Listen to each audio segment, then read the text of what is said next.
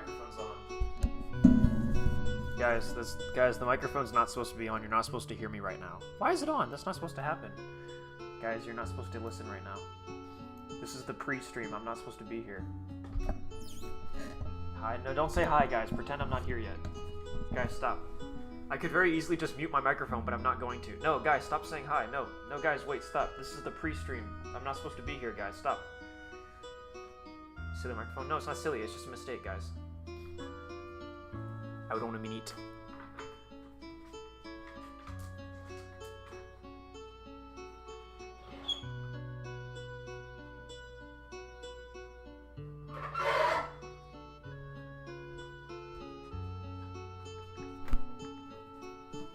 Don't worry about those noises. Had I go away? I just did, but now I'm back. I mean, no, I'm not. I'm not here. Pretend I'm not here.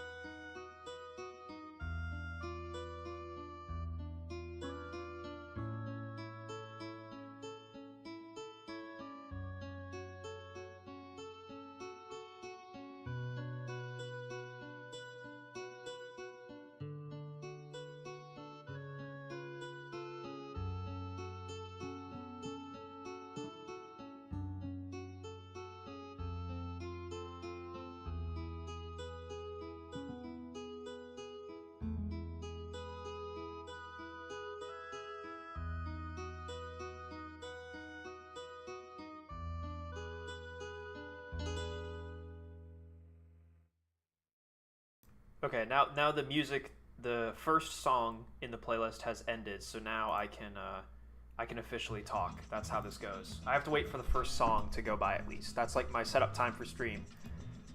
Speaking of chat, man, has it already been 6,000 years since I last streamed? Has it really been that long? Chat, has it really been that long since I streamed? Damn, 6,000 years, God. A lot happens in 6,000 years, including me not streaming. Hey Dingus, you know that it took 5 squared Shermans to kill a tiger or panther? I bet you didn't. I actually did know that, so you're lame. At a fixed chat delay? There's no chat delay. I mean, it's like 5 seconds. So what you guys see over there is stream elements chat. So what I have in front of me is YouTube chat, and I can show you guys. I don't mind doing this. Desktop scene, hi. I have this on my third monitor. This is what I read every day. Every time I stream. When I do streams, I'm reading this. And this is like pretty fast, pretty up to date, as far as I'm aware. But then Stream Elements, which is a plugin that I have installed for OBS, takes that chat and then converts it into this like fancier, like it looks a lot nicer on stream and everything. So I'm reading this, which is quite up to date, but then you guys see this one, which is like a bit more delayed for you guys. But I'm actually reading your message. Like your messages come in pretty quick. Boat. It's just the Samba of the South. It's just the fucking song from Hoi 4. I really like this song, by the way. You have very magnificent lighting. Thank you. It's the sun. The sun comes in at this time every day. Comes in right here. The lights in my room are on.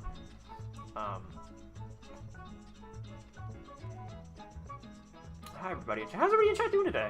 It's been, like I said, it's been about 6,000 years and some change since we last streamed. I think the Mayans on the Mayan calendar predicted Edda 320 would not stream again.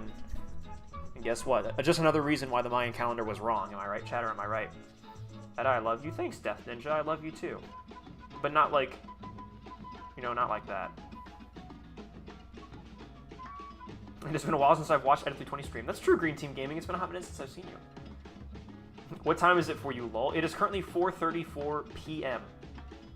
Will you fact check our Sherman knowledge today? I'd like to. That's kind of the idea. Although I'll say that right now I'm very M3 Lee pilled because I've been studying for the video on the M3 Lee. I've been reading up on it. Actually, literally on my desk right now. I was just doing some script writing and research, and I've got the M3 Lee book open right now on my desk next to me at any given point. So if anybody has any questions about the M3 Lee, I can also help answer that too. Hedda, did you go to the Trump rally? You know which one? No, I have no idea what you're talking about. A what? A who? A what rally? A who? I don't know who that is. I don't know what that means. It's almost midnight and it's 37 degrees Celsius outside, bro. It's hot. It's hot. Yeah, it's hot. How much is the book? I forgot. Go look it up. Whoa, shit.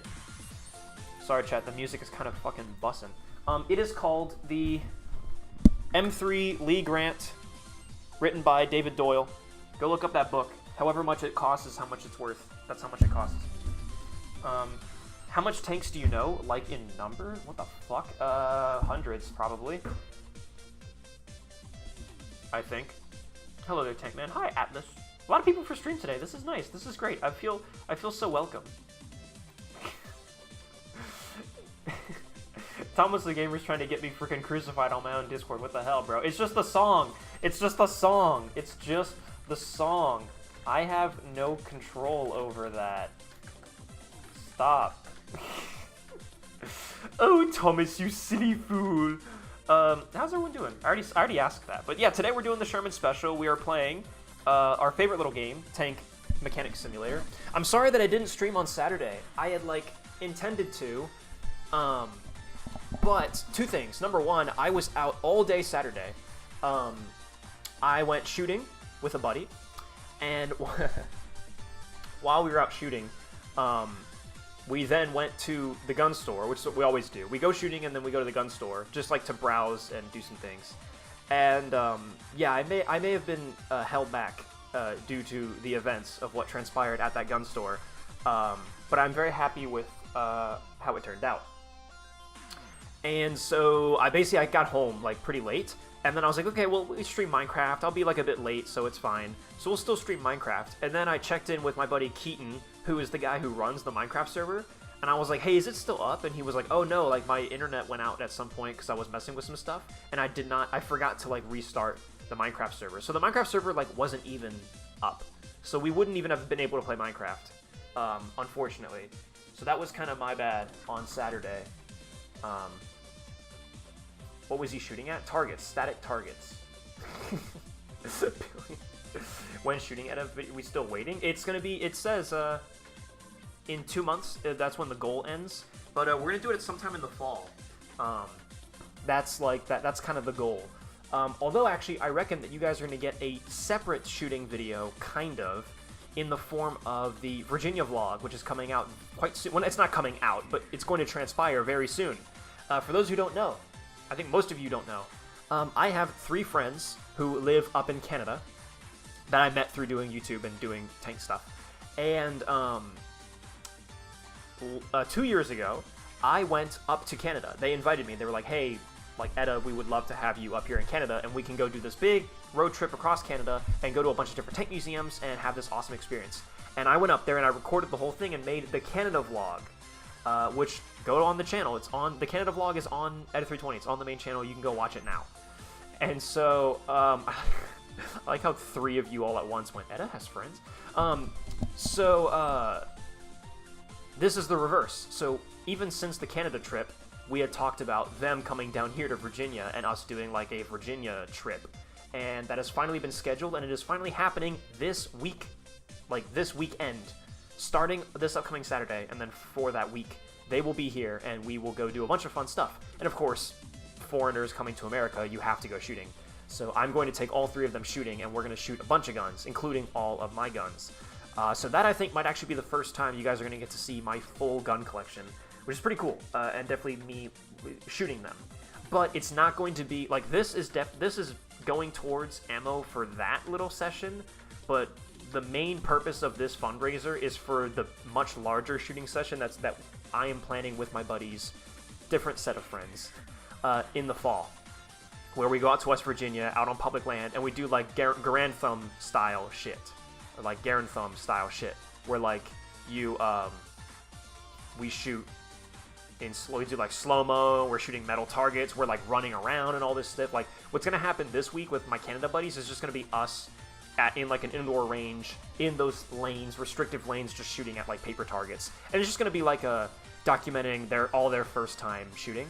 And then also, yeah, as a result, you guys, I think, will finally get to see my whole collection, all guns that I have. So that'll be neat.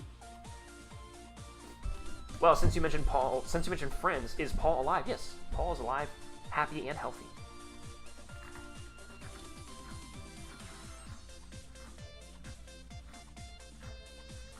I swear you bring up the Canada vlog every other stream because I'm proud of it, because it's cool, because it was like the coolest thing I've ever gotten to do in my entire life, and I love it. S. Amelia, my beloved. I have a number 4. I'll have you know.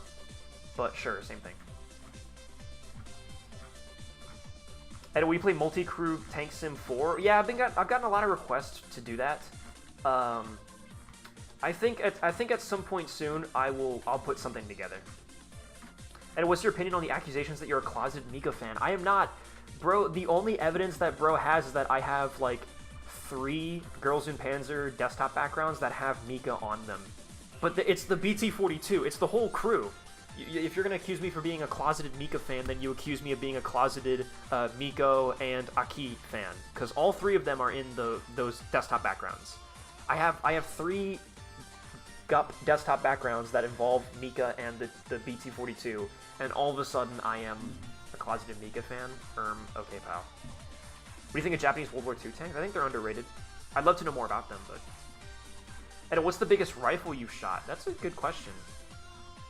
I don't know which... Largest, like, biggest in terms of caliber, or biggest as in, like, physical size? I think they might be 2 different... I think I might have 2 different answers for that. Anyway, I'm going to open up Techmechanic Simulator, since that's kind of what we're doing today. The current song goes for the next, like, 30 minutes, so... We are about halfway through. Actually, no, it goes for 15 minutes. That's not bad. Caliber?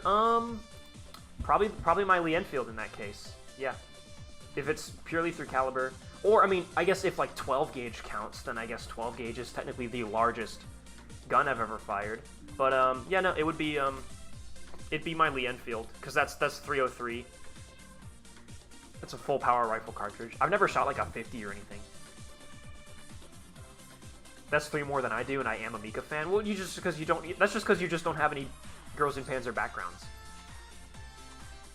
Hi, Etta, how's your day going? I'm good. It's going good. It is going not badly at all, actually. You ever gonna shoot... Wait, what? You ever gonna shoot the barrel? I don't know what that means.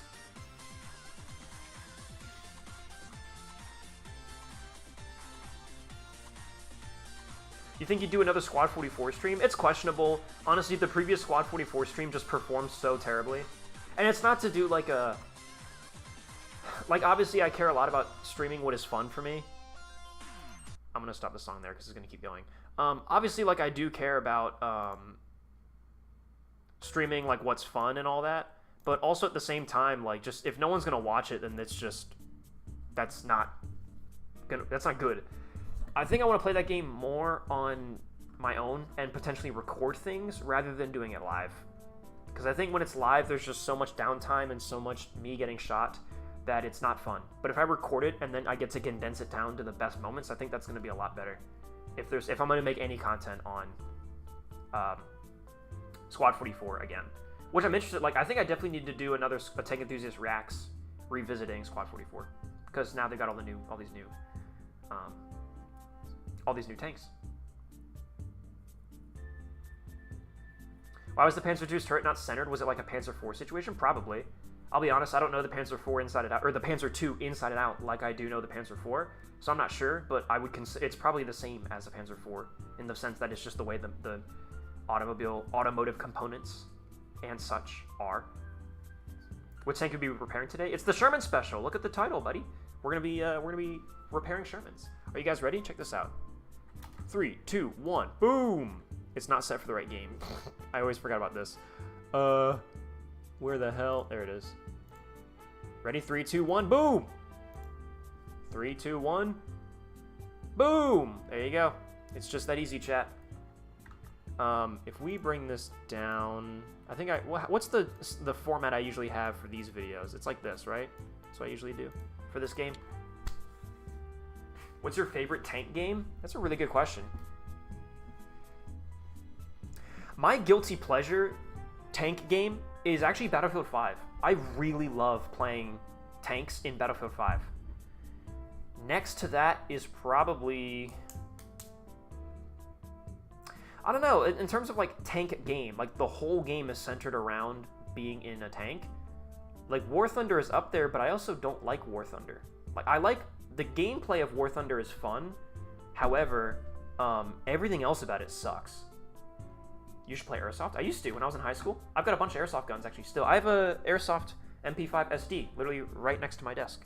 I've got an Airsoft Cattleman revolver, or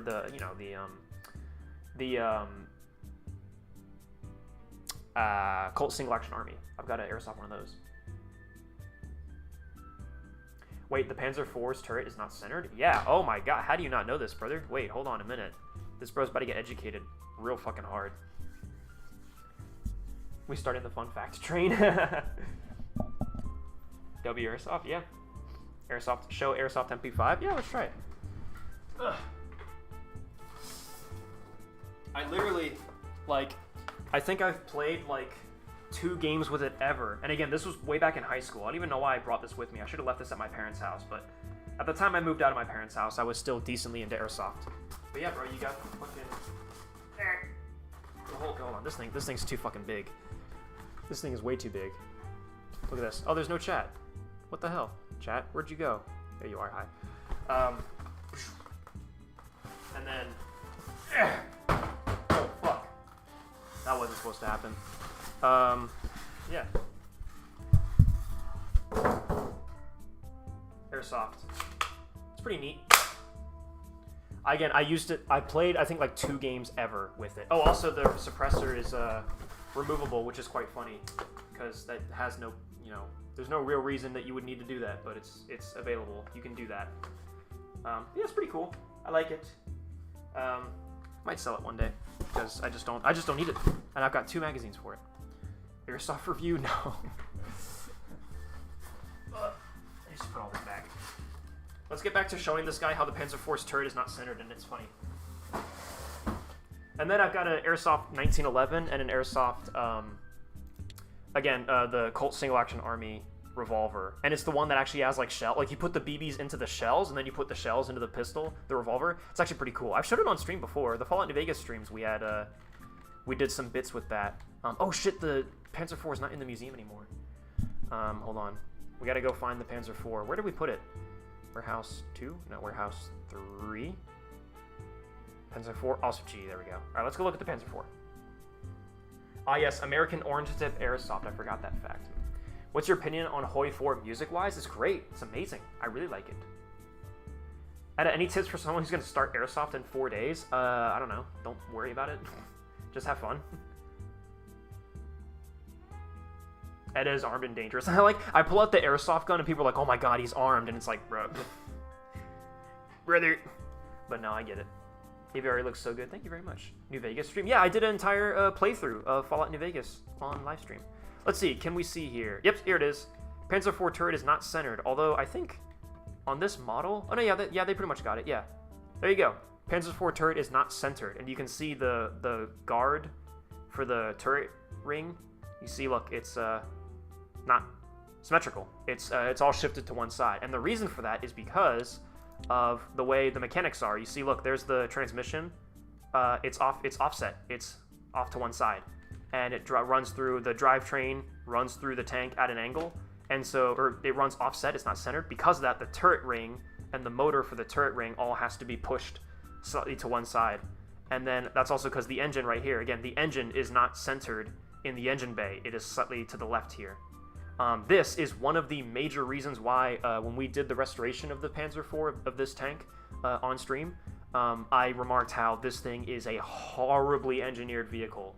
It's literally like, the Panzer IV is genuinely such a fucking nightmare of like engineering. Like, it is so poorly designed. And this is one of the major reasons I say that. Because they did this, so many other things are now altered by that and made more difficult by that. Like you can see here, the driver's seat and the co-driver or the radio operator are not next to each other. As a result, the hatches are not in line with each other. It creates so many issues.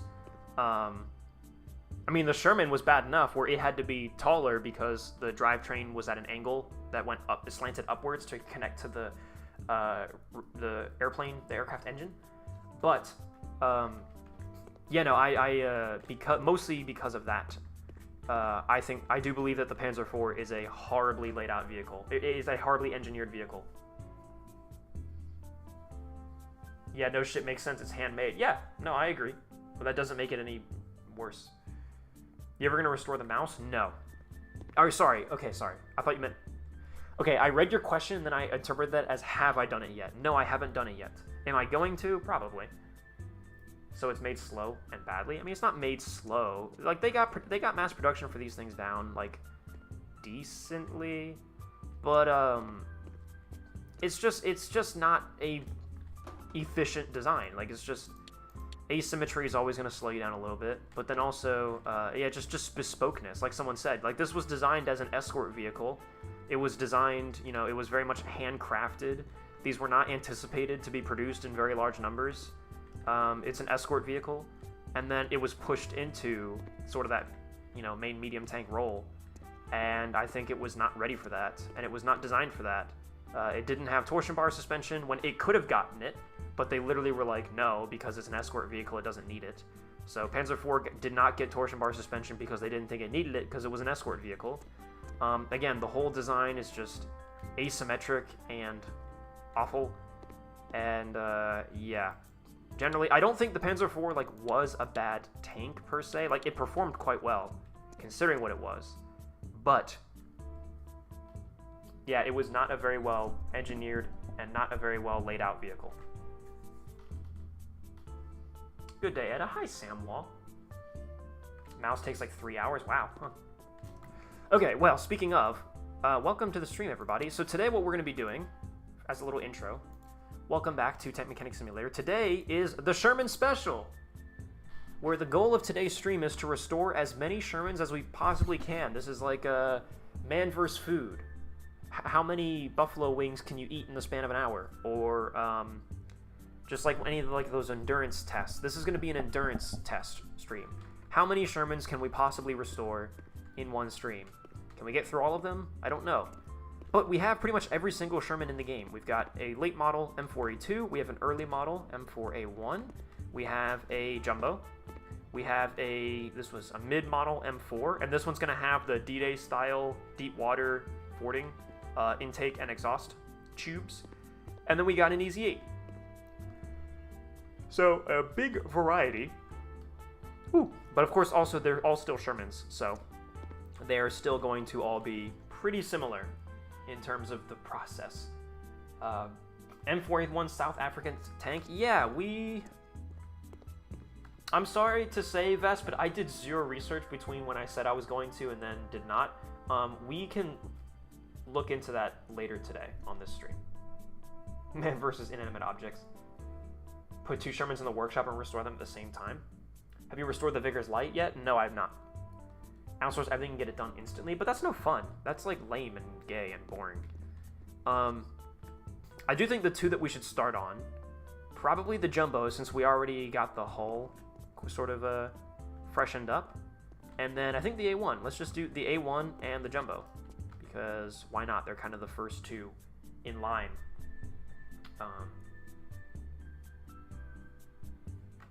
So, let us take you, move the tank into the workshop, into slot, I guess 1. We'll do the jumbo first, how about that, huh? And then we'll do tank status, move tank into the workshop and into slot 2. Ta-da! And then, manager, the workshop, get going! Man, I hate the jumbo. Thanks, Red Gamer. Why do you hate the jumbo? Sherman Tuesday, yippee! Can you do Welsh Guards Sherman? That's interesting. I think actually a British Sherman... Ooh, a British Sherman is that's like a pretty obvious, like... We should do that.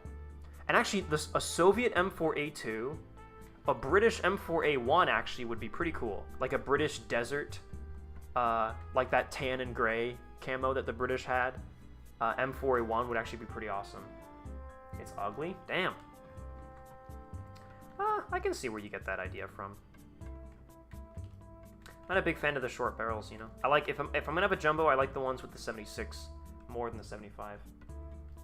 Shotgun is really ugly. Yeah. I think the longer barrel ones look better. Would the British be the African one? I mean, South Africa, I guess... Yeah, I guess was a British colony, or... Not colony, but, you know, British... Part of the British, part of the Commonwealth. I said colony. I'm thinking a little too far back in time. I don't know. I wanted to get one with, like, British markings. I want to get, like, a North Africa British M4A1. I think that'd actually be pretty sick. Were you streaming on Saturday, or did I miss a stream? No, I did not stream on Saturday, and that is my fault. I'm lame for doing that. Okay, let's just get going, shall we? So, step 1 is to buy all missing parts, because we can do that instantly. So, buy all the missing parts, rusted, bump, and then we'll get them restored independently. So, accept. 1600, easy. Chump change, some would say. Okay, and let's take off all... Let's first start by taking off all the little bits of it that... we can't just get clean with our little tools. Wow, we gotta take off the little brackets. That's nice attention to detail. I like that. Get the rope off there. What are little bits and bobs on the outside that I can't just clean up with my tools? See, like a rear brake light, I can't do that. Do the shelf. I can't do that rear brake light. The shovels, the tools and stuff, we're not gonna be able to do. The handle. All these little things up here. Fuel tanks are there. Axe. Pickaxe head. Obviously for mining and crafting. The wrench. Take that off there. Let's see. What else? What else? Cover. Oh, we should probably take the turret off. There we go. Searchlight. That's going to have to be removed. MG pedestal. That's cool. Yeah, so much detail. All the little parts are, you know, interactable. Whereas on a lot of other tanks in this game, they are not. Also, did I just see? What did I just see? Something was not. Something there I just saw was not.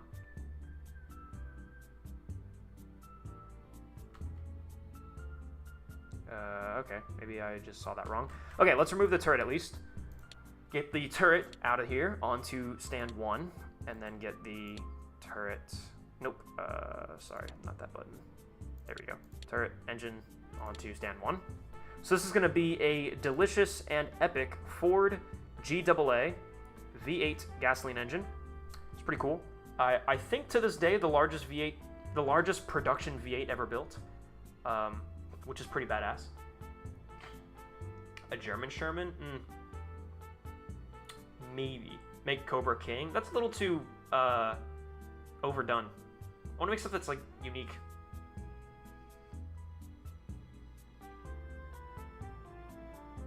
Have you ever considered getting an RC Sherman, seeing how accurate it is? I don't think I'd need to... I'm not particularly interested in getting an RC Sherman. No, I'd rather spend that money on other things, to be honest. And have you heard of Enlisted? I have. In fact, I've played it. Played it just a little bit. I hate it. I hate it very, very much. I played a little bit of it one night because I had a friend who was like, hey, yeah, like I just downloaded this game Enlisted and like figured we should try it out. Like, wouldn't that be interesting? Like, I've heard it's got tanks in it. I was like, yeah, like I've heard a lot of people said some things about this game. And I played it with my friend for like 2 nights. And yeah, I hate it. It's awful. Oh, look at all this. Oh, is this all the... Oh, yeah, this is all the battery equipment. Oh, yeah. Dude, yeah, go back and watch my video on me getting into a Sherman, one of my more recent uploads. Please go watch that video. I really like it. I'm very happy with the way it turned out. And yeah, this is all correct. This is where the batteries would sit here on the spawn sim.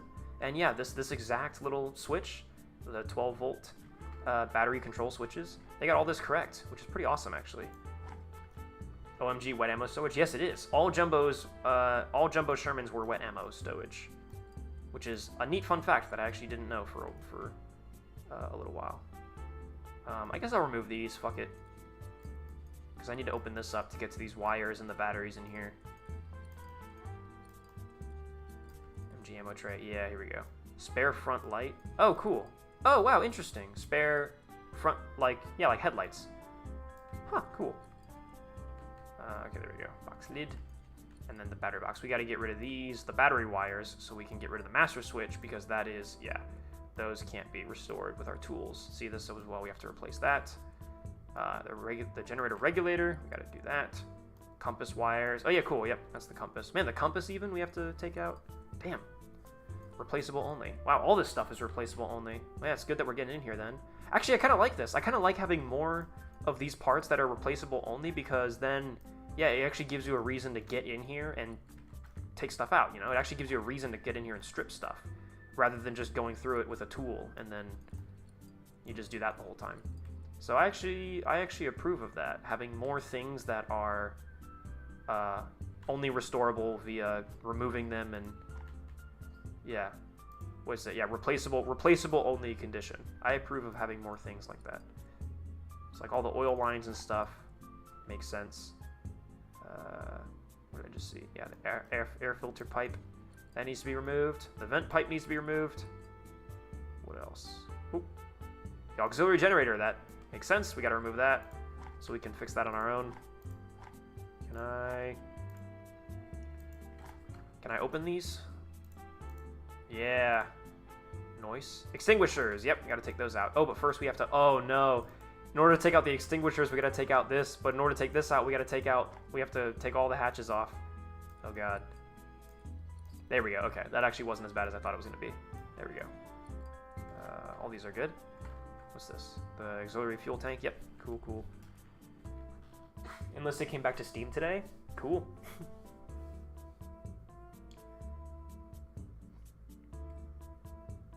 Why did some Shermans have the small plates on the side? It was to protect against, it was to protect the ammunition racks, because in the old days, the Shermans had the armor, I say in the old days, originally the Shermans had their ammunition stowed in the sponsons, like this tank will probably have. Here you go. You had ammunition racks right here in the sponsons, and so they would weld those extra plates onto the side to add extra thickness, a little bit of extra armor, right where the sponson ammo racks were located, to give them a bit more protection. Funny, the Sprocket video is almost 6 times the amount of views in the Sherman video. Dude, that's the fucking YouTube, like, that is the YouTube algorithm, man. I don't know how it works. I really did not expect, like, I'll admit to you guys that Sprocket video was kind of thrown together. And yet it's doing really well, so I have no idea, man. I have no idea. You cannot predict what the algorithm will like and what it won't like. But I'm glad it's doing well. Like, I'm glad that people are enjoying it. I genuinely was not expecting it to do very well. I just figured, yeah, you know, we'll put it out there. Seems interesting. I definitely needed to cover the geometric internals update for Sprocket. Been meaning to do it for a while. So, yeah, might as well. And I'm surprised it did so well. But hey, I'm happy. As long as people like it, that's really what matters to me. Whether I like it or not, doesn't matter.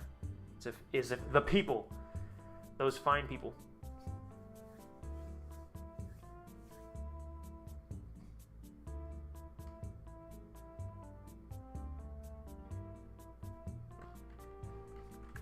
Tank Enthusiast React Battlefield 5 videos, but for the newbies. Yeah, I mean, well, the Sprocket video is not doing that well. It's doing well, but it's not doing that well. I don't think, at least. Trying to check. I'm just trying to do last checks around for anything that we're gonna have to remove, but I think we're good. I think at this point we can. Start de-rusting with this. We're gonna have to strip down the engine too and the turret. Actually, yeah, let's do that. Let's get in here and try to find things as well that, yeah, need to be that we can't. Yeah, here we go. Like this stuff, you know. We gotta remove this. Gotta remove the commander's seat. Oh, it's like the cushions on the seats. That's interesting. Okay, the electrical terminal C. Get that out of here. Turn connection wires. Yep. It's all in the correct place, all the correct stuff. Basket, that's for binoculars. Hey, the commander's override. Very, very epic. Azimuth indicator. The traverse mechanism. Man, that needs to be taken out. Damn. Hey, bolts. Yes. Y'all know how much I freaking love bolts. There we go. Master switch. So you can switch from manual to traverse, I think. That's the oil mechanism. Control panel. Cool. Oh, yeah. The radio. Yep. This is for your intercom. The crew intercom, because you plug in at some point in the wall. This is even more detailed than the Calliope's model, actually, because the Calliope was missing a lot of these little details, and I think I mentioned it when we restored the Calliope way back when. I mentioned how I was like, yeah, there's like a couple things missing. Namely, I think I actually called out the little that little container for the binoculars, like the commander's binoculars. I think I actually called that out at the time as not being there. But now it looks like it is there. Yes, screws for the interior lamp. That's so cool. Lower wires. Interior light wires. Interior lamp. Blower. Yes, this must be ventilation. Oh yeah, actually, yeah, this is ventilation because that's what this cutout is for. This bulge on the rear of the turret, it's ventilation. So air comes up in through the bottom, and then yeah, that blower in there, it's just air conditioning. It's ventilation. When the T-23 turret was first dreamt up, so to speak, first created, first introduced, it did not have this, and then pretty quickly they added this. But yeah, I think you can find some like photos of like some really early M4A1 76 tanks that don't have this little ventilation bulge on the back. But yeah, it was added pretty quickly. You can also tell this is an earlier turret too because of the cupola, because of the fact that it has a second cupola, like the loader's hatch is a second cupola. When they switched over to the all-round vision cupola, on these early T-23 style turrets, which the Jumbo is not a T-23. It's based on the T-23, but it is a different mold, even if just a little bit. But a lot of the principles are the same between this and the T-23. Same thing, if you find like some early model M4A1 76s that have the earlier T-23 turret, yeah, the loader's hatch they took what was the original Sherman commander's hatch and just put it on the other side for the loader's hatch and then gave the commander a new cupola. I really like this solution. Like, I don't know why they stopped doing this. And they just gave them just another ovular loader's hatch like they had on the 75s. It actually was slightly bigger.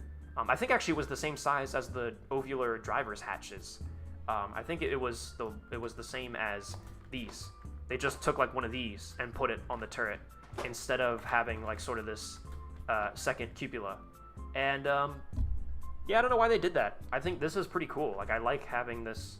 Like, this is a pretty neat feature to have. Of course, originally the Sherman didn't even have a loader's hatch, and I think on this early A1 we'll see. Yeah, there's not a hatch at all. And I think on the Calliope it had the hatch. The Calliope probably was late enough that it had that. But anyway, is there any parts on the engine that I don't think there's too much stuff on the engine that would need to be like, I can't just restore it with tools. And I think, yeah. So we'll tack that later. All right, let's start derusting finally.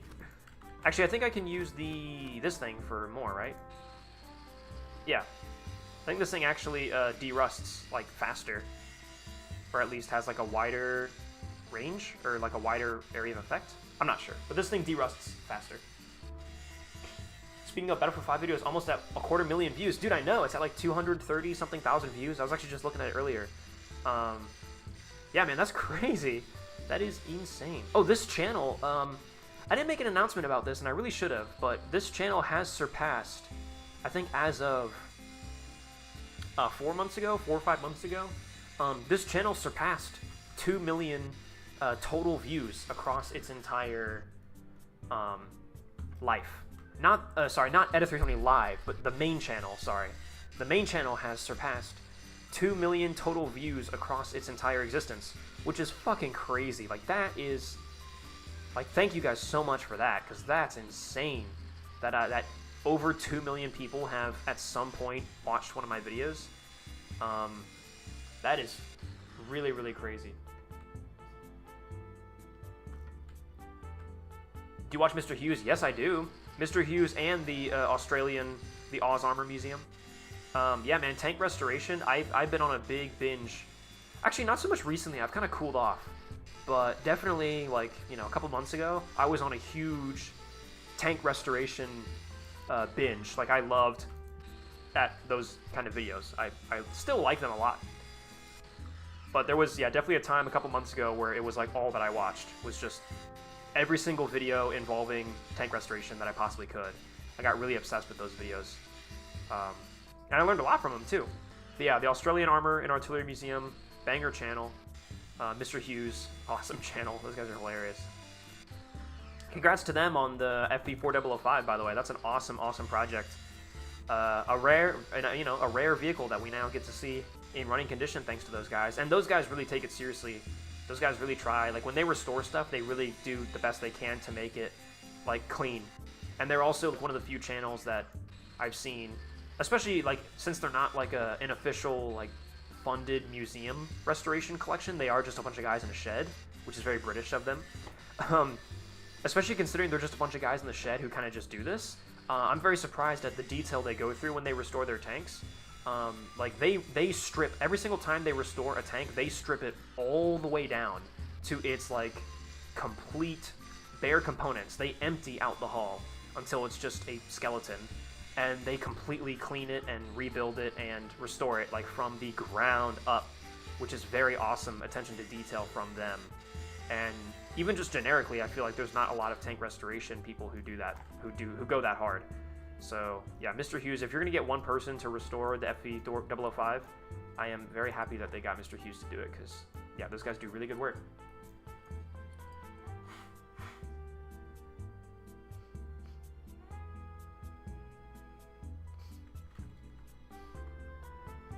What is your opinion on various tank YouTubers out there? I'm not sure what you mean by that. Like, what do I think about other tank tubers? They exist. They do the same thing as me, but usually better.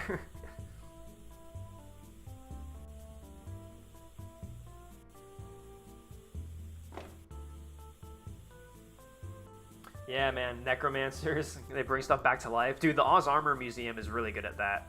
They are so crazy at, like, it's like a just like a bent sheet of metal, and they're just like, oh yeah, this used to be like a, yeah, this used to be a fucking, this used to be a fucking road wheel bracket. We're gonna get it up and going, and then they just heat it up. Bo just like heats it up and hammers it a couple times, and then it's just like back to new, and it's like, holy shit, how did you do that? That's crazy. Oh yeah, nah. Oh yeah, nah. It's not a big deal. The unironically, their video series on restoring their Grant tank, the one that they did, like, they finished it up this past March, February, something like that. Their series restoring the Grant tank is unironically what got me interested in the M3 Lee. And when I was like, this is actually pretty cool, I'm interested in making a video on it. And then through learning about the M3 Lee, the scope of the video has increased massively and changed significantly, and now it is the video that it's going to end up being. But originally, I decided to make the M3 Lee video because I was like, man, like, they're going so in detail about, like, the Australian usage of the Grant. So it's like, man, I had no idea that, like, you know, these other nations had such extensive use, and the M3 Lee, the Grant, you know, whatever, it has its own history with these other minor nations. So I was like, man, like, I should make a video on, like, yeah, we think of the M3 Lee as not a great tank, but yeah, like, the Australians seem to really like it, and they made their own modifications to it, and they made it better in their own way, and yeah, like, that's really interesting. And then, yeah, to do that, I had to do research on the Lee, and then in doing so, I am now making the video that I'm making. So yeah, their series is what inspired me to do a video on the M3 Lee, and I am, like, this video on the M3 Lee is really shaping up to be something crazy special. I'm very happy with it. Spookston, Laserpig, etc. Like, what do you mean? Yeah, so, like, what do you mean by, like, what do I think of them? Like, are you waiting for me to call Laserpig a hack or something?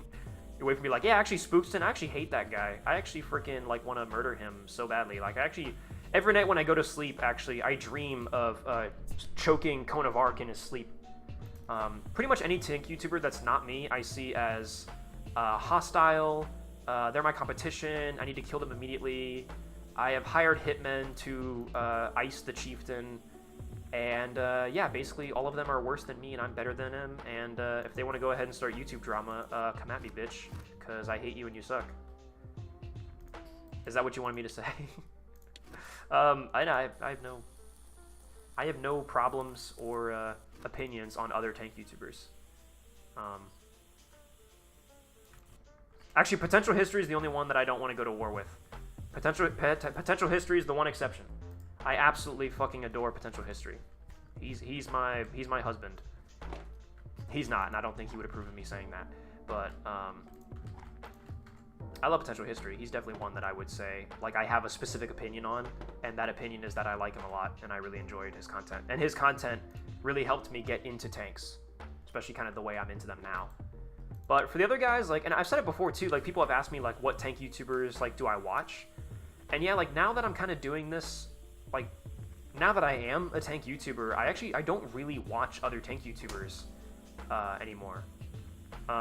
Like I don't watch Cone of Arc, I don't watch Laserpig, I don't watch Potential History, I don't watch. I do watch the Chieftain a little bit still, but honestly not nearly as much as I used to, because nowadays like I do all my own research, and I also don't want to just copy like what some other guy's doing, you know. So yeah, I generally I don't have any specific opinions on other tank YouTubers. I just sort of, they make videos same as me, and I'm glad they do. As long as they're doing whatever makes them happy, and as long as people enjoy their stuff, then fuck yeah, who am I to get in the way of that? You're my favorite tank YouTuber? Wait, really? Peak content, my favorite YouTuber, period? What? Whoa! Chat, where is this coming from? Coming out of the weeds. What the hell did I do to deserve that? Deserve this praise? Jesus. Thank you, that means a lot. I appreciate that. I can, in some way, shape, or form, be to others what, like, for example, Potential History was to me. Someone who can be like, yeah, you know, like, I thought tanks were kind of interesting, and then I saw this one YouTuber, this one guy's video on this one tank, and it just inspired me to make me think, like, wow, I really want to look more into this and be more educated on the topic and, you know, whatever. I'm glad that I can, in some small way, kind of be that for other people. So thank you for that. That means a lot. Where was the grant used? All over. The grant was actually used. So between the Lee and the grant was definitely more popular amongst, especially amongst like foreign users of the M3 platform, so to speak. And so actually between the Lee and the grant was used more by other nations. It was used in the Pacific by the British. It served in like the Philippines and like Burma campaign, stuff like that. So it fought in the Pacific. It fought in North Africa, most famously. That's where it debuted with the British. It fought very briefly with the Americans in the Second Battle of El Alamein, and then also in the Tunisia campaign with the Americans. A lot of people, yeah, the Second Battle of El Alamein is obviously like known very widely as the introduction of the Sherman, but it's important to note that yeah, the Sherman made its debut during the Second Battle of El Alamein, but particularly with the United States, the M3 Lee was still like larger numbers. So even the Second Battle of El Alamein, there was mostly Lees, and then there were some Shermans, but mostly Lees were still there. The M3 was used by Australia, but it was kind of like Japan with the Chinook type situation where they were all the grants and Lees in Australian service were held back in reserve on the home island for defense of the home island in case of a Japanese invasion. But as we know, that never ended up happening. So the grants and the Lees never really saw like proper combat use with Australia. The book, according to the book that I have, although there were two I think bridging variants of the Lee that were sent over by the Australians. Like they did go to a combat theater and they were used as bridging vehicles. But yeah, as far as I know, the M3 did not actually see combat with the Australians in World War II. And then of course they were actually there for Europe. There's a picture in my book of a U.S. Army command vehicle, M3, pictured in, I think, like Germany, like in 1945. So the Lee was around in 1945, just not really in like a frontline combat role, because obviously the Sherman had taken that. But like recovery variants, command variants, auxiliary utilities of the M3 platform were still in use all the way to the end of the war, because they were useful, and they were similar enough to the M4. But yeah, I think for the most part it was Britain, America, Australia, and Canada as well. Canada pretty much used them exclusively for training. I don't believe the Canadians actually went to combat with the M3 at all either. By far, the most avid users of the M3 platform, both the Lee and the Grant, were, I would say, the British. They ended up getting the most combat experience with it for sure in the desert, because the M3 was superseded by the M4 very quickly. The M3 Lee doesn't enter production. The M3 Lee doesn't start rolling off the production lines until March of 1941, and then February of 1942, the M4A1 Sherman comes out, and so the M3 Lee had a very, very short service life. It wasn't around for very long, and that was the plan. I mean, literally, again, within the first few months of the M3 Lee entering production, they were designing the Sherman, and they were like, yeah, we're going to replace it with the Sherman, because the M3 Lee, it was a stopgap vehicle. It was never designed to be, the big bad. The next great American medium tank. Although it was definitely hailed as that in the public eye. I'm going to talk about it in the video, but there was a lot of fanfare around the M3 Lee when it first started rolling off production lines.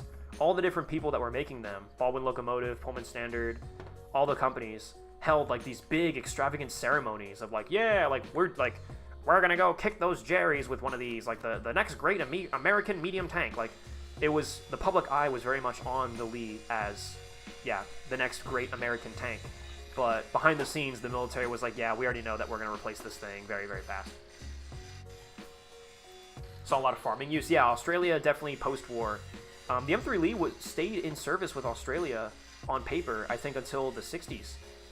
I don't think it was until the 60s when Australia officially, quote unquote, retired the M3 from service, and they were nowhere to be. They were no longer in the military. And I think I saw someone say at some point in the chat that the M3 Grant was the one that had 6 crew members, and yes, you're correct. The normal M3 had 7 because you had a radio man, a separate radio operator, who was down in the hull. And then the British saw that and they were like, yeah, we don't do that. We do our radio operators up in the turret. Actually, the commander is the radio operator, and we put our radios up in the turret, which actually was, as we know now, was the correct way to do it. As World War II goes, we find out, we learn that that's the right way to do it, and even to this day, the commander operates the radio. So the British were actually ahead of the time on that thinking. And yeah, if you look back, Matilda II, the original Crusaders, Valentine, all these tanks, the British were always doing that. That the commander was the radio man, whereas America, Germany, the Soviets. Actually, the Soviets were trying to get on that British wave. Or no, actually, they were trying to get away from that. The Soviets had it so that the commander was also the radio operator, but the Soviets figured it was too much work. And in the lead up to the T-34, the ABTU would constantly demand that the radio be moved out of the turret and put down into the hull so that they could have a separate radio operator manning it, rather than sacking that responsibility on the commander. So the Soviets were actually they had the right idea at first, but they move away from it because they think it's too taxing on the commander. But anyway, yeah, America and Germany have a separate radio operator. Germany never gives up on it. Germany, throughout all of World War II, every single German tank always has a separate Funke radio operator. But then America eventually hops on that wave, and the commander becomes the radio man. And yeah, the British were just always on that wave. So the British were ahead of their time in that regard. Did you outsource repairs? Not yet, because I want to outsource all the repairs all at once. So, and as you saw there, as we saw in the turret, I was just pulling out a couple components that I missed before. So I didn't want to do an outsource repairs and then start digging around in the tank like I did just now, and then find more parts that I would need to outsource. So I want to make sure I get everything in one foul swoop. In Panzer IV bow gunner, right? Yep. In pretty much all German tanks, it was the bow gunner, or the assistant driver. I think in American tanks it's the bow gunner, assistant driver, and then yeah, for the Germans it is the Funke, the radio operator. And yeah, it's the guy that sits next to the driver down in the hull. It's always the radio operator, and all the radio equipment sits in between the driver and the radio operator on top of the transmission. That is pretty much the standard layout of all German tanks. Sturmgeschütz is an exception because the Sturmgeschütz was an artillery vehicle. It was not assigned to the Panzer arm. It was originally assigned to the artillery and the infantry. Because again, there's the Panzer arm and then there's the infantry, which you could sort of think of as like infantry and cavalry, kind of in another context. But the infantry was in charge of infantry stuff, including artillery. And so the Sturmgeschütz, when it first enters service, is meant for the infantry. It did not serve with the Panzer arm. It was not in, the 7th Panzer Division or whatever, the Ghost Division, da-da-da-da. That doesn't end up happening until, 1942-ish, when it becomes a tank destroyer. If I remember correctly, somewhere around that time frame. And then even when it does, also the Sturmgeschütz is well-liked for being made into a command vehicle. That happened a lot. In fact, I forget what model of the SDKFZ it was, but there was a model of the SDKFZ that was previously, the command variant. And they actually, oh, that's cool. The pistol port is like welded up. I don't think that would have been the case because the pistol port would have just not been there on the jumbo turret because this is a new casting. So they wouldn't have needed to plug up the pistol port. It just would have not been there. Although, wait, did jumbos have pistol ports? I feel like they would have. M4A3 E2 jumbo tank. I feel like the jumbo would have a pistol port because I feel like they had brought the pistol port back by the time they made the jumbo. No, actually. Okay. Looks like it doesn't. Okay. I stand corrected. Interesting. I wonder if the crews complained about that. For as much as the crews love the jumbo, I also know that they love the pistol port, so not having it, wonder how they felt about that. Anyway, yeah, Sturmgeschütz was seen a lot as like a command vehicle, and again, infantry. So its radio setup was a little bit different than like normal tanks of the Panzer arm. So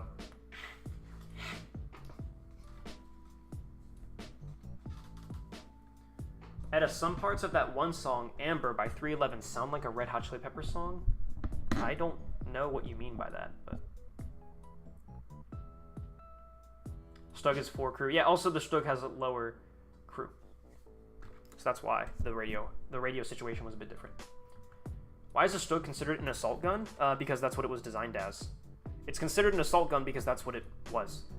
When the Sturmgeschütz first debuted, it was Heinrich von Menstein, 1935, writes this influential paper, basically saying, yeah, like we should have like I think an assault gun is a useful thing to have, and we should develop one. We should develop an assault gun, basically, is what he says. And he outlines the use of the Sturmgeschütz. And yeah, it's an assault gun. It's a howitzer plonked onto a mobile chassis that is used for supporting infantry. So it's an assault gun. It is a casemate, which makes it cheap and easy to manufacture. It's cheap and easy to manufacture.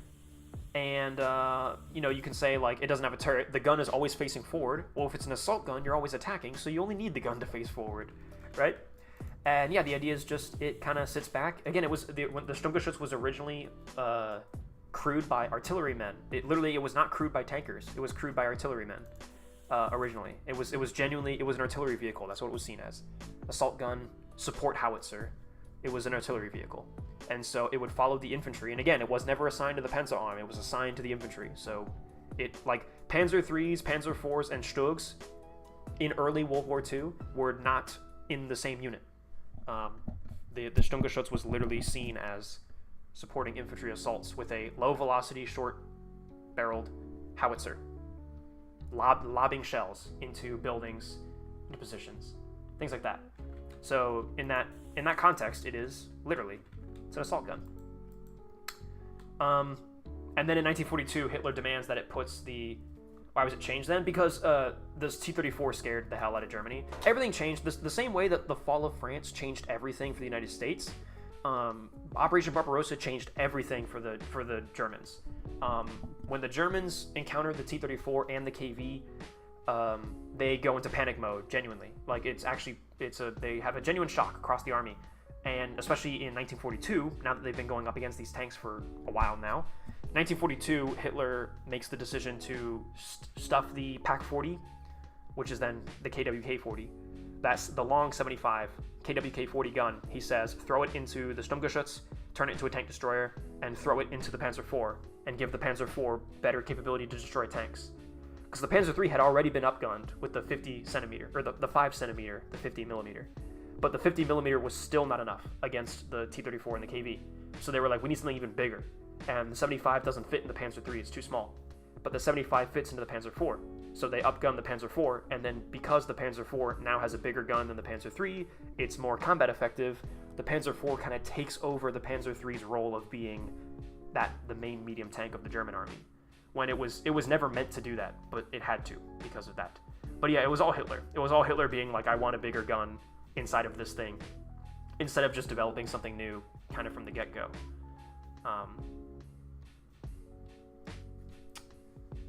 So yeah. And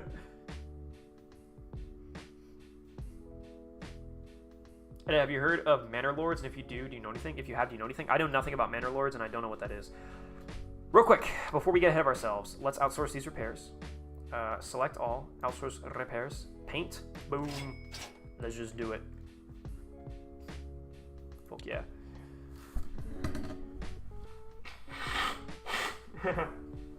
Hidden German Wunderwaffe of the 50 centimeter Panzer III. Bet the rat would have changed the war, and no, it would not have. No, it would not have. I assume you're joking. Okay, yeah. Sorry, Chad. It wouldn't be an Edit 320 live stream if I didn't blow my nose at least once into the microphone.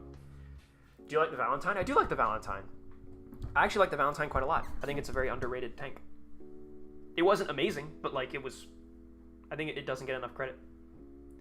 What nation's Sherman is this? This is a jumbo, so I think it can only be an American variant, to be honest.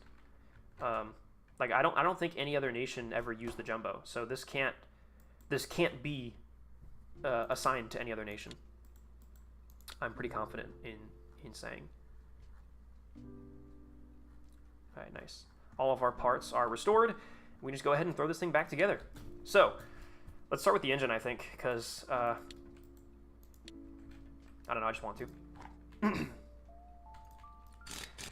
There's a great video that I saw not too long ago about, the development of the 4GAA, how it came to be.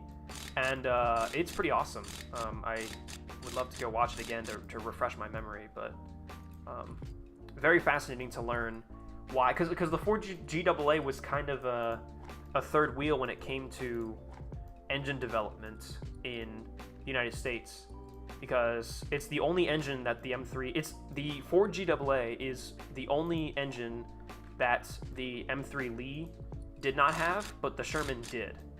Now you could paint others, you could call out other engines such as the Caterpillar D200A that was on the M4A6 Sherman.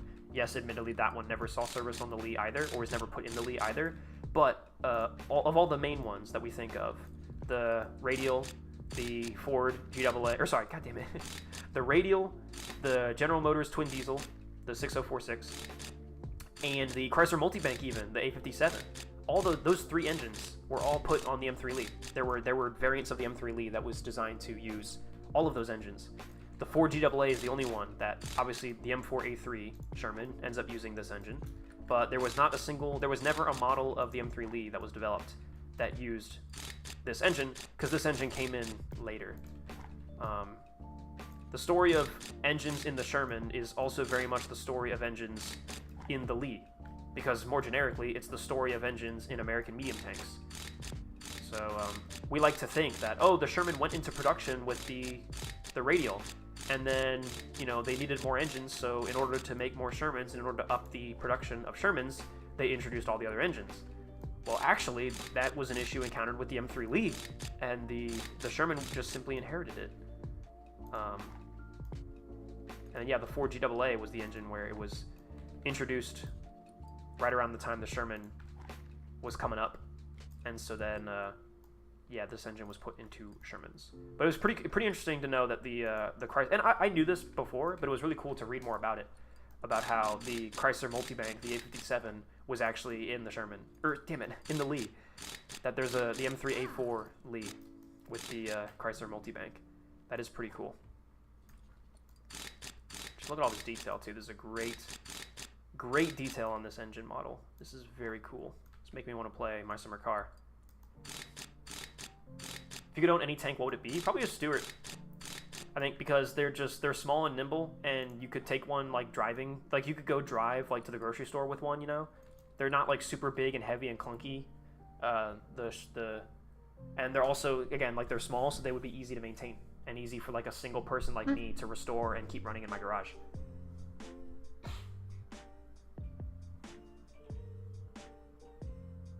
Yeah, there comes a point in every man's life when he watches a documentary on an engine. Well, what I particularly liked about the video that I found on the 4GAA is the guy who made the video clearly wasn't coming at it from like a tank perspective. He was coming at it from like I kind of looked into his channel a bit more, and he was very much like an automobile history enthusiast. So he just like had videos on just like car history and yeah, the history of all different kinds of engines in all different kinds of cars. And the 4GAA is still to this day, apparently, the automobile history community also still loves the 4GAA because, again, it's the largest production V8 engine ever built. And so a lot of like Ford, a lot of people who are like big Ford fanboys, you know, the 4GAA is like a famous engine amongst Ford's lineup, especially, you know, for World War II.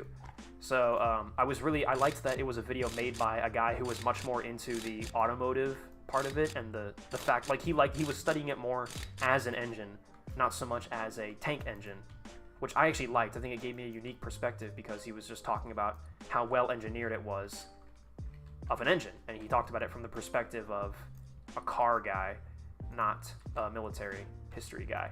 And I like that perspective. If I'm going to learn about an engine, I would want to learn it from somebody who's into it because of it being an engine, not because, I don't know, because military history. Based Ford, yeah, man. So it would seem. Showing up to a supermarket in the tank would be crazy. Yeah, dude, I would fucking love to do that. I've still had it on my like bucket list of video ideas. I want to eat an MRE inside of a tank so badly.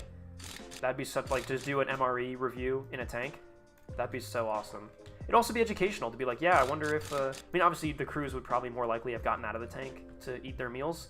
But yeah, like, what if you had to, you know? What if you had to eat an MRE inside of your tank? How would that go? Would that be nice or would that suck? And also it would just be a lot of fun, I think. There's a French jumbo. Is there? Interesting. We already have a French M10 though, so that's the thing. I don't think I can. Man, is that done? Look at this. Did we complete it already? Engine condition 94. Ooh, we're missing something. What's the button for E? There we go. For the condition. Ooh. W for this, because what's this? This needs to be. Oh, these need to be painted. Red primed and then painted. Damn. Yeah, good work on the. That was a clutch call by the little E. Showing me what I needed to paint there. Yeah, something on the engine is not up to scrap, not up to snuff. It's going to be some interior component, which actually kind of sucks. I should have disassembled the engine a bit more. Oh, let's see. What is it? Engine. Ooh, yep. Oh, it's a ball bearing. Oh, that's actually, that's not too bad. I think we can do that. Yeah, crankshaft. Clutch housing. Yeah, that's not too bad. We can get in there. Actually, whoa, we can get this here. Hold on. Rust removal tool. Oh no, we have to take it out. It's a remove. Damn it, it's a replaceable only. The one replaceable condition only component on this entire engine, of course, is the one that's fucked up. What's your opinion on the T4 made by that Americans? Not the modern one. Yeah, the Christie tank T4. I love it. It's one of my favorite interwar tanks of all time. Period. I feel so blessed every single day that I'm alive on this planet that I got to see the T4 in real life. Yeah, I absolutely adore. And see, this is why I wanted to do all the freaking outsource repairs all at once. Because see, now you end up situations like this where now I have to go find this part and I gotta fucking restore it again. There it is. Anyway, yeah, I feel so blessed that I was able to actually see the T4 in real life. I love it so much. Not just the T4, but also not just the T4, but then also it was adopted as a convertible medium tank M1. And yeah, I love it so much. Ed, tell me a tank and I will buy a model of it. 7TP. If you were in the Girls in Panzer world, what school would you join? I think I've been asked this before. It's a really good question. I've thought about it a lot. I think Saunders, just because Sherman's, and I'm so intimately familiar with the Sherman that I could join Saunders and they'd be like, all right, let's take you through a training course on how to operate a Sherman. I could be like, nah, I'm good. Like, I already know. Like, I'm good. And also, obviously, like, being in the American school, I would feel the most at home because, you know, they would serve burgers for lunch every single day, and I would enjoy eating those.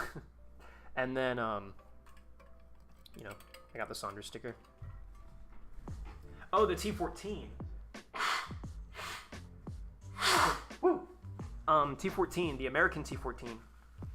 I don't know enough about it to have a proper critique of it, but I think they made the right choice in going with the Jumbo rather than fielding the T14 as it was. But I don't know enough about the story of the T14 myself to give any, like, 100% confident opinion of, like, I know for a fact that it sucked in this way, that way, or the other way. I just know that, yeah, people are not very fond of it, and it's not considered a very good tank. And I think there's a good reason why they went with the Jumbo. And the Jumbo did end up being quite successful. So, actually very successful. So, I think they made the right choice doing that.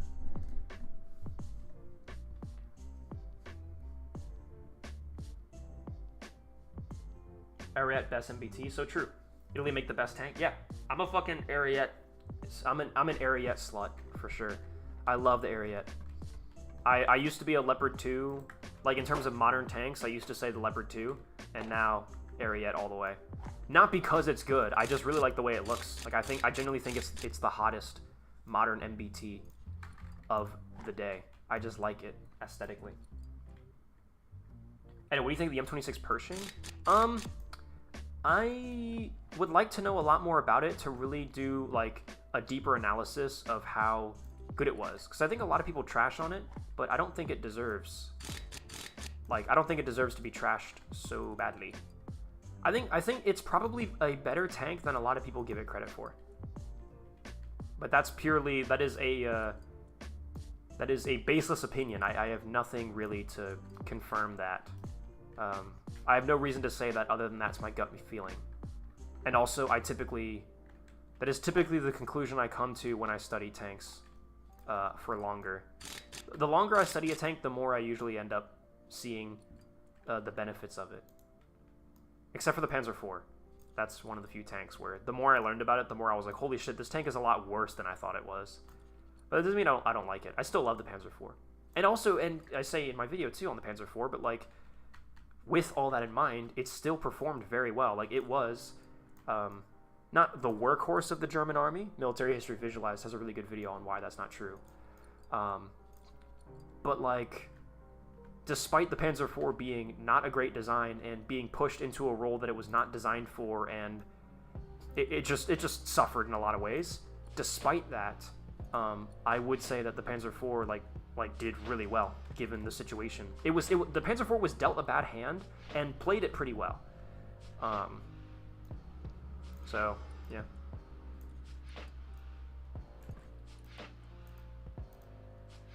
I think the Pershing is one that I think the Pershing is probably a better tank than we give it credit for. To say the same thing twice. Opinion on the Hummel? It's an artillery vehicle, so I instantly don't really care for it. And do your best Doofenshmirtz impression, please. Betty the Platypus! Ah, yes, Betty the Platypus. You've come to foil me yet again. When I was a kid, my mom hated me so much, and it was really sad. I have a sad backstory. La ha ha. Behold, my Shermaninator! Is that what you wanted? And a favorite Girls in Panzer battle? The final battle in their film.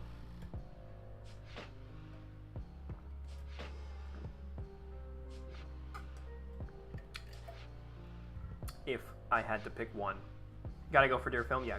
Girls in Panzer Der Film is the single best piece of Girls in Panzer media that exists. Full stop.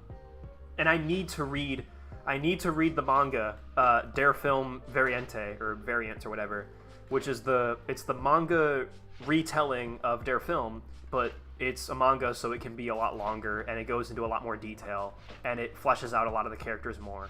And I really need to see how it portrays Maho, because Maho is my favorite character, and I want to see how she could have been made even better than she already was in Der Film.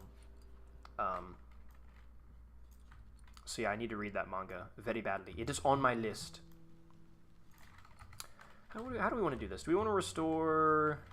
Let's do the running gear first. Let's just get all the stuff on the outside here first restored. I think I see... Yeah, this needs to be done. The Oz Armor and Artillery Museum has PTSD thinking about these little brackets on the bottom of VVSS. That's crazy.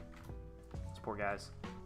Yeah, this bogey basically needs to be rebuilt from the ground up. It was so cool, again, like watching the Oz Armor Museum series on restoring their Grant tank, and them like putting together the VBSS suspension like this, and watching them like put all the individual components together. And then when I went and played this game, I was like, holy shit, like, yeah, like I recognize all the individual components of the suspension, and like, yeah, they're all correct. That's so cool.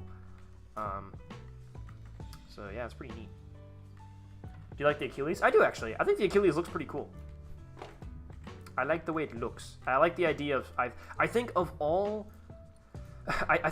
platforms to stuff the 17-pounder into, I think the Achilles, or rather the M10 platform, makes the most sense. I think trying to stuff the 17-pounder into, for example, a normal Sherman like the Firefly, obviously has a lot of downsides and issues, but a gun the size of the 17-pounder, and also considering the role that it was kind of meant for, tank killing, I think the Achilles is like the most sensible version of stuffing a 17-pounder into a tank that was not originally designed for one, that the British ever did. So yes, I think the Achilles is pretty epic. I also like the name, Achilles. It's just badass. It's just cool as fuck. The British have always had the coolest names for their tanks. I will die on that hill. I think all their names are pretty cool. Challenger, Churchill, Crusader, Valentine, Achilles, Firefly. I've always maintained the British have really cool names. Conqueror, all these others. Yeah, I fucking love... I think the British have really good names for their tanks. Have you watched Finale Part 4? It came out this year. Yes, I have. It was kind of meh. Honestly, I think Girls in Panzer has been getting worse. Like, I think Das Finale Part 1 was, like, not bad. Part 2 was also not bad. Part 3, I was disappointed with. And then Part 4, I am, like, kind of not happy about. I think it's getting worse, in my humble opinion. But I could be coping. I could be thinking about it too hard, you know? For all I know. And that's a controversial take. You're not allowed to say negative things about Girls in Panzer. But, yeah, that is my personal opinion. Here we go. I was looking for these. I forgot where these were. Come on. Come on. What are you doing? Fuck. There we go. That was weird. I don't know why I was doing that. Box lid. And ammo tray. This is so neat. It's cool to see these, like, fully equipped, you know? Because I've seen these parts. When I got into a Sherman in Fort Moore, I saw a lot of these things. But, yeah, it wasn't, like, fully equipped. The box didn't have its lid, and the MG ammo boxes were not here. These also would not be painted white. These would be painted green, because they're MG ammo boxes. I think, actually, although these do kind of look like specialized containers for the tank. So maybe these are actually, like, specialized. These cans are designed specifically to be here in the Sherman, and they're not just normal ammo cans. So maybe these would be painted white. Maybe I'm stupid. Oh, I love the wires. I love the wires. The IS-2 satisfied my fetish for wires as well. I very much enjoy that they have all the individual wires here for the the lights and the batteries and all that stuff.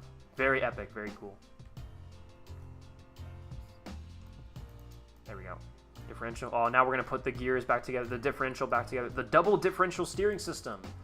The Soviets were interested in this, but ultimately this double differential steering system gave the Sherman a very wide turning radius and meant it was not as conducive to being able to turn on a dime like other clutch braking systems of its type. And the Soviets criticized it when comparing it to the T-34, but also admitted that it was a very simple and robust suspension system. And I think like they recommended that it be studied further. But in general, they still liked the T-34 better. They figured the T-34 was more maneuverable, could turn on a dime better. But yeah. Coolest name ever, Matilda. Yeah, Matilda, that's another good one. Matilda's a great name.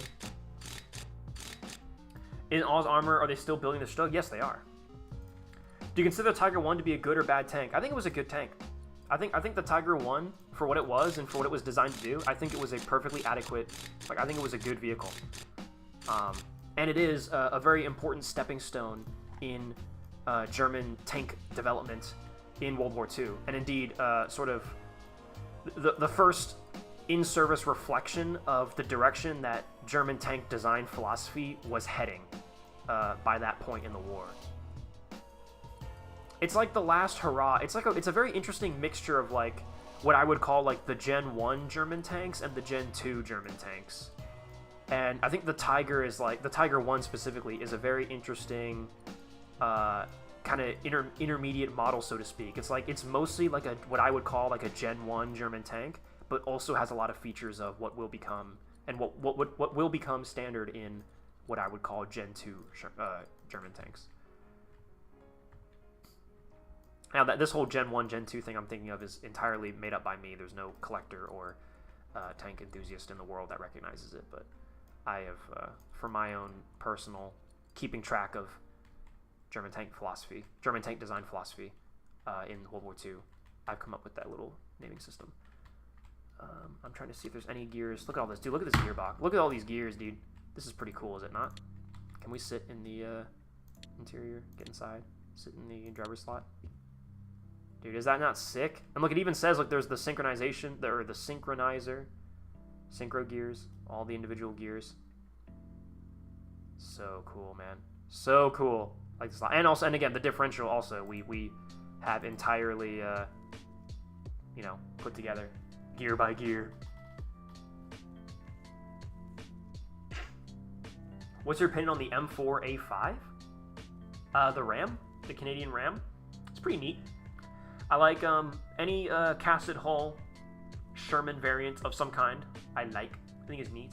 I think it's a valiant effort by the Canadians to make their own design. I think it probably wasn't ever. I think if it had seen like major combat service, I think it probably wouldn't have been that bad.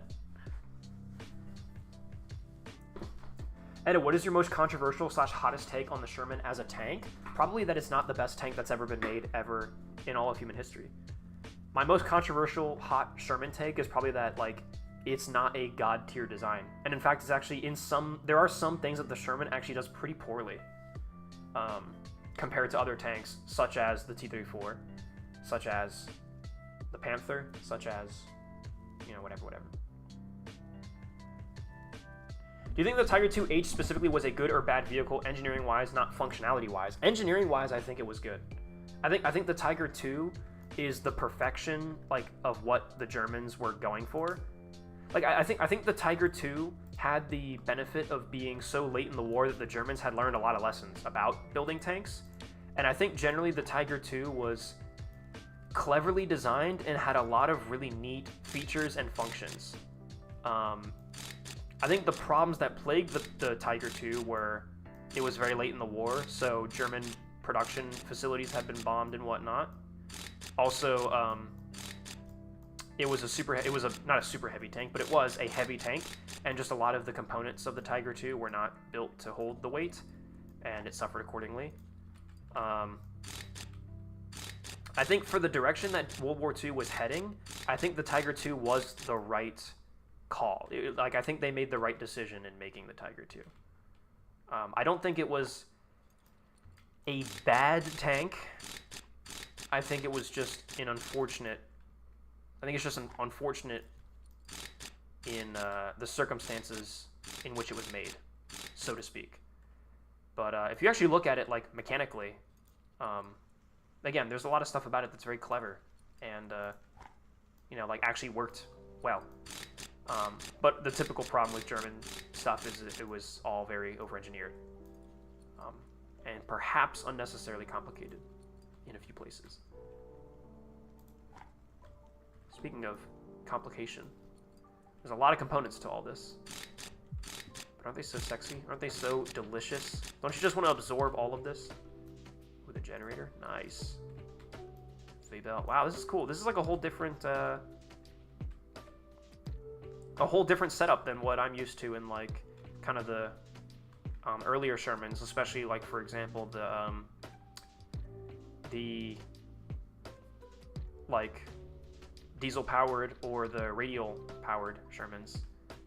The generator being here, like this setup in general, I'm not used to. Oh, you know why? A big reason, because all the wet ammo, all the ammunition being down here in the hull, you take up a lot of space down here, so you don't have space for where, like, the generator was before, behind the seat. And also the batteries were down there before, so now the batteries are moved up onto the sponson. Ooh, hey, look at that. That's something that we missed. Oh, please don't tell me that's like an assembly only part. Ah, fuck, it is. Alright, hold on, we gotta get rid of all this then. Wires, terminal B. Like, I'm sure somebody has been yelling at me this whole time. You're missing it, Anna, you're missing it. Also, yeah, so somebody in chat gave me a good tip if I can just select all and repair, and it'll, people will, or the game will automatically just do the one thing that we need. Let me, storage. Where is it? There it is. Do you think that the Panther is good? Yes, I do. I think the Panther is actually, I think the Panther is probably, the Panther was probably the best German tank of World War II. Like, if I had to pick one. The Panther is the epitome of everything the Germans, like, had been wanting to do for so long, and even in a lot of ways had written about wanting to do. But, like, for whatever reason they couldn't. Either the manufacturing capability wasn't up to snuff, or the general design philosophy hadn't caught up.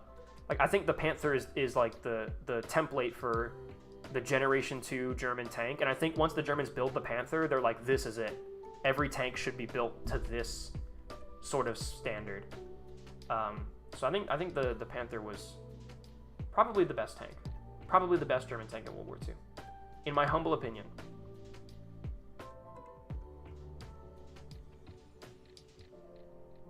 Opinion on Israeli upgraded Shermans. By the way, the game at the moment looked like a picture. What do you mean by that? Like, the game's frozen? Seems fine to me. Yeah, what do I think on Israeli upgraded Shermans? I think they're neat. I am personally not so much a M50 or M51 stan. I am a Argentinian Sherman reposicionado enjoyer. I think those are the cooler modernized Shermans. I don't know if they're better. They probably aren't. But I like them better. Both hard and soft factors. I don't know how I feel about the terms hard and soft factors these days. I feel like tanks are even more complicated than hard versus soft. Like, people nowadays, yeah, they'll talk about, like, hard factors versus soft factors. I think even that is an oversimplification of things. Being like, yeah, I like this tank. It's got really good soft factors. Like, if you say that to me, I still am like, what the fuck do you mean by that? And, like, I still think that is too broad. I don't like to use the hard factor, soft factor terminology, me personally. But I get what you mean, I think, when you say that.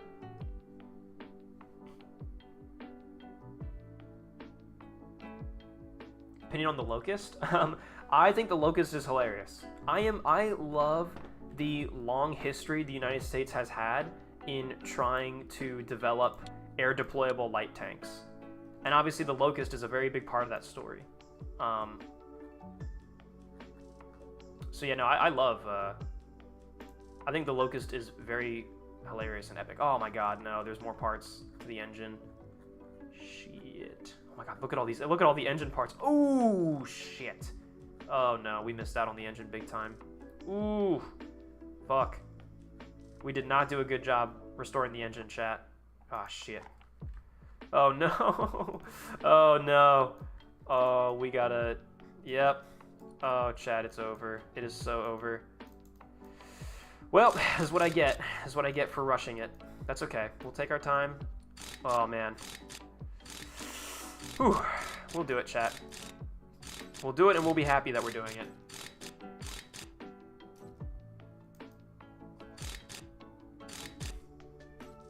If I'm allowed to ask him, what's your opinion on the M48 patent? I know nothing. Now we're getting into, like, yeah, Cold War tanks, and I know nothing about it. The only thing I will say about the M48 is that I think it is very ugly. The casted, like, pot-belly hull is disgusting, and I don't like it very much. I much prefer the M60 with the flat, welded, angular hull shape. Oh, fuck. Are you kidding me? You've got to be kidding me. Oh, hold on. Here we go. Yes. Is this the one? Which one is the one? Which one is the one? Which one is the one? God damn, why does it spawn me all the way over here? Here. Engine. We'll go for the spark plugs in a second. I want to deal with this first. This, here we go. This valve cup. There it is. Valve. Valve cup. There it is. Okay, cool. And then spark plugs, a lot of them.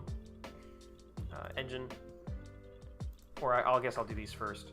Bearing cap A, that's good. These are easy to remove. They're nice, like kind of on the outside, so that's not going to be too bad. And I think they're on the same side of the engine. Yeah, great. Okay, cool. So we took off the correct half of the engine,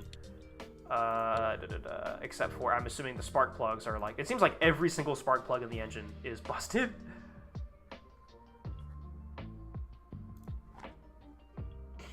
Opinions about the failed IS-6? Again, I don't know anything about the IS-6. I have no opinion.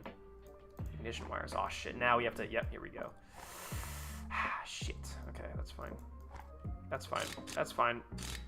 We got this. We're getting what we asked for. Oh, here we go. Spark plugs. Oh, they can be accessed from here. Oh, thank God. Yeah, wow. Those are... yeah, those definitely need to be fixed. Wait, so can I get these from here, too? Oh yeah, man, how did I not notice these? Look at these are giant, easy to see, rusty, fucking ugly ass things. How the hell did I not see these? Yeah. The shit? The shit? What the shit? Oh no, sorry, wrong thing. Actually, let's double check the engine, make sure.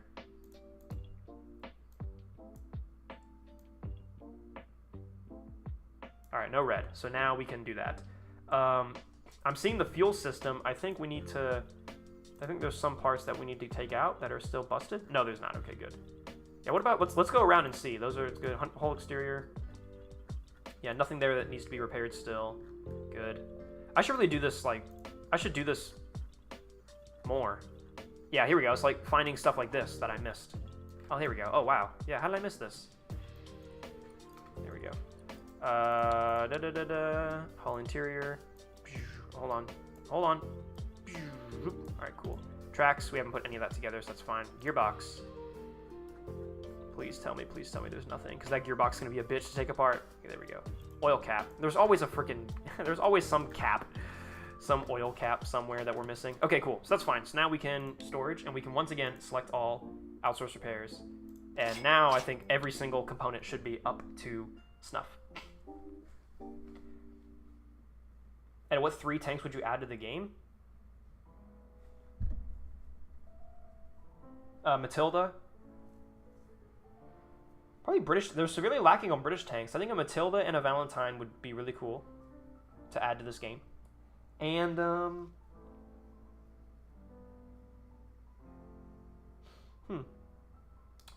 to think about what other, like a Soviet tank. T-26.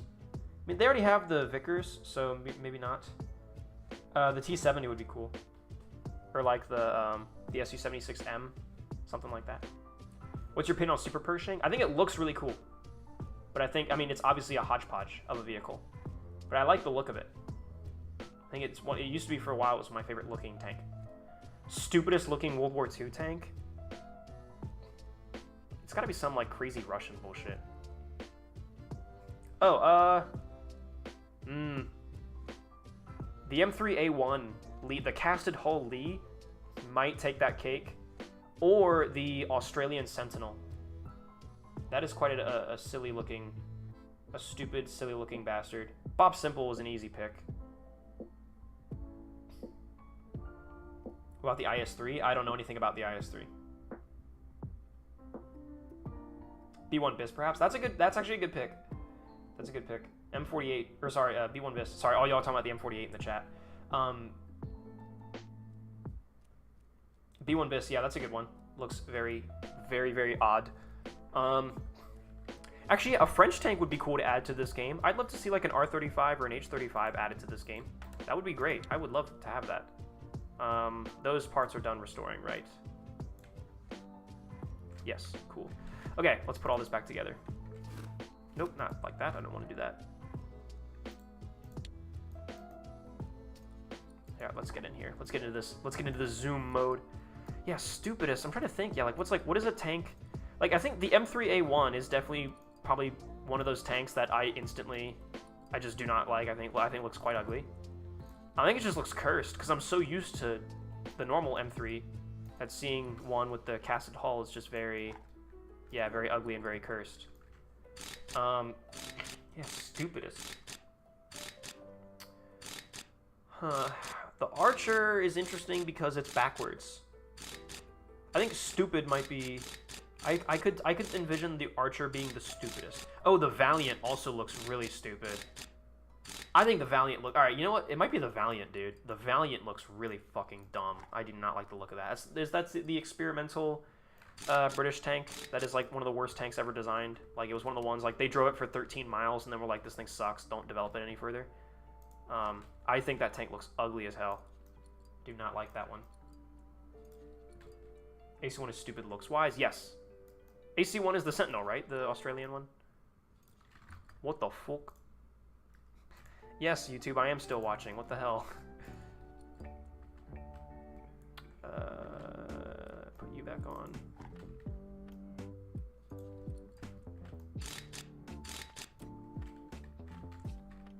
Is that a fully restored engine? Huzzah! Engine 100%. Cool. Yeah, I think we should finish out the whole interior. Like this. Electric terminal. Backrest A. Wires C. Just backrest A. It's gotta be for the chair, but I don't even have the chair. Yeah, we need to install like all this. Brake drums, put that panel on there. Yeah, and get the driver's position all sorted out. Gas, clutch, steering rods for the steering tillers. Throttle rod. Yeah, cool. This goes all the way back to the engine. Very epic. Clutch. Floor. Hold on. Is there anything else? There should be a second. Oh, we probably have to put. Hold on. Yeah, the second brake cover, and then the cables that go. Yep, there it is. The brake mechanism, and then this connects to the second steering rod. Yep. So that's how the tillers connect to the other set of brakes. So yep, I forgot about that. What's your opinion on an ARL-44? I don't know. I know literally nothing about the ARL-44. The only knowledge I have on French tanks is like interwar French tanks. Like any tank developed after like 1940, I have zero knowledge on. I know nothing about them. Yeah, spare periscopes. Woohoo! We love spare periscopes in this chat. I am a spare periscope enjoyer. Very much so. Cool. For some reason, this is one of those things that's missing from a lot of examples of Shermans at museums. Is this like this shelf plate thing that was in like the center on top of the transmission on like pretty much most Shermans. I don't know why, but in a lot of examples, it's like just not there. I don't know why. There we go, backrest A. Boom. Fuck yeah. What else? Let's see. Tank interior, hull interior. What else are we missing? The fuel tank left fuel tank cover. Oh, the fuel. Oh man, even the fuel tanks aren't even in. Wow. Yeah, you get the cover. Nice. The vertical fuel tank. Hold on, I want to put the... Yep, I put the caps on there because we always miss the caps, dude. We always miss these damn little caps. I guess we're going to get the fuel system in place as well. While we do this. Vent pipe. Yeah, this is for air, right? Yeah, ventilation. Wires. Rear engine hatch. Sure, I'll put that in there. Why not? Air filter pipes.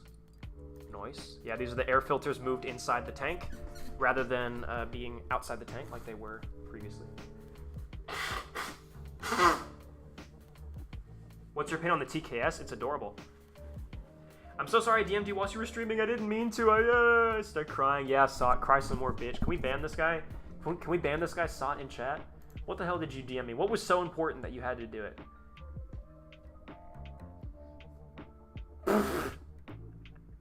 Can you take a Holy Roman Empire test next stream? It's only 388 and states, and it takes an hour to complete.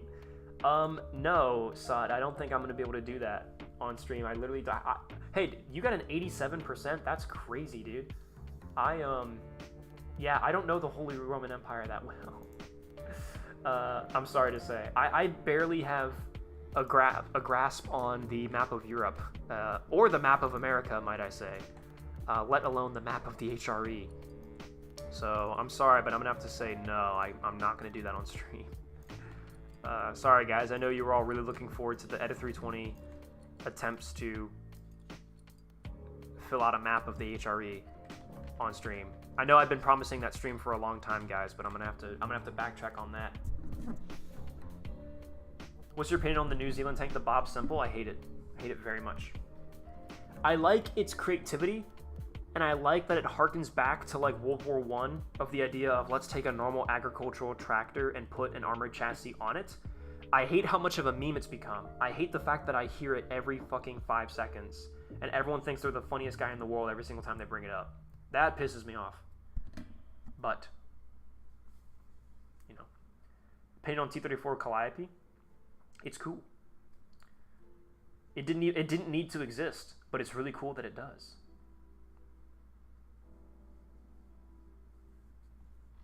The thing is, afterwards I did the USA and got like 25 states only. How do you spell Massachusetts? Why do you name your states the native way? Because we respect the Native Americans. We respect them so much that we put them into camps. That's how awesome we are as a country, guys. Yeah, man, IDK. Massive, how do you spell massive 2 shits?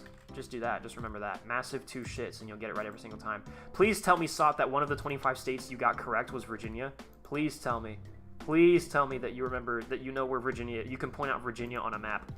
Please, Sot, tell me that you know where I live. That would be so cute. I want you to find me, Sot.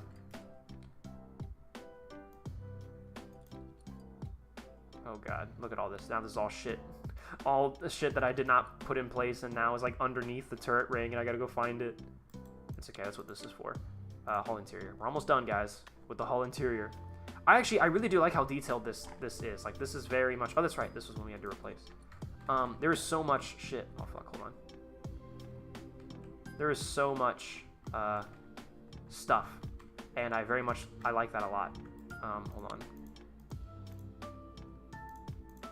Here we go. And then go back into assembly mode, and then here we go. Noise. Anything else? Okay, I think we're good there. What else you got for me? 98.2. We're so close, chat. I'm so close. Oh, here we go. The front headlight wire. Ooh, the horn wires. Whoa, chat.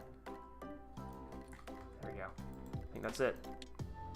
Boom! 100%. Let's fucking go. Okay. Fuel system. Let's finish this up. We need a connecting hose. Cool. God, yeah, the fuel system, really. It's always some shit with the fuel system. Hold on. Hey, fuel system 100%! Let's fucking go! Alright, turret interior. Backrest B. Put that shit on there. Oh yeah, seat. Man, I forgot to put the seats back together. Oh wait, did we do the interior of the turret at all? Well, actually, we did a little bit. Actually, yeah, we did quite a bit of it. Actually, I thought we did the whole thing, but I guess we didn't. Oh, come on. What else am I missing? Electric Terminal C? Oh, yep. That's fair. Oh, fuck. No, there was more stuff. I didn't notice. Shit. I backed out too quickly. Yeah, here we go. Turret connection wires. Yeah, these. I saw these just a second ago. There we go. Nope, shit, not that. 100%! Boom! We're icing this blicky. What? Why did I say that? Fuck yeah, let's put the engine in. Engine. In. What the shit? What the shit? And there we go. God, why did the doors all close up on us? Fine. Let's at least put this on here. Let's put all the tools back on it. The handle and the, yep, the pickaxe and the axe and the very famous exhaust deflector of the Sherman. The brackets to hold them on. Nice. Okay. Exterior 96. We're not done quite yet, chat. Hold your breath. Hold your horses. Whoa, careful there, Bessie. Whoa, careful there. Hammer. Hey, the hammer. That was it. Okay. Let's see. What else are we missing? Hull exterior. The rear brake light. How could I have forgotten about this? The rear brake light. Boom! All that's left to do is put the tracks on, baby. Damn! Let's fucking go. Wow. Chat, you were here. U.S. countries are fake. I said it. They're doo-doo. What the hell, dude? What the fuck? Is there hatred for my great American nation in this chat room right now? Would you rather have the Firefly or the Jumbo Sherman? I think if you sent me to war, I would rather be in a Jumbo. But if I could own one, I would rather own a Firefly. I got Virginia and West Virginia. W. Don't worry, Richmond, VA, I got you. Thank you so much, Sot. I can't wait to see you.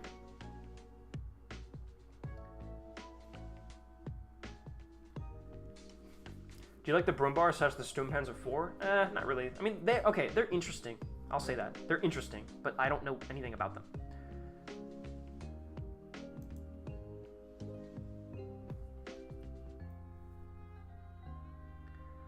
What are we making today? Sherman Jumbo. What kind? America. America is the only people who ever had the Jumbo. Except apparently there was a French one, but I'm not going to do a French one because we already have a French M10, so. Yeah, if you need to go to war in World War II, what tank are you riding in? Yeah, I think a Sherman Jumbo. I would feel very safe and very capable in a Sherman Jumbo.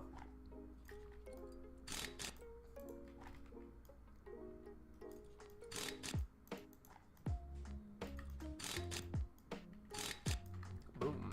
Track sets number 1. Track set number 2. Oh, chat. I like how we're putting the rods straight through the ductile extensions.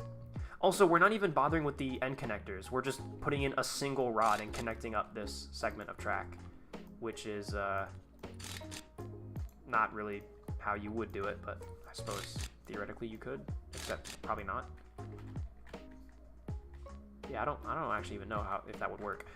Well, anyways. Boom, second set of tracks, and finally, chat, bing boom, Bob's your uncle, there she blows, a fully restored Sherman M4A3E2 Jumbo. So you're saying in Modern Warfare you'd rather be in a Jumbo than an Abrams? No, they said if you need to go to war in World War II, what tank are you riding in? I said a Jumbo. Yeah, if I went to war today, I would like to be in an Abrams.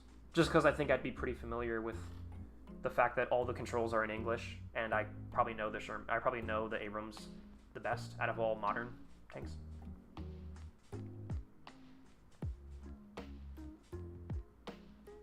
Opinion on the M18 Hellcat? I fucking love it, dude.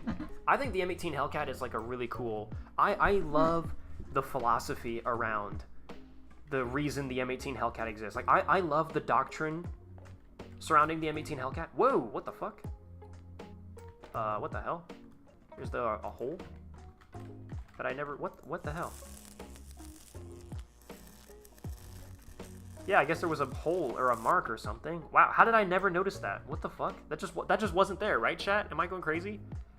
That just did not show up until just now. Wow. Okay.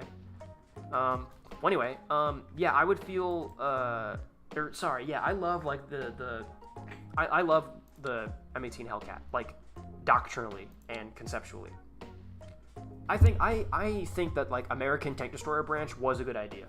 I know it didn't do like the idea, you know, American Tank Destroyers didn't do amazingly, but yeah, I really like I like it conceptually. I think it is a good idea. Oh, dude, with all the machine guns, bro. The Browning 1919 in the bow, in the turret, and the 50 on the roof. That is cool. Yeah, that is such a small M2. What the fuck? That does not look proper. Like, that, the size, the scale of that is a bit wrong. It looks way too small. It should be way bigger. Also, it should be mounted a lot, like, higher. Can't really use this in the anti-air roll.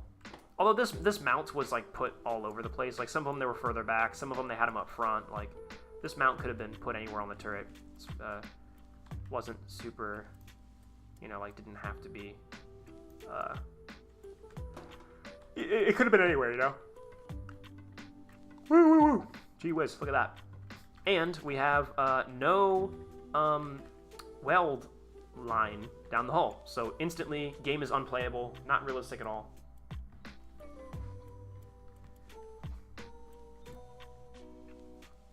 I love how the Jumbo's loaders hatch just another Sherman cupola. Yeah, that's how it was.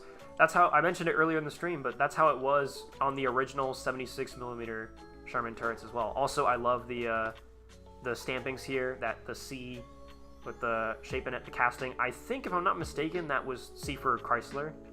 If I'm not mistaken, I'll have to go back and look at it again. And then, yeah, the turret part number, serial number. I like that. That is pretty cool that they included that. That is good attention to detail on the developer's part.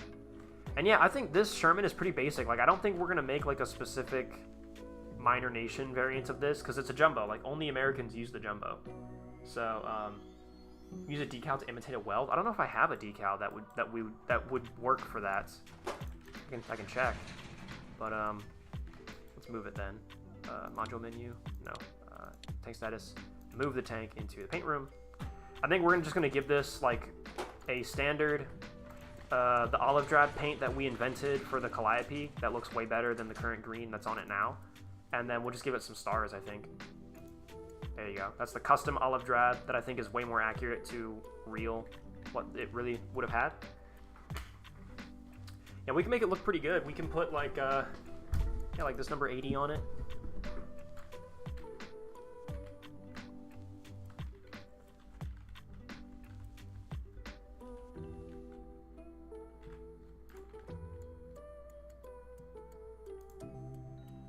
Bit sloppy, but I think that's good. All right, so we can do the first in Baston, which, I mean, yeah, we'd have to make a whole new tank, but we'd have to erase all this and then make first in Baston. Do you guys think we should make first in Baston?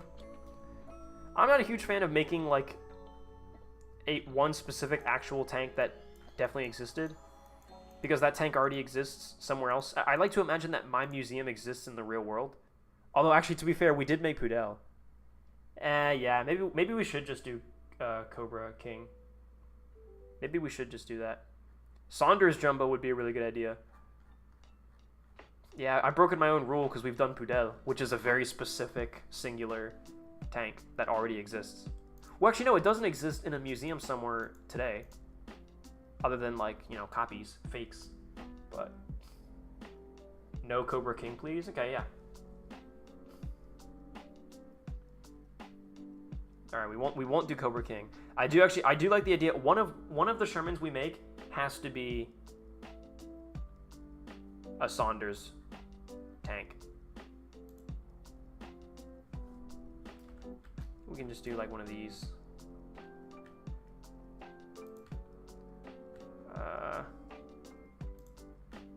I don't know exactly what you know, armored divisions and whatnot the Jumbos would have served in, but we can do that.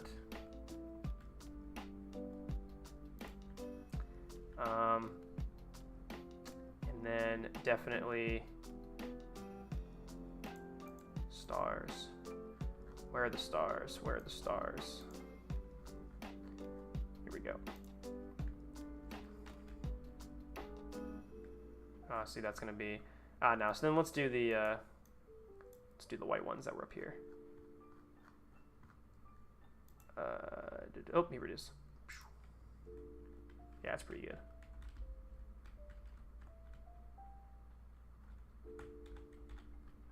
Like that one there. One here on the side. One on the engine deck. This was... Oh, we can't put one on the freaking engine deck. What the hell, man?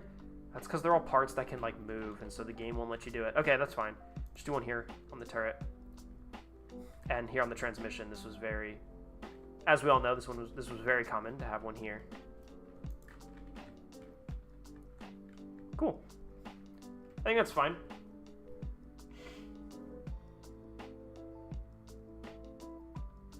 Flatfoot Flugie Saunders Jumbo. Well, we already have Flatfoot Flugie, unfortunately, as a what the fuck? Oh, come on. Hold on. Well, actually, no, it's not gonna work because God damn it. I fucking hate this game. I hate the painting system in this game. It's so fucked up. We have to reset because you can't just undo a single... Oh, God, man, I hate this. I hate this so much. I want to send a note to the developers and be like, why did you guys do this? All right, let's hold on. Let's put this on here and hit apply and back out. Okay, that worked. So then what about... Was it because I put it on the side of this turret?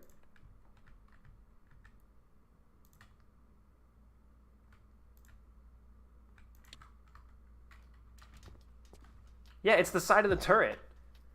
Ugh. God damn it. Alright, fine.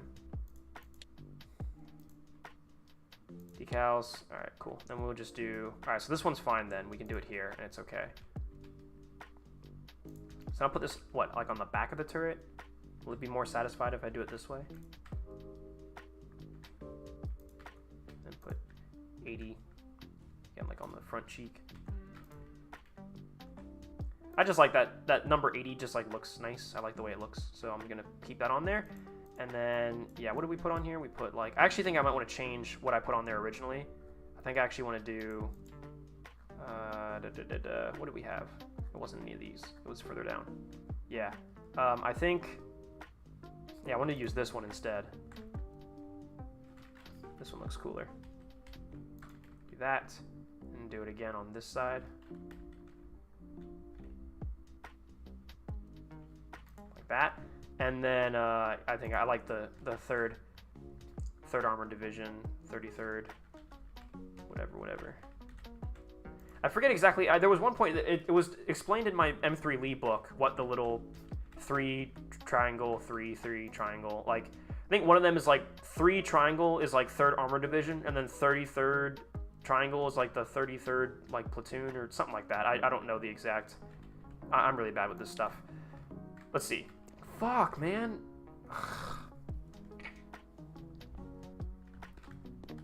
All right, last time. We're just not gonna put it on. We're just not gonna put this on the turret. We're gonna put them on the back of the turret, and that's it. God, I hate this. God, I hate this. Shrink down a little bit. Just like a little bit. 80. 80. So the 80 is not interfering, I think, because it's far enough forward. But yeah, it's because I'm putting the star like in the middle or on the back that it's getting put on the barrel for whatever freaking reason. Don't ask me why. Do that. And then let's just do the one on the top, the roof of the turret, and call it a day. Like that. And then go back down and do this again, because this game hates me. Pardon me for trying to be creative with the way I use the paint that they provide you in this game. The decals. Put that there. Put one here. Oh shit. Here we go. And then this.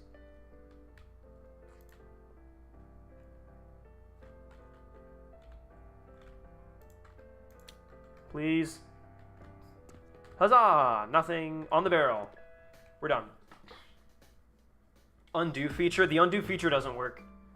Unless you can only undo like one thing, and then you can't undo after that. Like once you hit undo once and you undo like the first thing in that queue, so to speak, then you can't undo multiple things. You can only undo one thing. And plus I hit apply when I check it, because if it's not, the glitch on the barrel isn't going to show up until I hit apply. So I hit apply to check if the glitch shows up.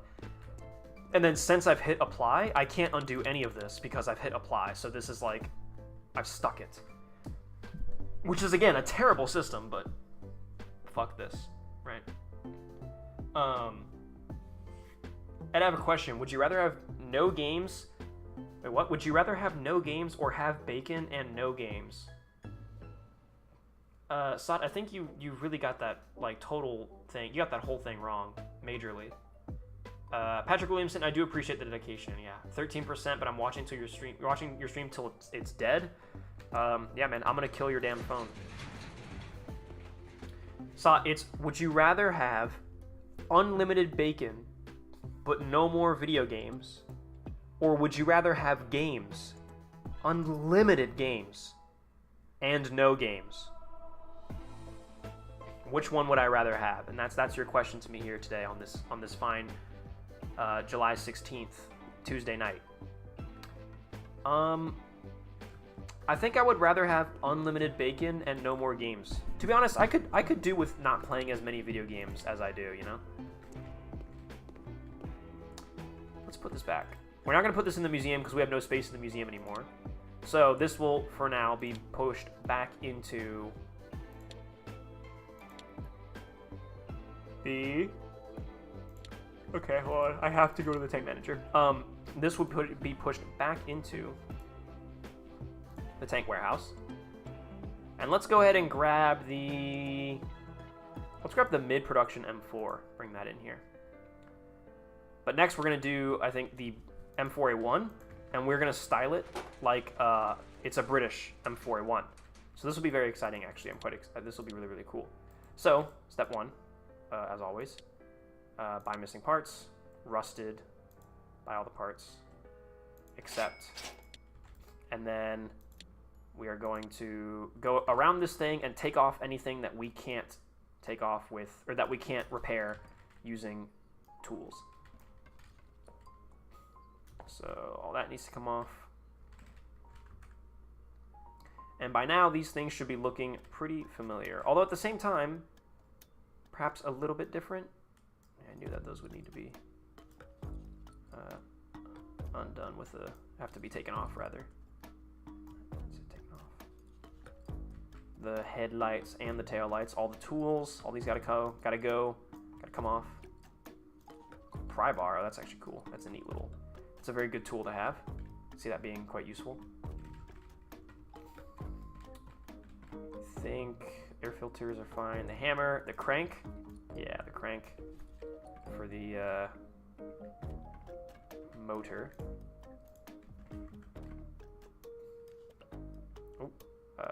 There we go. Oil line D. Give me that oil line. Give me the D, chat. Give me the D.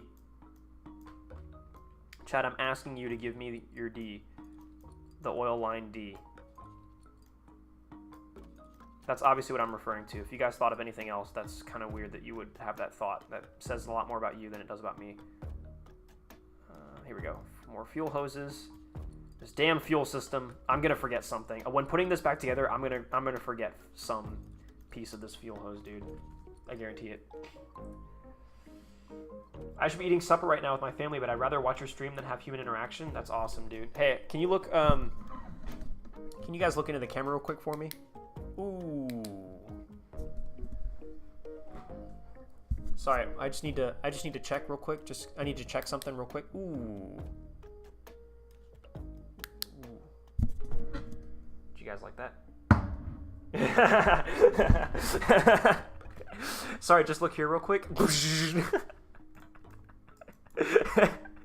Why would he do that? That hurts so bad. Ow, what the fuck? Yeah, just look right here. Just look real quick. Just look right here. Just blinding light. Is that a bullet lamp? Yes, it is. It's a 50 cal. It's supposed to look like a 50 cal, but it's not. Hold on. It's not a true 50 cal. check this out, right? So this is supposed to be, why am I moving my microphone? Yeah, so this is supposed to be like, hey guys, look, we took a 50 caliber Browning M2 bullet and 50 BMG and turned it into a flashlight. Isn't that so cute? It's not though, it's not the real size. I'll show you the real size. This is a real M2 50, this is actual 50 BMG. As you can see, this bullet flashlight is a lot bigger than what real 50 BMG is supposed to be like. So, yeah. Significantly larger. I mean, not to say, this this is fucking huge, don't get me wrong. This is massive. But this is a lot bigger. So yeah, I think this is supposed to be something... It says 50 caliber flashlight. That's like the text that it says on there. So it's supposed to be a 50 cal. It's supposed to be 50 BMG. But yeah, it's way too big. So, yeah. By the way, fun fact, I got that shell casing from the inside of the Sherman tank that they let me inside in Fort Moore, Georgia, which I'm very honored. So that shell casing, that 50 cal shell casing came from inside of a Sherman tank, which is pretty fucking awesome. Edda's armed. Dude, I literally have a gun. I have a gun. Literally, I own firearms. I have guns and bullets. Chat, I literally have bullets. Chat, I literally own bullets. I have guns with bullets in them, and I shoot my guns. Y'all seeing fucking bullet flashlights being like, oh my god, he's armed! Yes. Yes, I am. I have guns and bullets and ammo. And they shoot. It was a joke? I know it was, Vespa. I know it was. I wanted to use the opportunity to... I wanted to create a clip where people can clip out of context me saying, I have guns. I have guns and bullets. I know you were joking. Don't worry. Don't worry. All is forgiven.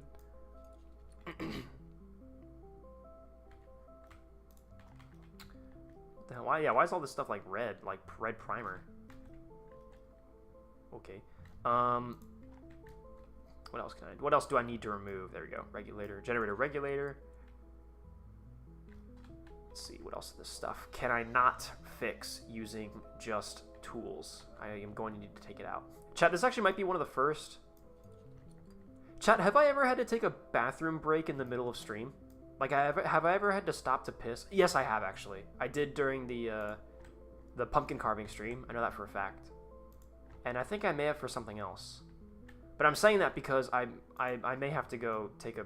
I may have to do that. I may have to... take a break real quick and just do a little thing and then come back. I'm just preparing you for it. Not right now, but it's gonna happen probably. The V-belt. That is a fair, interesting point. Is that still on there?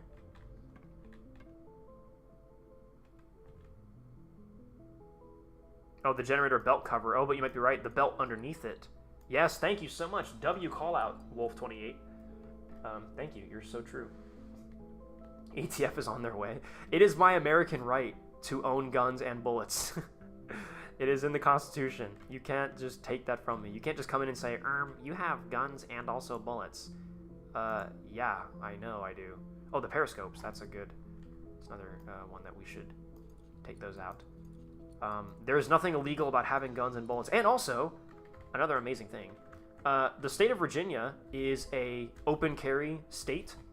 So you need to get a permit to concealed carry, which means that if you're going to have like a gun on you hidden under a coat or in a pocket, whatever, to concealed carry, you need to get a license. However, to open carry, you do not need a license. You can just do that. So literally, in the state of Virginia, there is nothing illegal about me grabbing that Enfield, slinging it over my shoulder, and walking out into in public, and just walking around public areas and cities. Hey! A new subscriber. Thank you very much, Soviet Commander MP4, for subscribing to the Edda320 live channel. Anyway, yeah, there is nothing illegal about me walking out into public spaces with my Enfield slung around my shoulder. Now, theoretically, a police officer could stop me and say, "Excuse me, sir, why are you doing this? Like, is there a reason you're walking around in public with a rifle, like, out in the open?" But it is also my right to tell that officer, I don't have to tell you why. I'm exercising my constitutional right. I don't need to explain to you why I'm doing this. And he can't do anything about that. He can just be like, all right, well, just stay safe, please. And I, you know, of course, I have no ill intent. But I find that very interesting. Also, I'd like to say that I've never done that, by the way. I have never gone out in public with my gun, because I don't need to. I have never done that. But I think it's very interesting how technically I am allowed to do that. I find it more entertaining as a concept, more so than me having any sort of actual desire to do it. But yeah, so isn't that interesting? Isn't that fascinating? Isn't that silly? Hold on there. There we go. What else? Here we go. The electric terminal. Get all this out of here. Get all the oil line out of here. Get all this shit out of here. I don't want it anymore. This looks like, yeah, I was about to say, this looks like stuff that we'd have to, wait, here we go. Have to pull out the Trevor's handle and then get out the master switch. Lost power Traverse, switch to manual. Shia LaBeouf in Fury. And then they actually show him, they have the shot of him flicking that switch and switching from power traverse to manual. There we go. Cool. I think that's pretty much, oh, there we go, the seat. I think that's pretty much everything. Oh, wires. More wires. Oh, come on, no, god damn it. There we go. I notice how I can't click on that stuff, you know? Oh, there we go. I can click on this. But, like, the individual wires, I can't click on them to, like, focus on them the way I can, like, all these parts, you know? It's quite annoying, actually, but it's okay. Alright, cool. We got that. And then the engine. Let's check. I don't know if there's anything in here that I can't. Oh my god, look at this. Yeah, we've restored... This will be, like, the third, I think, Continental radial engine that I've had to put back together. Because we had to do one for the Calliope, and then I think we had to do one for the M18 as well. God bless America, baby. Yes, sir. God bless. Which Sherman is this? This is a M4A1. Fifth Amendment, right? No, the right to bear arms is the Second Amendment of the Constitution. The Fifth Amendment is, I think, right to a fair and speedy trial. Because Fourth Amendment is no unnecessary search and seizure, which means that, like, the police or people of authority can't just barge into your house for no reason and start searching your shit. Oh. Fifth Amendment right is what you reference with the police hypothetical situation. Oh, no, that's right. You're right. I'm sorry. Yeah, you're right. I plead the Fifth. Fifth Amendment is the, the right to not speak, the right to not incriminate yourself. I'm sorry. I tried to educate you on the amendments, and I actually got it wrong. I referenced the Second Amendment. Okay, I'm reading chat in chunks. I'm not getting the full story. I'm sorry. Opinion on the Krag Jorgensen. Dude, I would love to own one. I'd fucking love to own a Krag Jorgensen. That'd be so awesome. I would love to own a Krag, a 1903, a 1917, and a Garand. I'd love to get the full evolution of American small arms. That would be very cool. I would like that a lot. I think Krags are very interesting for the whole, like, side loading gate thing. That is such a unique, like, and interesting, obviously, way of doing it. Yes, owning a Krag would be pretty awesome. Okay, I think we're good there. Yeah, I think the engine, for the most part, is, like, in good-ish condition, so let's just go ahead and just start... Let's just start blasting, dude. Let's just go at it. Bro, I'm sub to Law by Mike. Alright, yeah, you're... Sorry. I apologize for attempting to school yo ass. And in return, I got my ass schooled.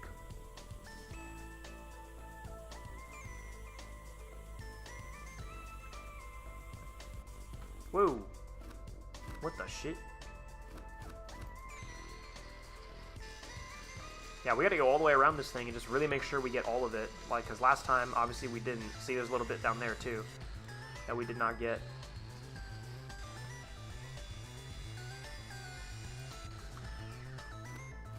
Which then, of course, also means now we have to sandblast those parts, too.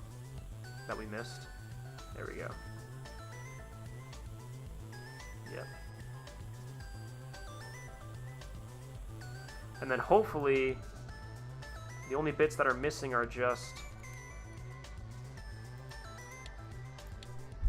Or the only stuff that, like with the engine, is just stuff that's missing. Hopefully everything that's on the engine right now is 100%. Yes, it is. Okay, cool. Yep, awesome. Okay. Let's do the same to the Sherman, or to the body.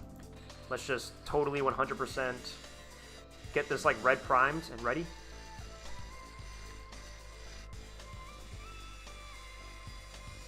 Hey! Donation! Just a little thanks for getting me interested in tanks. Now I have autism and tanks and warships. I love both in the SME way. Thank you so much. Oh god, I'm gonna mess up your name, bro. I'm gonna mess up your name. Gorgio Vaccaro. I'm gonna try that. Thank you for the 10 euros. Wow, thank you so much for 10 euros. Just a little thank you for getting me interested in tanks. Now I have an autism in tanks and warships. Whoa! Alright, look, the first half... Alright, listen, thank you very much for the 10 euros, obviously. Your money will go towards a great cause, funding my ammunition, funding me to buy ammo to film content. Thank you very much for that, and I'm always grateful for it. However, you did not just mention boats in my goddamn chat. You did not do that, unironically. Yeah, can we ban this guy? Can we get this guy freaking removed? Can we get this guy killed? Can I get this guy and their entire family murdered off the face of the planet, please? I'm just kidding. That would be very cruel of me, chat. Chat, wouldn't it suck if I was a serial killer? Wouldn't that just like, man, yeah, like shucks, you know? Damn, this guy that I like turned out to be like a murderer, like a mass murderer. Like, shucks, rats, you know? Wouldn't that suck? That probably would suck.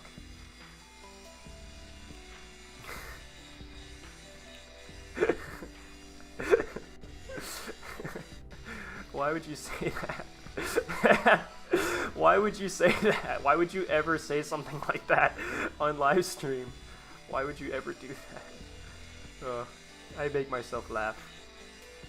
I love it. In case you guys can't tell, like, that is so just my sense of humor. It's just saying stuff where it's just like why would you ever need to say that? Why did you feel the need to admit that in front to people? Like, they're like real human beings. That has like what you say has consequences, dude. Like, you can't just say that. Why did you feel the need to do that?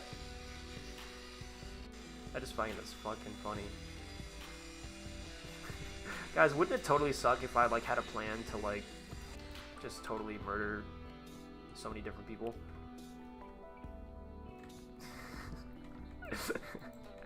Why is he talking about this? This is so weird.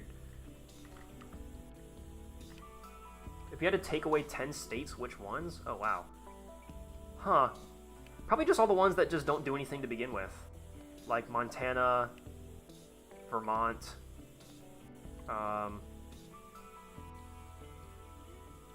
like, I can't even think of them because they're just so fucking nobody states that no one cares about.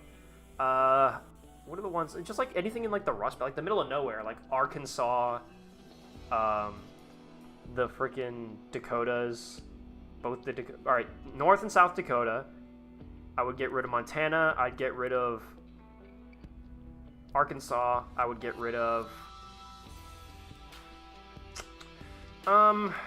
probably Idaho. I'd get rid of Rhode Island. I'd get rid of Connecticut. I would get rid of Vermont. I would get rid of New Hampshire. And I would get rid of West Virginia, in that I would integrate it back into Virginia. And so then, like, Virginia is we are now back to the original pre-Civil War, like the goated epic Virginia. So I would get rid of Virginia in that context, or I would get rid of West Virginia in that context, in that it is reabsorbed into Virginia, and we are once again epic. Wyoming, yeah, that's a good one too, actually, yeah. Edda, you need to look straight into the camera and say with a straight face, I am a serial killer. I'm not gonna do that's a little too. That might be a little too incriminating. I'm not gonna lie. Build an IRL tank for the funnies and drive around, dude. If I had the money to do it, you guys know I fucking would. Unironically, if I had like a tank project, like a tank restoration project going, I would definitely make content on it. You guys can be assured of that. Unfortunately, I don't, because I don't have that much money. But when I do get that much money, when I have secured the funding for such an endeavor, you can bet your ass I will indulge. And I'm gonna post it on the channel. I promise. Oh wow, we didn't even up. As much as I like the Comintern, or sorry, as much as I like the Papers, Please theme, not right now. Not fit.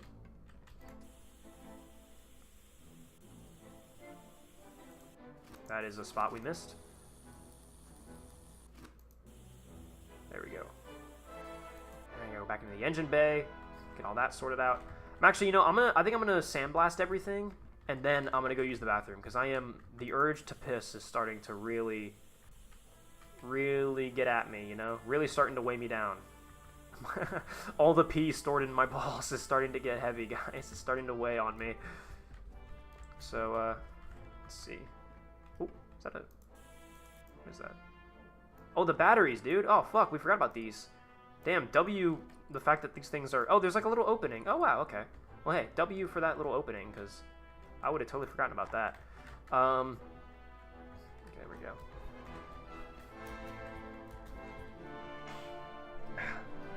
I like warships for their singularity in that every one of them has a remarkable story. Tanks, I don't really know why, other than that some tanks are famous for their history and actions. See, like, I understand the whole, like, yeah, I find these things interesting because, yeah, like, of the stories that are associated with them. And that's definitely, like, I think for history in general, that's, like, a very true thing. I personally, I love tanks so much for, like, I love the engineering that goes into them. I love the engineering and design. I love the development process. I love the adoption process. Like, I don't so much love tanks because of, like, this one super famous tank that has a really interesting story, like, you know, Cobra King or something like that. I love tanks because, like, I just love the mechanisms and the engineering, the mechanics that go into them. Like, I love learning about that. And also just tanks are just really cool. Like, I'm sure I would be a really good car enthusiast as well, in the way that I just love, yeah, like, mechanics and stuff. But tanks are more than just auto mechanics. They're also, you know, ballistics and, like, firearms mechanics and armor mechanics, you know, like metallurgy and shit. So I find tanks very interesting for those reasons. So yeah, for me, it's not so much of a... I think tanks have all these, like, interesting stories. I just genuinely love the way they're made, the way they are engineered, the way they are built, the problems that they are built to solve, and how they achieve that. All very, very fascinating to me. So I love tanks as a thing.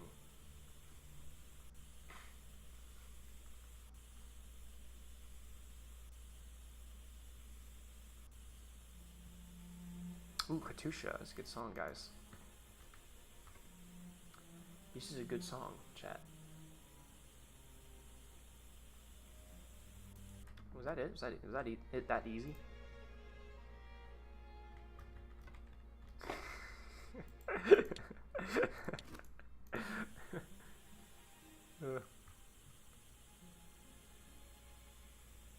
I think I'm trapped in this turret now, by the way. Oh, never mind. No, wait, actually, I think I am still. Oh! Whoa! Look at that! Damn! I got the moves.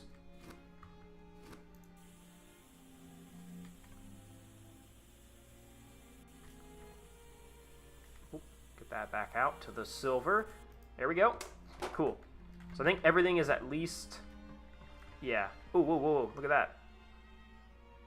That's, that needs to be derusted?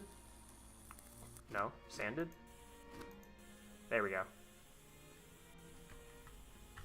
There's a lot of stuff in here that needs to be... Oh. I just hope that's working, to be honest. I just hope that is enough. Seems like most things are at least yellow or green, which is good. All the things that can be... Oh, here we go. See? Yeah, that's why this is actually useful.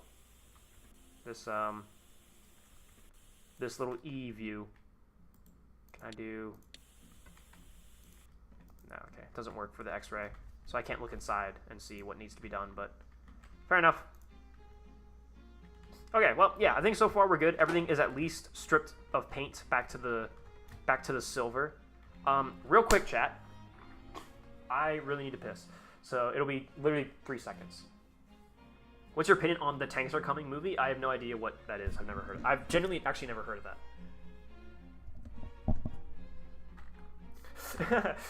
Edda, I can't imagine myself doing streaming and YouTube because I would call all my fans mean names. Yeah, dude, I do. I do call my fans mean names. I call you guys like stupid and silly and gay all the time, because you are. But yeah. Anyway, real quick, you guys are gonna get chair stream for the next like second or two. Hold on. Actually, yeah. Here we go. Where is the text that we always use? Nope, that's my wife. That's my husband. Nope, that's not correct at all. How did I just lose? I've got like a text thing. I've just got like text. Where is it? Wait, what the fuck? Wait, yeah, wait, where the hell? Where do I have I don't have any text. I don't have any just like generic text. All right, I'll create a new element text. I don't know where that came from, guys. Oh yeah, here we go. Add existing. Warning pro gamer. I have the, here it is, the warning pro gamer text.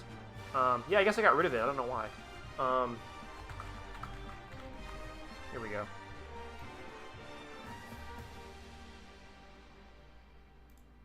Alright. Chair stream. Just for a little bit. Be right back.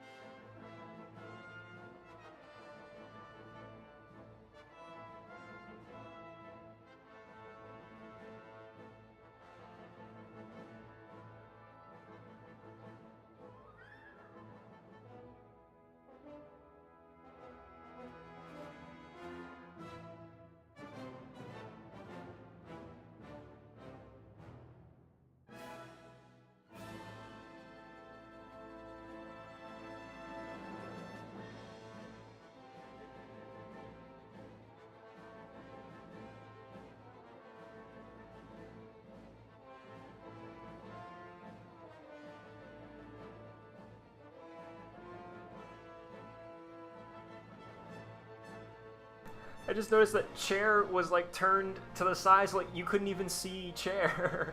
You didn't even have like, you couldn't even see him. Poor guy. Move your ass out of the way, you can't see the damn chair. Jesus, wow, you guys are really going crazy with it. Alright, look, here, I've got a compromise. How about this, okay? Gameplay. Hold on. There we go. Put this up here. And here, I got a solution, okay?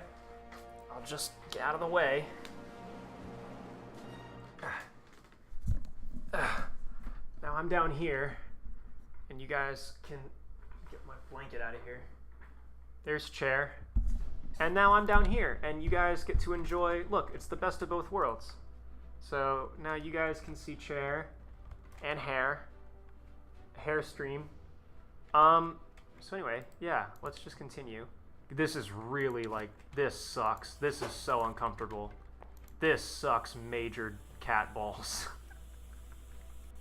I don't know why I said cat balls as well. I don't know why cat balls is the first thing that came to my head. What if I did like a, wait guys, what if I did like this, just like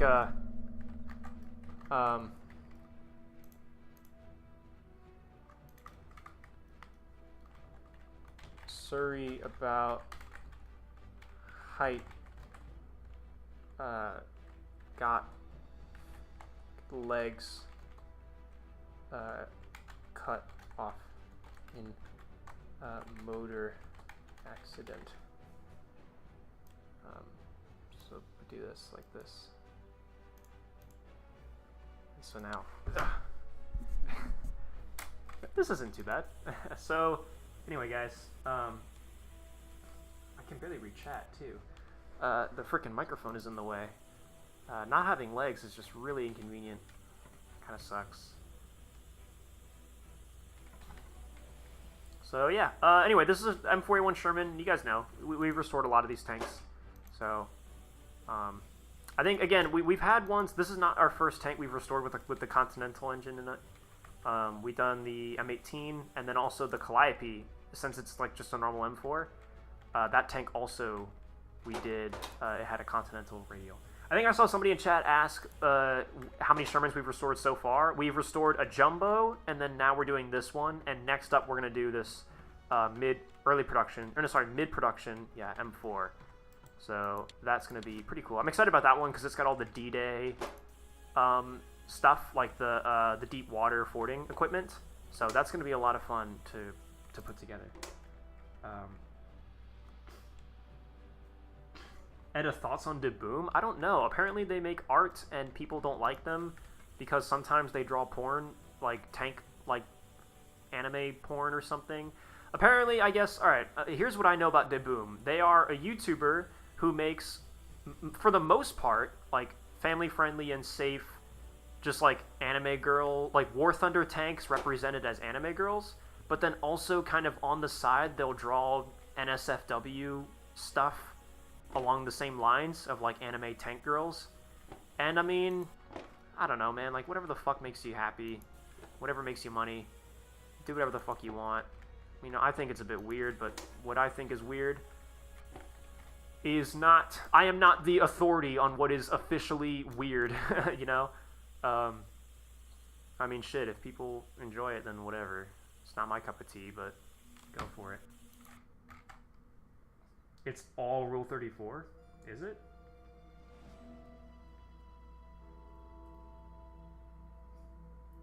It's all Rule 34? All they do is all Rule 34? That's the only thing they do? Okay, whatever. Again, bro, I don't care. I don't know, dude. I don't fucking...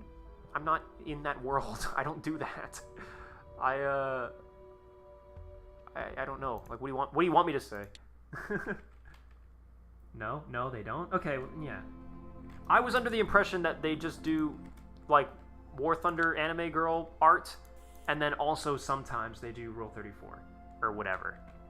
And this is my, this is the same answer I have for everything. Edda, what's your opinion on blank? I don't fucking know. I don't know enough about this topic to have any meaningful opinion on it. Because whatever I say, everyone in chat is gonna be like, no, that's not true, that's not correct. And it's like, okay, well, yeah, because I don't know. I don't watch that kind of stuff. I don't interact with that kind of stuff.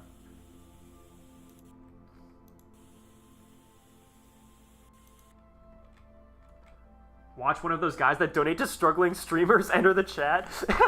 some guy like comes in the chat like, yeah guys, like, hello everybody, today I'm going to be giving $10,000 to streamers. I'm going to be going into streamers that have less than 100 viewers and giving them $500 each. Let's see what we can find. Oh man, look at this kid, look at this poor kid, his legs were blown off in an automobile accident. Look at him, he's so short, you can barely see him on the camera. Let's give him a quick 500 quid, shall we? Here you go, man, have a donation. Let's see his reaction. And then it's just me going, thanks for the 500. And then he's like, right then, that was a bit underwhelming, but I hope he enjoys the money. And then he moves on.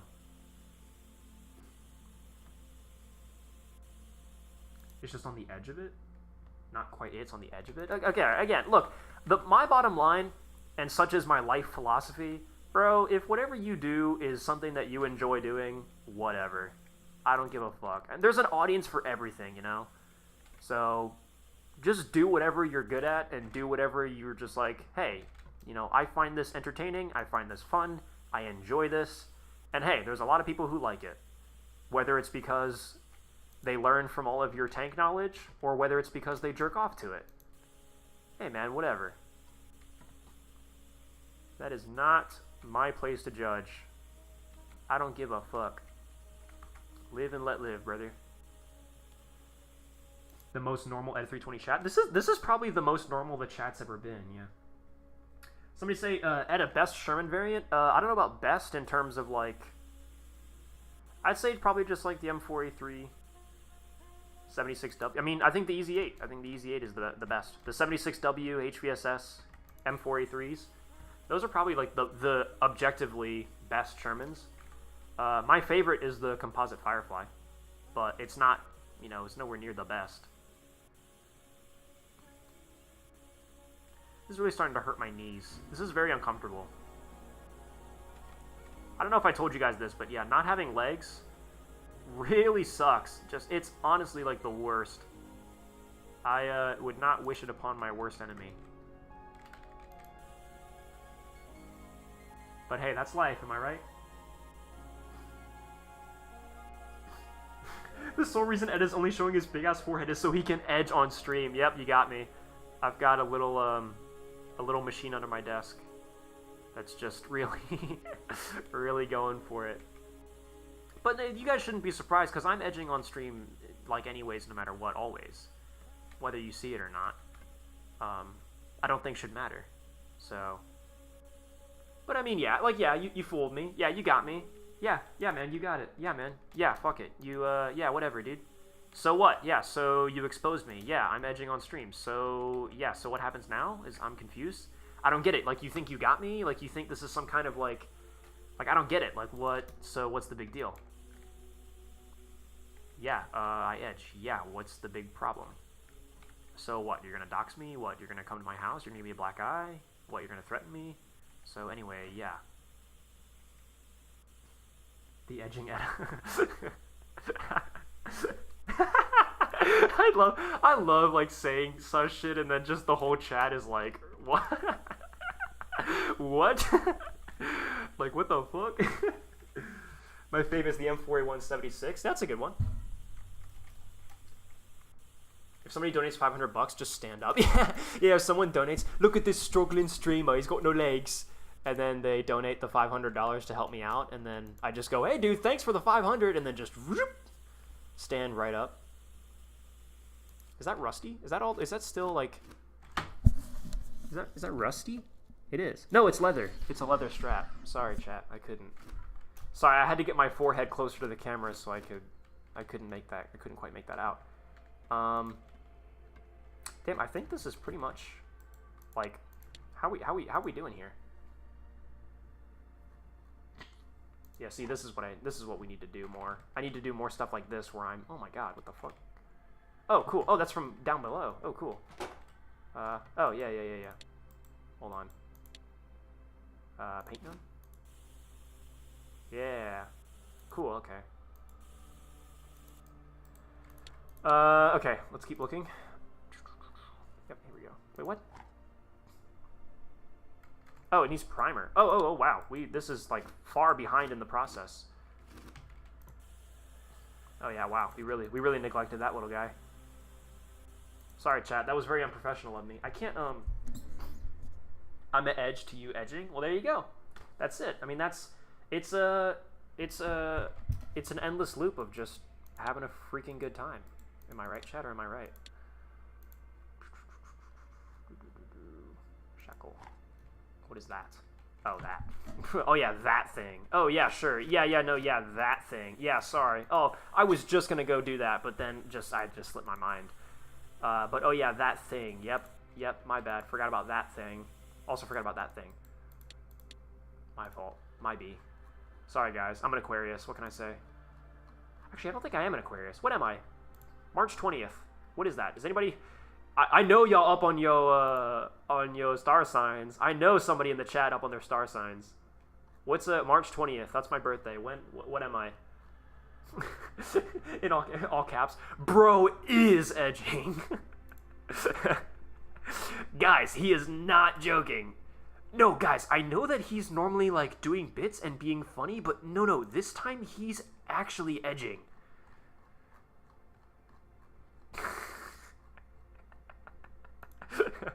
Bro is not kidding this time, I can tell. Guys, I know that Edge of 320 usually does like bits and it's usually for the fun, but this time I can tell he's not joking. When he said that Maho was his wife that time, guys, I don't think he was kidding that time. I know normally he's like joking and stuff, but this time I think it's real. I can feel it in my bones. No, trust me. What's the fucking thing? Wait, what was it? I'm missing this. What the hell? Oh, it's on the other side. It's on the other side. Oh, god damn it. Where is it? Yeah. Wait, what? Which one is it? This one. God damn it. Do I need to like sandblast? I did this. We left this thing behind. Yeah, we left that behind in the process. Bro, that shit is gay. You are a femboy? What the fuck? What about me makes you think I'm a femboy? Other than the fact that I am like my build, you know? Like I'm just like a skinny dude.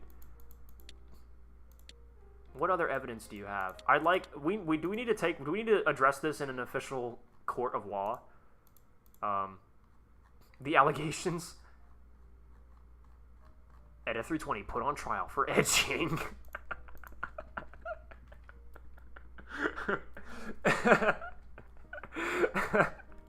I plead not guilty, Your Honor. I plead not guilty. What the fuck? It can't be true. It can't be true. Oh no. Oh no. Oh no. That is gonna suck to get to. Okay, hold on though. We have a saving grace. It's not a component that has to be removed. I think it's a component that we can genuinely work on. So where is it? It's like right where the transmission connects up to the to the differential. Oh, this is gonna be tough, chat. I don't know if we can do this, but we're gonna damn well try.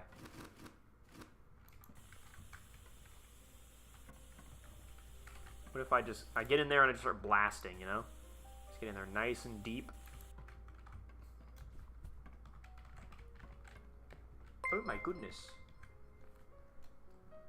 Not 500, but have this. Thank you very much for the donation. Did I interrupt the text-to-speech? I hope I didn't. Oh shit! I knocked over my bullet. Thank you very much for the 34. I assume that's the Turkey currency, right? Thank you so much. I really appreciate for the donation. Not 500, but have this. Thank you. I really appreciate that. Thank you, seriously.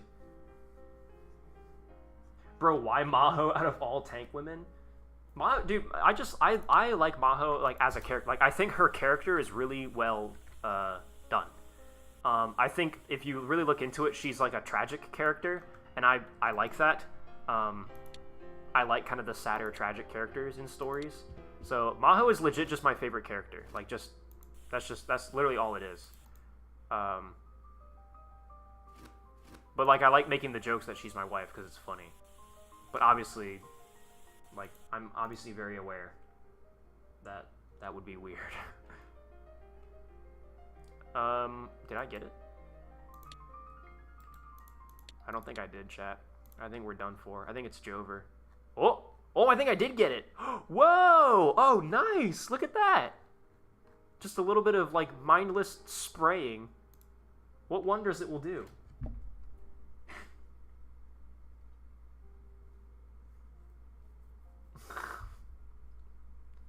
And to get off your knees, that is enough sucking off. Oh, sucking off Maho? I don't even... Please, no. I don't like thinking about that at all. Or anything closely related to it.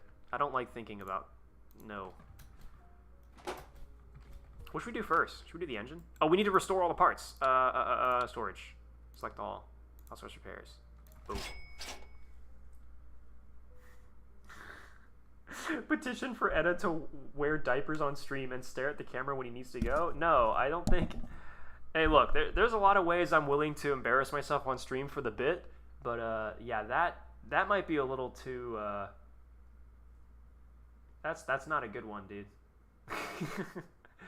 Edga 320. Donation hype? Yeah, dude, can we get hype for the donos in chat? Can we get freaking hype? Can we get hype? Can we get freaking hype for the donos in chat? Can we get hype up for the donos? Let me get some freaking hypers, chat. Can we get hypers in chat? Oh, yeah. I'm getting hype. I'm feeling it. I felt so hyped up that I stood up. I'm standing for the donos. The donos, thank you guys so much for those donos, because now I've been able to purchase a new set of robotic legs, and I can now walk again. That's right, your donations have granted me the ability to walk again after my horrific motor accident in which they were cut off. They actually weren't lost in the accident, but they were removed afterwards. Thank you so much for the donos. I am freaking, my legs Take this are candy bionic. worth $1 I've got for the your freaking edging Iron Man troubles. boots on the bottom of my feet. I can fly, bro. I can fly now. Thank you for the $2. There's an R in front of it, though. I can only imagine it's like Russian dollars or something. I don't know. Take this candy worth $1 for your edging troubles. Thank you very much. I will use this money to... I will use this money to go to therapy, and I'll take classes for my edging habits. 30 cents. 30 cents. Thank you for the 30 cents. I will use it to cure my edging addictions. I really appreciate it. Chat, can we get hype for the donos? Also, this music loops, so it's just not...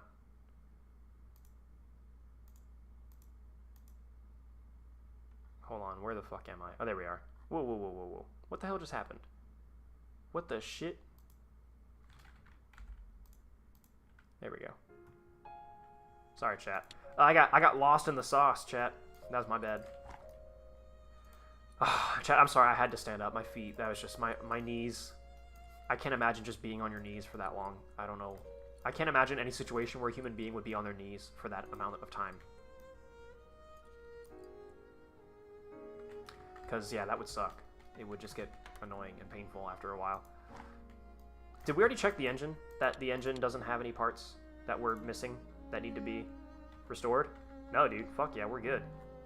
Look at that. Oh my god, we're good. We're so good. Alright, cool. So, yeah, we just gotta put together.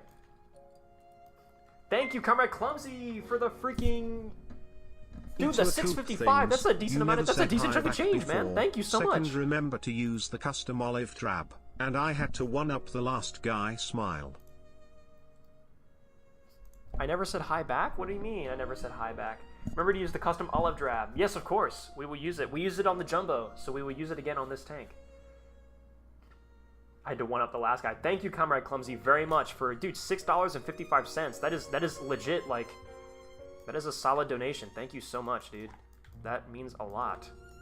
I think... Chet, I think I can afford dinner tonight now. I think with your... Thanks to you. I'm so proud of this community. Thanks to all of you, I can afford dinner now. Oh, your favorite... Yay! Yay, my favorite streamer can afford to eat. Yay! No, all your money's going towards the shooting guns video. Don't worry about it. Don't worry, guys. I'm not eating your money. Take this money. Afford to eat. I'm not going to use the money to buy food. I'm going to eat the money. And then, bam. Hunger problem solved. No child will ever go hungry so long as they have dollar bills to just chow down on, dude. I'm going to start a charity organization. Oh yeah, also to be fair, Comrade Clumsy, yeah, Swedish SEK, the donation you made was 69 Swedish crowns, which is nice. And a scraping for dimes. That's it, I'm unsubbing and eating all of your Half-Life Alyx resin. No! Stop. I'm not even playing Half-Life Alyx and you're eating all my goddamn resin? What torturous hell is this? What dimension have I ended up in? What horrible fate has befallen me. What a shame. Chat, do you think it's over? I've just been thinking about it a lot. Do you think it's over? Or do you think we're so back? It's one of the great philosophical debates of our time.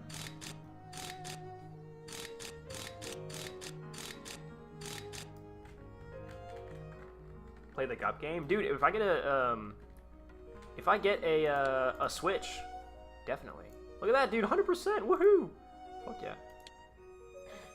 We're so back, dude. We're so back. We're so back. Boom. I already pay you as a Patreon. I already gave you a couple Big Macs a month. That is so true, Comrade Clumsy. You already pay me. So the fact that you donated the stream is even funnier. In fact, laugh at this user. Embed failure, laugh at this user. Oh, sorry, hold on, by the way. I forgot about... wait. Can we get... Nah, I was gonna do a bit of can we get some donos in chat? Some donos in chat. But, like, this is also... I feel like this is, like, I don't know. It's a little too greedy. I'll hide it. I'll hide it. The fact that there's a giant bar down there already, like, encouraging you to donate, I think is enough. You don't need a giant text reminder.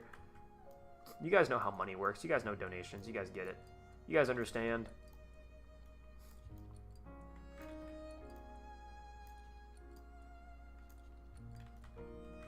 How much of this turret do we need to put in? Because it seemed like most of the stuff was kind of already there. Like, there can't be that much, right? Look at the seats. The command... Oh, no, the gunner seat. It looks different than the gunner seat that I got in, but it's different. Say in Minecraft at the end. Sorry, guys, in Minecraft.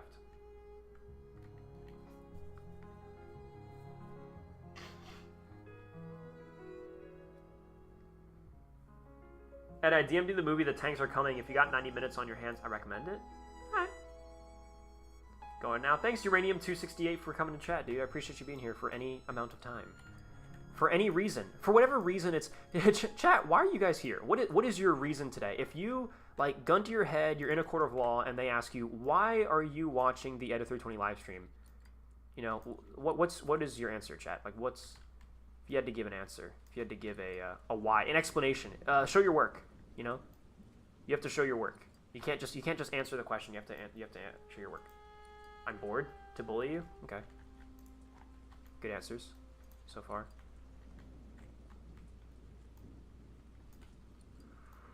Oh my! Oh chat, I'm so sleepy. I hope I don't fall asleep on stream, and then I get banned for sleeping on stream. Actually, I don't know if YouTube has the same policies about that as Twitch does. I watch your stream to do something? Cool. I enjoy watching Edda Edge. Thank you very much. I'm glad that somebody gets something out of it. Nothing else to do? Hype Sherman stream? To edge to you. Escaping my sister? Where else am I going to find someone edging over tanks? It's true, man. That's true. You can find people edging all over the internet, but not someone who edges over tanks. That might very well be where I've got the rest of the internet beat. That might very well be where I hold the crown. That's really it for the turret? No, yeah. That's not it for the turret. Elevation lock A. What is that? What is that? I found it. Oh, there we go. 100%. Fuck yeah. Is there a turret exterior? Yeah, there is. Hey, 100%. Okay, sick. Cool, cool, cool. Gearbox. Oh god, we're missing some stuff. Oh no, are we missing some stuff like deep down in? Oh no, we're just missing like a lot of this stuff. Yep, that's fair. Let's put all this together. Oh, I love the bolts. I love the bolts. I love them so much. Give me the bolts. Yum, yum, yum, yum, yum. Crunchy, delicious bolts. I'm DMing you my edging work. Jesus Christ, pal. What the fuck? Why would you... Alright, look, I that is clearly a milkshake. But still, even as a joke, that is fucking vile. Please don't send me an image of a vanilla milkshake and tell me that it's your edging work. Jesus Christ. Fuck.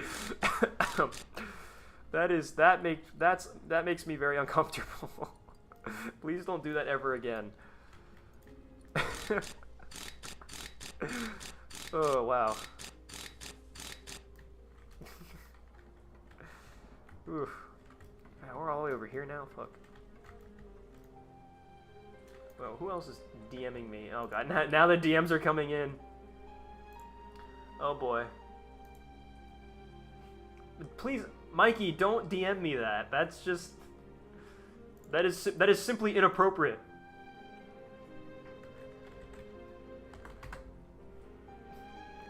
Yeah, that's not edging here released. Well, no, I mean... We shouldn't be talking about this, guys. We should not be... Oh, hey, here we go. Alright, is this someone who's in chat right now? Someone just DM'd me their Sherman model. It looks really good, by the way. It looks great. It looks so beautiful. You did an amazing job. Is this somebody in chat just now who just DM'd me their Sherman? You did a really good job. I love it. It's just an M4, right? Yeah. That's great. Good job. Wow. I love all the stowages, man. They're great. It was me. Yeah, Goober. That was, it looks great, dude. Okay, Mikey, you've made up for your previous transgression by sending me, number one, a cute picture of your dog, and then number two, this is this a cardboard landship model that you built, like a Mark V, like a British landship?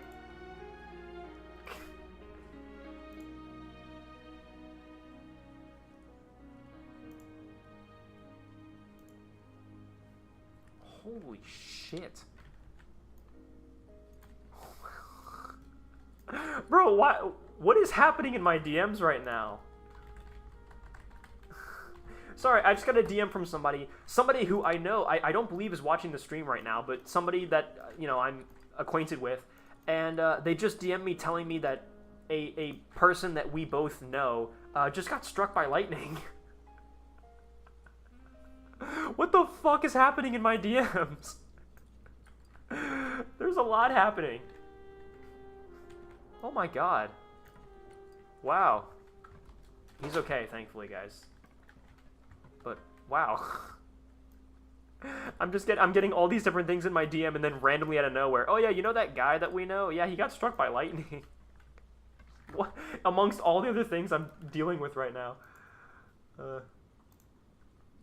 Well, anyways. Oh, that's a cute cat. Oh my god, dude. Wow. Shit, chat. Yeah, don't fuck with Zeus, man. He is, he's a petty bitch. Don't make fun of Zeus, man. He's a petty bitch, and he will strike your ass with lightning just because, like, you said something kind of, like, rude about him. What a dickhead.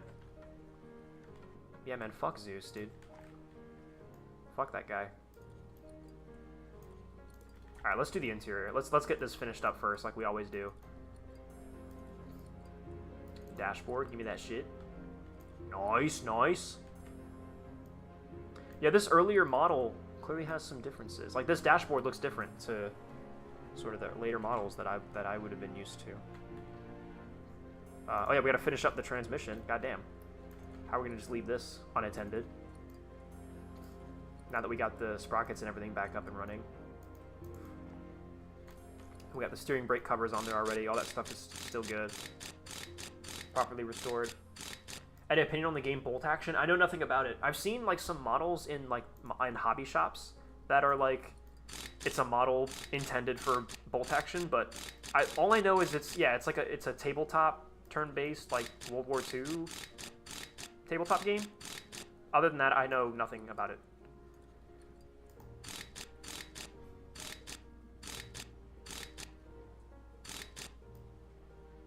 It's the Tommy model from Bovington. Okay.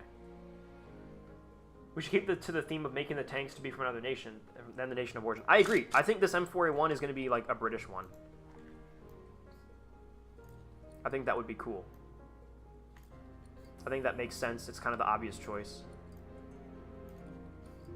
We could do, for the M4 mid, the D-Day one, we could do Canada. I don't know exactly how accurate it would be, but we could do a Canadian Sherman for that M4. I'm pretty sure that would be, like, accurate.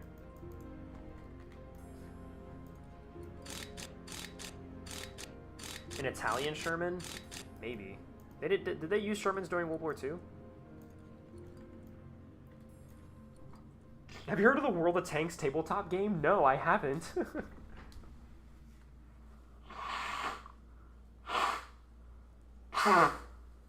Kobe has a tank board game? I think I've heard of that one. Alright, Chief Papos, thanks for making it out to stream for any reason. Please make it a South African crude M4A1 that has the British markings. Vest, if you want, you can make up that headcanon. Like, I'll make it British, and then you can just, in your own mind's eye, you can pretend that it's got South African crewmen in it. If we don't care about accuracy, make a Polish one. We do kind of care about accuracy. At the very least, the accuracy is so, like,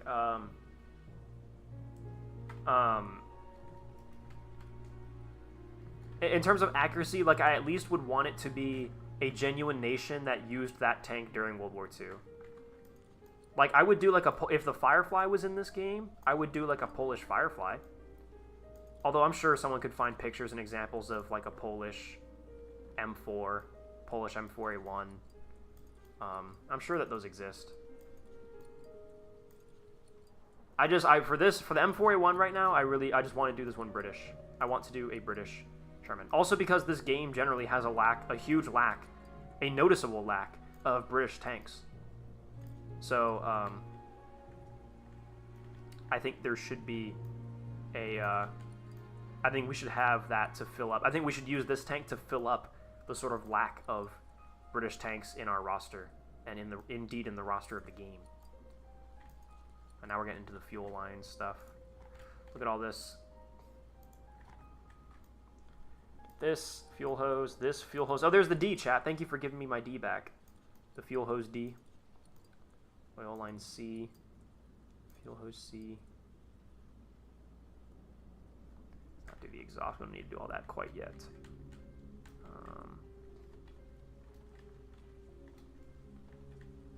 What did I just see? Ammo rack? Oh, I forgot about this ammo rack. Wow.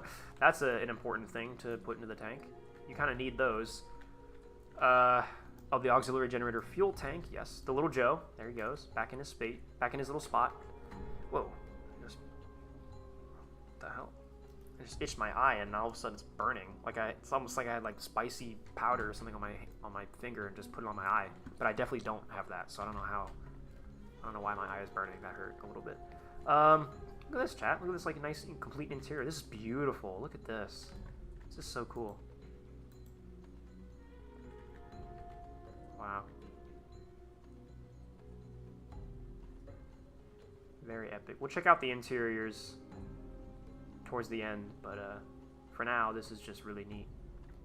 And yeah, so you can see, like, this is what I was used to before. The generator here, and then the V-belts there. But you can see because they moved the ammunition racks from the sponsons to down below the turret, they needed this space right here for those ammo racks. And so they moved the generator up on top of this little area. That's why it looked the way it did in the Jumbo versus this tank. And then all these individual bins, which are still ammo, but they changed them into the wet ammo racks rather than dry. So that's really cool.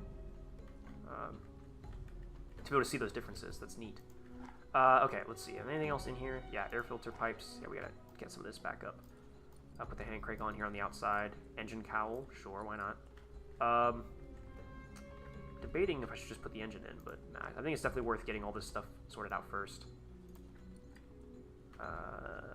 Oil filter. Here we go. Yep, oil lines. Oil lines.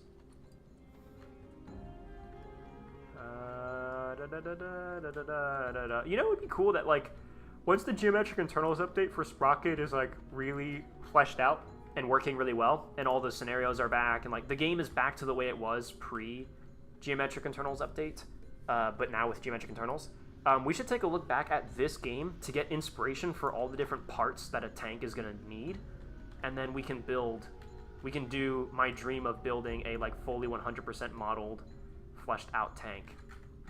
Hold on, I need to figure out. I just want to make sure I'm not missing anything in the fuel line. See, I knew it. There's always something. A strap. A fucking strap. Alright, sure, bitch. Fuck you. Okay, let's put the engine in.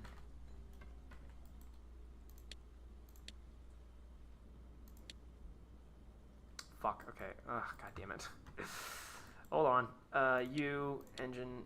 No, engine. Back in the tank. There you go. You, on the other hand, you should also get your turret out of here and get your engine out of here onto module stand 1. There we go. Oh man, this radial is in a lot worse condition than that one. Fair enough. Okay, the turret is 100%, right? We already checked this. Yes. Whole exterior and the whole interior. Oh, what are we missing in the interior? Fan B. Oh, my bad, dude. My bad. I forgot about Fan B, the famous and iconic Fan B. Dude, I forgot all about that. My fault. Dude, fuck yeah, we're almost done. Let's do the engine is back inside. Put the hatch back on there. All the tools. And then we're done. Go for a milkshake right now? Yeah, man. I love milkshakes, dude. Delicious. Chick-fil-A has the best fucking milkshakes, man. They're so good. At least, like, it definitely, as far as, like, a fast food place goes, I think Chick-fil-A definitely has the best fast food milkshakes.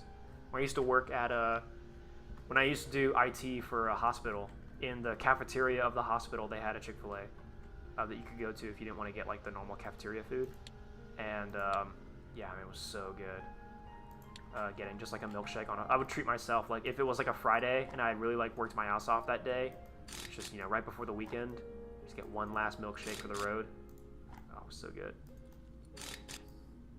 There's also a Subway in there, and I really, really learned how much I hated Subway as a result of that. I knew I didn't like Subway, but then I still ate it. I was like, I don't like this, but it is better than what the cafeteria is serving today, and it's also cheaper than Chick-fil-A, so fuck it, and just eat shitty sandwiches. Tilted ass drive shaft. Peggle stream when? Dude, that's a good question.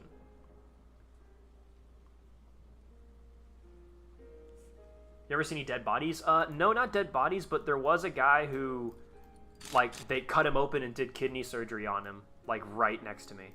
Because I was down in the emergency department, like, helping fix somebody's shit. And they were like, they, like, wheeled a guy in, like, in an emergency. They were like, move, move, like, out of the way, we got a guy. And they just, right then and there, just... And I was like, oh, wow, yeah, that is literally the inside of a human being. That's pretty interesting, how that works.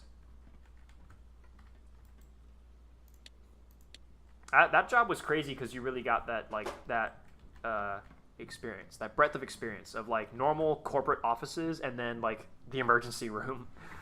Anyways, the M4A1 is completed, and I gotta say, this one looks really nice. Like, the model for this looks really good, especially the tracks. I don't know what it is. These tracks are, like, nice and dark. Nice and, like, black rubber tracks. They look real. I don't know. I really like the way this all looks. Very epic. Very delicious. Get inside of it just for a second.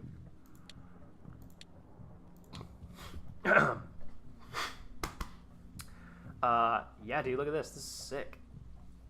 Yeah, this is basically it. This is pretty much accurate. Pretty much dead on to the Sherman. Yeah, this is so cool. God, the turret rings are right behind you, isn't it? The seats are a bit different than what I had seen when I got into the later model M4A3. But, yeah, man, this is definitely, yeah, it's cramped in here.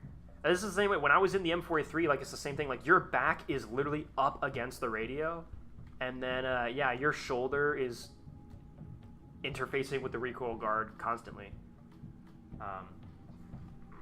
Those cookies, though, that is true. Subway cookies are pretty good. Favorite Sherman variant? The composite Firefly. I am very vocal about this. I'm surprised you don't know that already. Unless you're, like, new here.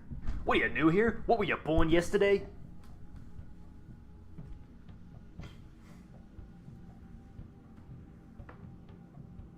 We're gonna add insignias? Yeah, we're gonna make it a, we're gonna make it a British one. Periscopes work? Yes, they do. Only on the Shermans, as far as I know. Or at least, like, the newer tanks that they added to the game. The periscopes work. Gunner's position. This is pretty much correct. Yeah, this one is actually missing a lot of the detail that the Jumbo had. I actually think the Jumbo may have had a better model, like, for all these interior components. Also, like, I'm definitely too tall. Here we go. This is more accurate. I have to crouch down. Cool that you get the the pistol port. That's about where it is, yeah. Yeah, Loader literally has just this entire half of the tank to himself, and it's pretty awesome. And yeah, this is the ready rack. All right, let's get out. And then I think we want to resupply with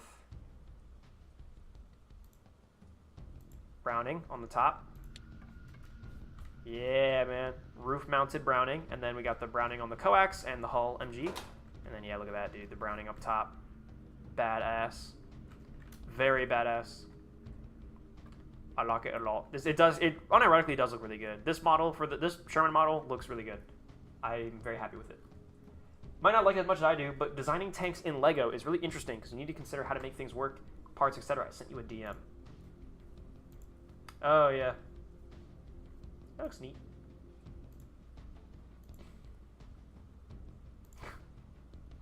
I hate it. Sorry, somebody sent me a DM of a really cursed T-28 thingy. I had to rate my tank models.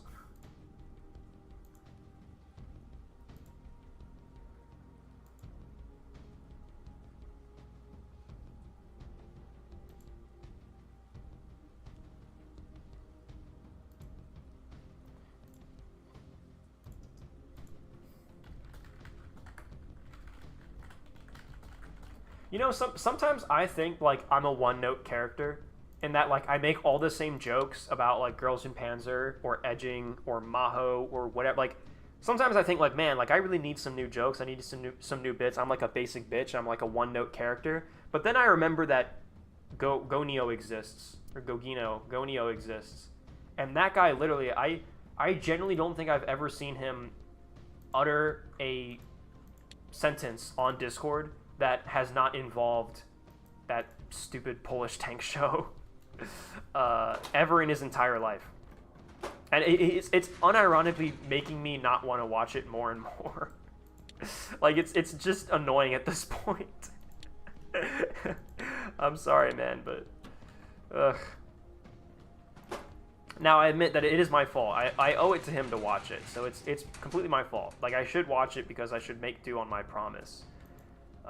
But man, I really, really, like, with each passing day, I don't want to. It was me, just look at the name. Oh, Strix, sorry. I didn't notice your username in the DM, sorry.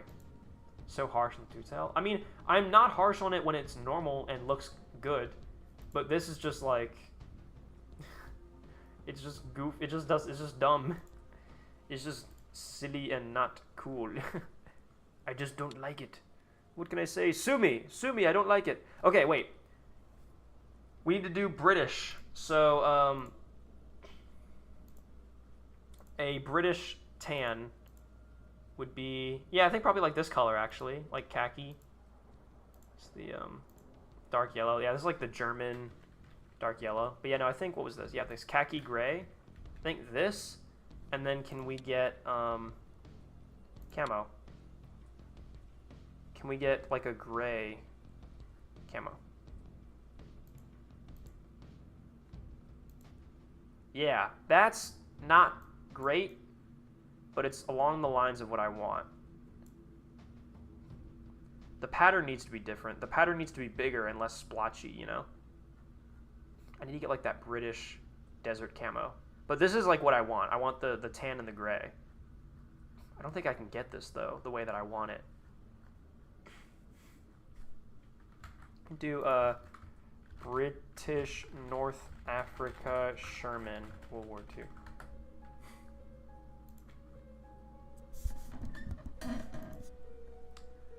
Let's see if I can find like nice photos of these in color, preferably. Sorry, chat. Welsh Guards Sherman. Oh God. Now I have to look up Welsh Guards. This is gonna take me another hour. British North Africa. All right. Welsh Guards Sherman. North Africa Sherman. Can you give me, if you're going to give me, like, make a Welsh Guards Sherman, can you please give me a photo of what that would look like?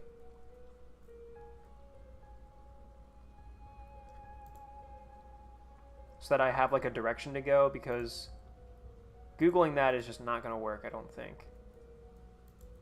And did they use M4A1s?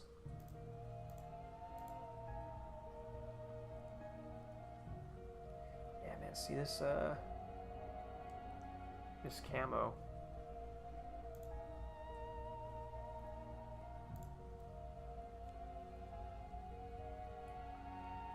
Eight Armored Brigade, 24th Lancers.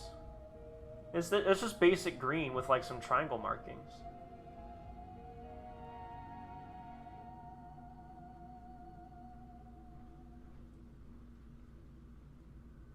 Please put one South Africa flag. Well, look, we either do South Africa, we do the Welsh Guards, or we do like a different unit.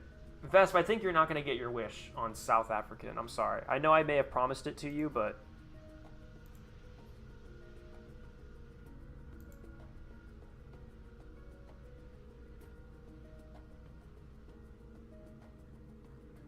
it's not a single picture. Come on now. Come on, give me a good picture. That's a good picture. I know this picture quite well. Like, this is the... I'm really, like... in love with the British aesthetic. But I can't get this camo, dude. This fucking camo just doesn't exist in this wretched game. Like, that's green. I wish I could change the color of the... Like, this is the perfect pattern, but I need this to be gray, not brown. And that doesn't look great. This is better, actually, if I can make the scale... Oh, wait, hey, hang on. We're getting there.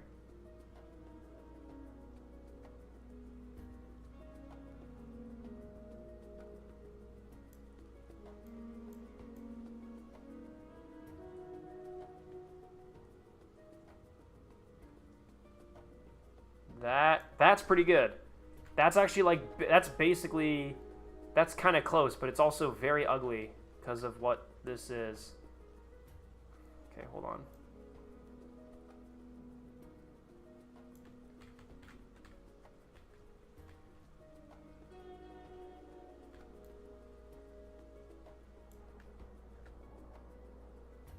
Why is the left side blank, man? That sucks. Getting like the right, I'm getting what I want here on one side, but not on the other.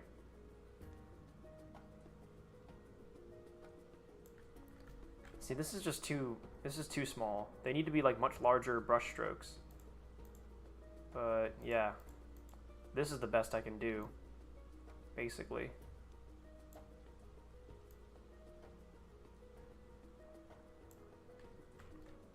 That's too much gray. That's not terrible, see? That looks okay. That looks not bad. If we find another M4A1, I have no idea. I'm not gonna make any promises. And you should try Subnautica. I do have that game. I think I talked about playing it on stream a long time ago. Will you revisit games you streamed a long time ago? I have no idea. I do not know. I can't make promises on stuff, because as soon as I do, I change my mind and then I look like an asshole. So I'm not going to answer that. Like, or I would say that I don't have an answer for that. It also depends on what game you're referring to, because there are some games that I'll probably never play again. Forced to eat supper. Good night. Thanks, Patrick, for being here, man. For any amount of time. We love you. I think this camo is probably the closest that we'll get to sort of the British, that British camo. Now for the color.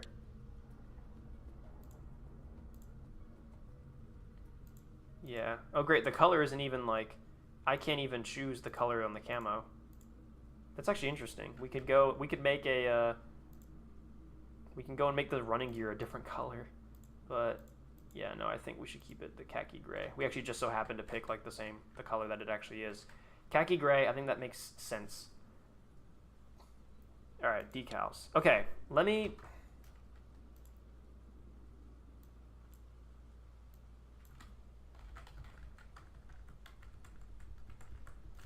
find something. Vesp, let me just actually give it a check here. South Africa in World War II. Let me actually do you the due diligence of at least trying.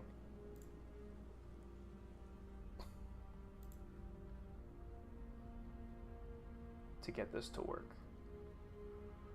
If I could just get one good reference photo. There's a Sherman. Sherman M4A1. Or Sherman Mark III. You know, Mark III/4. This is an interesting paint scheme in that it's like tan and green. This is an A1, so it would work. Vesp, you might get what you want.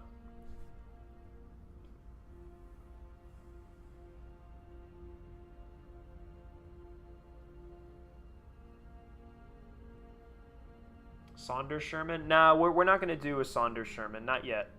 We're not gonna do an American one either. We're gonna do. I like the idea of the minor nation one.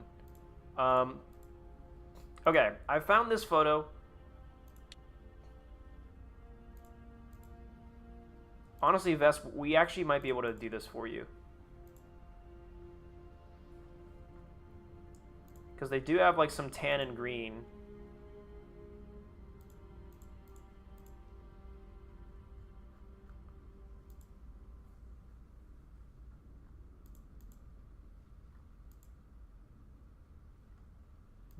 It's like the right shade of green. I think it's got to be this, but this isn't. It's barely green, but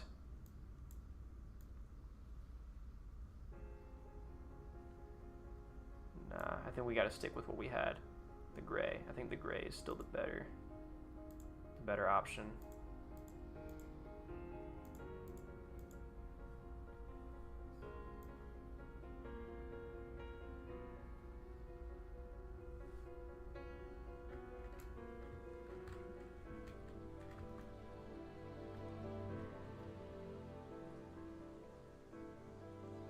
Okay, state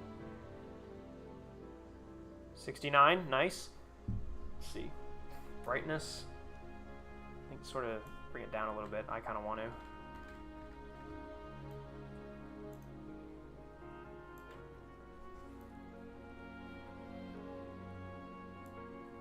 Does that make sense? Sadly, it's not really changing the color of the tank. It's just changing the color of the suspension, so. That's okay though. 3940.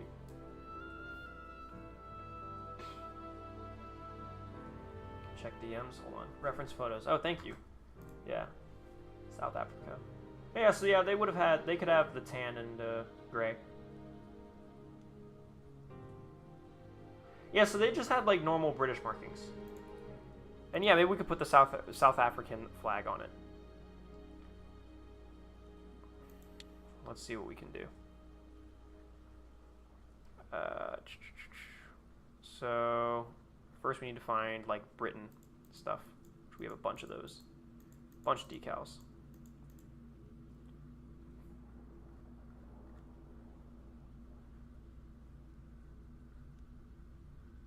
The one that I'm getting here, this reference image that I have, it's got a red square on the turret, which I think looks cool. I'm okay with this.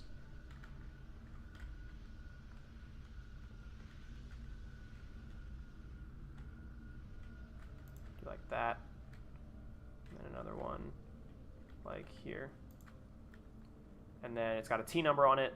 Yeah, that's the South Africa, right? Like put this up here. I don't know the glitch. It's gonna go onto the gun. It didn't on this one. It's just the jumbo. I think the jumbo's model specifically is fucked.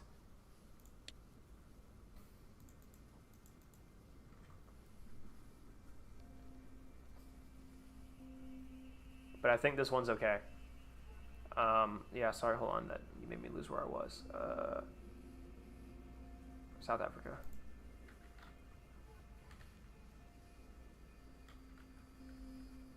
Do that on there. I think that's just like that's a fine spot for it. And then the T number.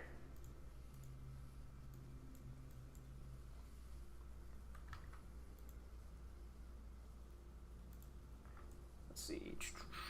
There should be T numbers up here somewhere, along with all the US numbers, I think, that I have. Here we go. T numbers.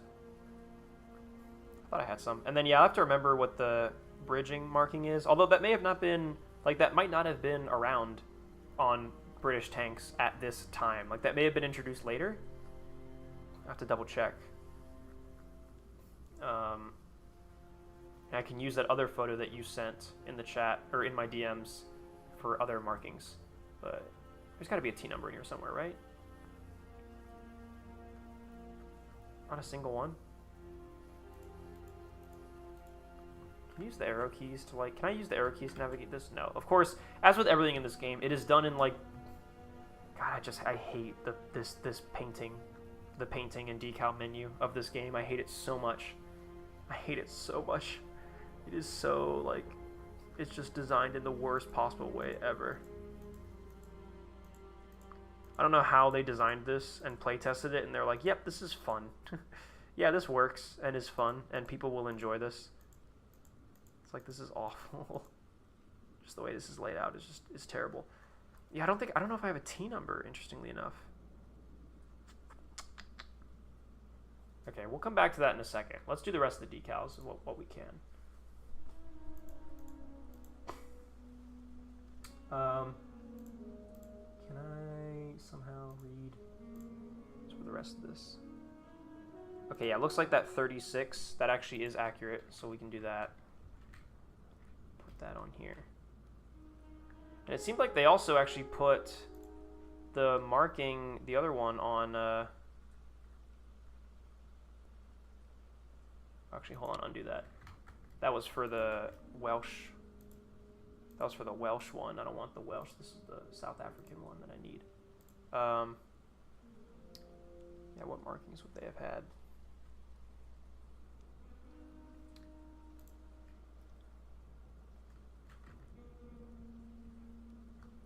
Artillery unit.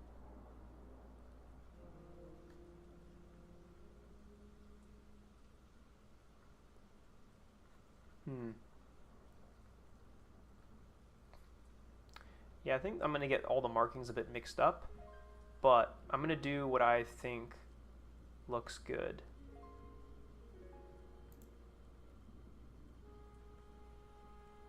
Let's see here. Okay, let's go to the back. Back to our British markings. Here we go. 74, I think. Do one of these. Looking at this model reference that sent me in chat, sent me in my DMs. I do that one here, and then what is the green triangle inside of a white square? That would look good. They say it's an artillery observation post. Yeah, I also noticed this on some of them. We might make use of that too. Where is there a green triangle inside of a white square? If not, I think we might be able to make one ourselves. Because, yeah, do we have a green triangle? Oh, no, we're in blue, yellow, and red, but not green. Shit. Well, okay. Really? You don't have it? Interesting. Okay. We can make one.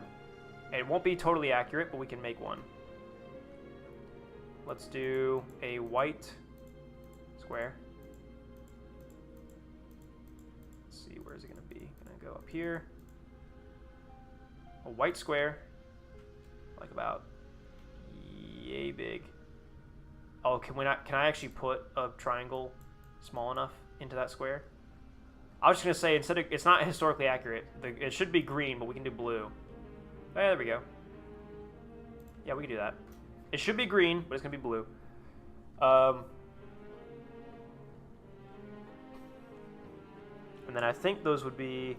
Actually, on this specific Sherman I see, they don't have the markings duplicated on the front. But I think they would be. Or I think they're kind of supposed to be.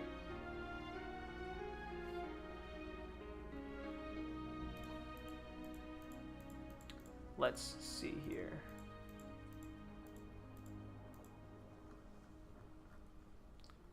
White square. This one's actually a little bit different, but let's put this down here. And then do the blue triangle again.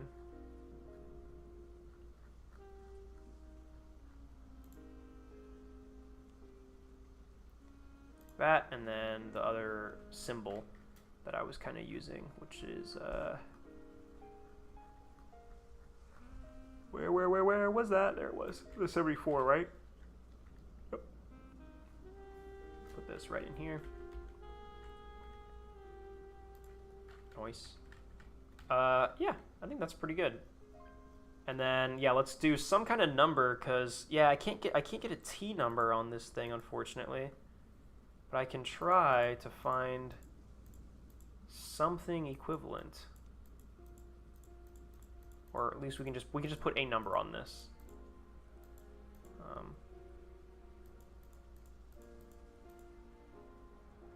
Is there any font that isn't shit? I liked what these numbers were, but I didn't like how worn out they were.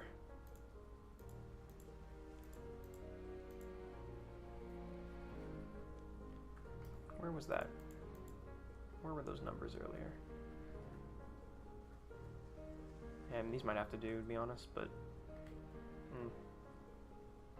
it's just a shame that I don't have a T.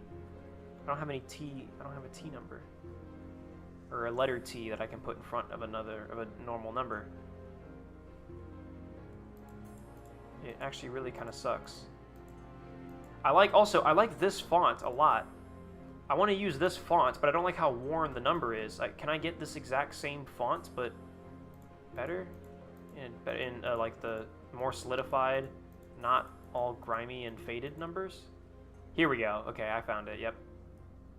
I think I can make I could probably craft a little makeshift letter T, but let me do the number first. Let's just do, yeah, I like this font a lot. This font is perfect. We just need to make it. So I think let's do like, I don't know, what's the number like? Let's do 2. Let's do 2, 2. 2, 2, 4.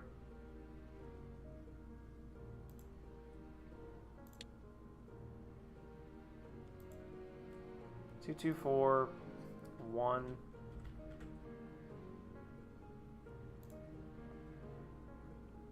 0, 5. It's a bit sloppy. It's okay. So now, can I make a little T? Can't go small enough on that. Can't go small enough on that, so fuck. And then, can I make like a T? Can I make a letter T with the number 1? I probably could. Let's try it. T, and then, no.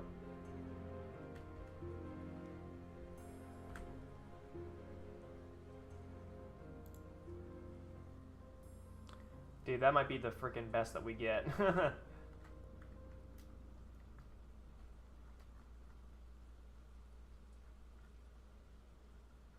I can't freaking make a little line small enough for that. But that's not too bad. Also, I've already done it. I've already placed more than 1. So if I undo this, look, I can't undo anything more. So that 1 is always going to be there now. So we either start over or we power through it. And yeah, I do not want to start over. I don't know about you guys, but I do not particularly have the desire to start over. Yeah, the crew was sloppy with the painting. Yeah, that's gonna have to be the canonical explanation, because unfortunately this game sucks. Specifically the painting on this sucks. We can do that. From far away, it'll look great. I promise. So what's the number? 224105. So just do this on the other side now. So 2, sorry, hold on, undo that. We need this to be straightened.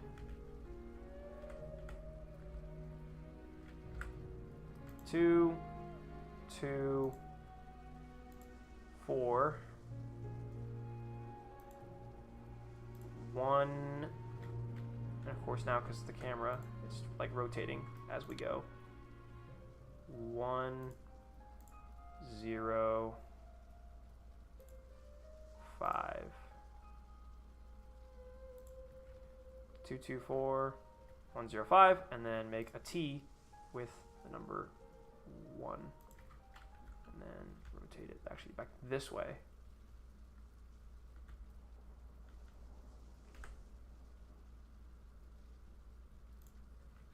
Here we go. 224105, 224105. That's actually not bad. Apply that shit. Boom. Please tell me that didn't fuck anything up. Hey. Alright, hey, you know what? This actually came out really nicely. Alright, I actually, not gonna lie, this has grown on me. Because, I mean, yeah, it's basically what I wanted, which was like a British-style desert American North Africa Sherman. But, just a little South Africa logo.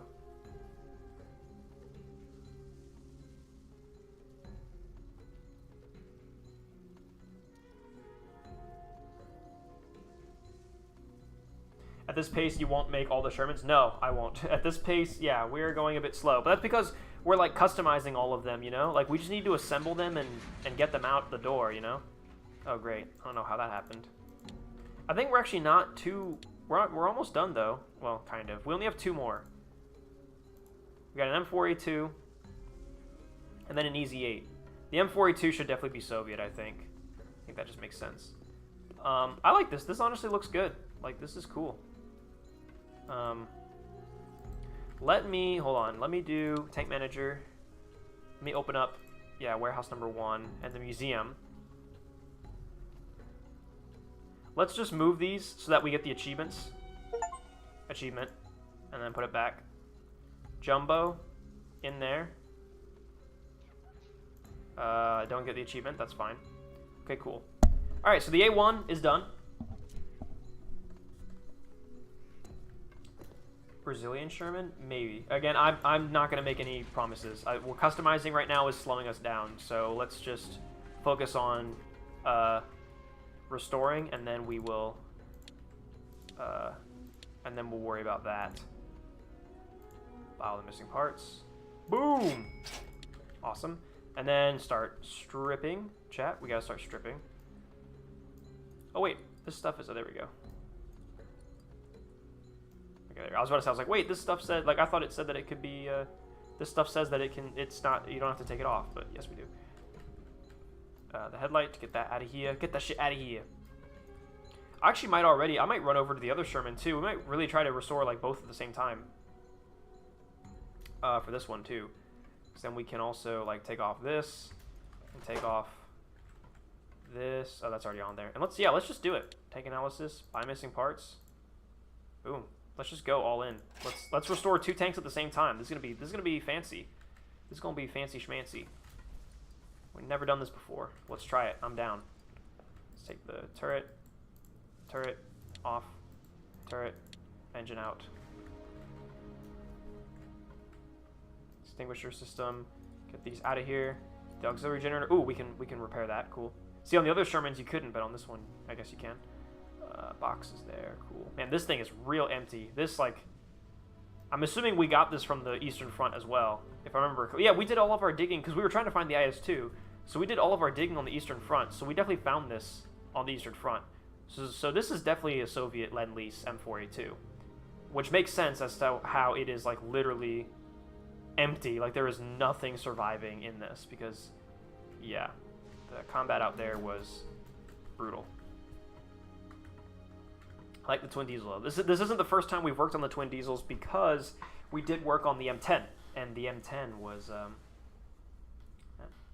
Did we do the first in Bastogne jumbo? No, we didn't. I did not do that. The jumbo is pretty much uncustomized. Actually, no, that's not true. We put we put some very generic, like, numbers on it. We did not do first in Bastogne. No, I didn't want to. Let's see, interior, get inside. I guess the commander slot. We've got to take out certain things. Wow, yeah, this is empty. This tank is empty. Wow. I guess that's all good. I don't know. Get out. What the fuck? Oh, yes, the differential. Hold on. Let's get this out of here. Seat frame. Yeah, no, this thing is so, like, stripped that... Oh, there we go. Electrical terminal. I was going to say, this thing is so stripped already that I think there's just not much to go for here. There we go. Okay. Let's go here. Let's do... what else is there to get rid of in this turret? Radio's gone on that. Rest in peace. Box D. Commander seat, get rid of that. Just think I see. Yep, there's a terminal. Commander seat, get rid of that. Oh, that was the. Oh yeah, two commander seats.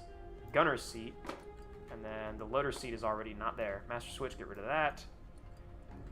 Anything electrical needs to come out, which makes sense. Periscope.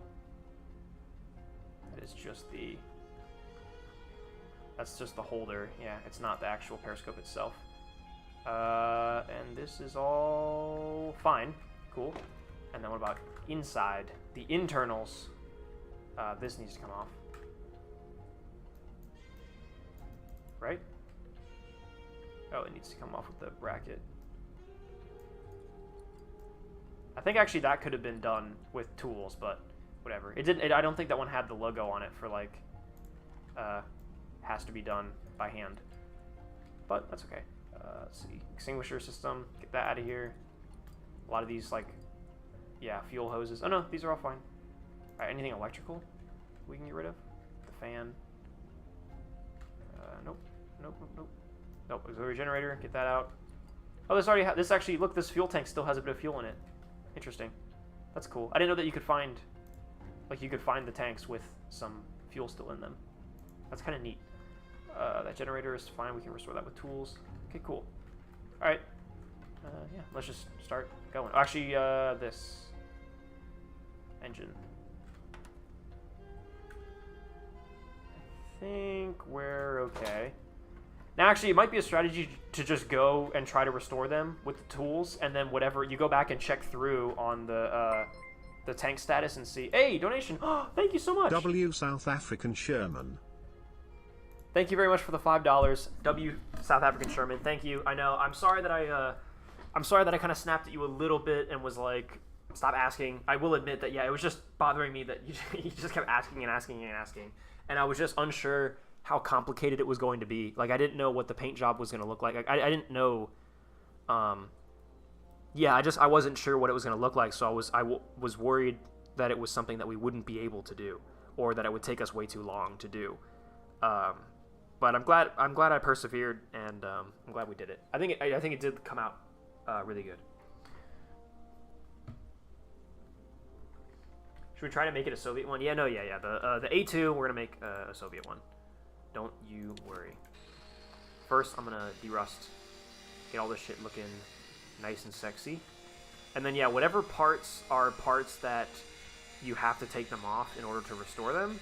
I think those will just naturally, we'll find those. Yep, exactly. See, like stuff like this, because we won't be able to restore them naturally, or normally with the tools. So yeah, that's a W strategy on my part. You are a genius. Thanks, Edda. Hey, Edda, you're kind of freaking smart, dude. Actually, I didn't know if you knew this, but everyone loves you, and you're awesome and amazing, and you should feel great about yourself. Thanks, guys. I really needed that. I really needed that little self-assurance. Sick. And then this guy, let's see what ends up not. Okay, cool. I think everything on here is can be done with tools. Nice. Okay, cool. And yeah, this radial is stripped. This thing is like down to bones, down to nothing.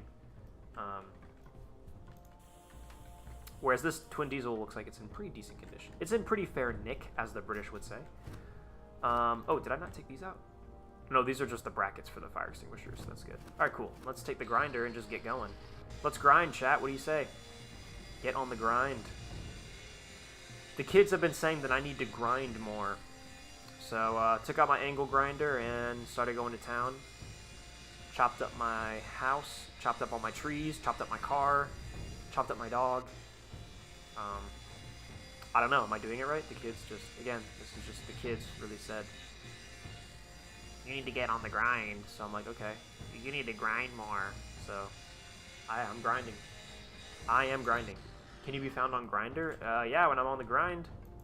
Yeah, man, my kids tell me, kids these days, they say, you need to grind more. So yeah, I got on Grindr, and I'm freaking grinding. So yeah, I think probably. Am I doing it right? Am I Sigma yet? How do I know when I'm Sigma? How do I know when I'm top of the chain? Will I get like a letter in the mail or something? How does that work, guys? As listening to the voices? Yeah. I'm finally giving in. Yeah, just, you know, like, just being a normal and sane human being with, like, rational thoughts, I'm just kind of over it. I'm just kind of done, you know? Like, I feel like I've been doing that for, what, 22 years? And, I'm just tired of it. It's boring. Being normal and sane is just, you know, I grew out of it. Wait, isn't that unironically, like, the Joker? Like, isn't that basically the Joker's philosophy? At least, I feel like I remember my brother and I watched the animated version of, I think, The Killing Joke, it was. And I think, if I remember correctly, that was, like, Joker's entire thing. He was just like, yeah, I just got tired of being sane. He's like, being crazy is way more fun.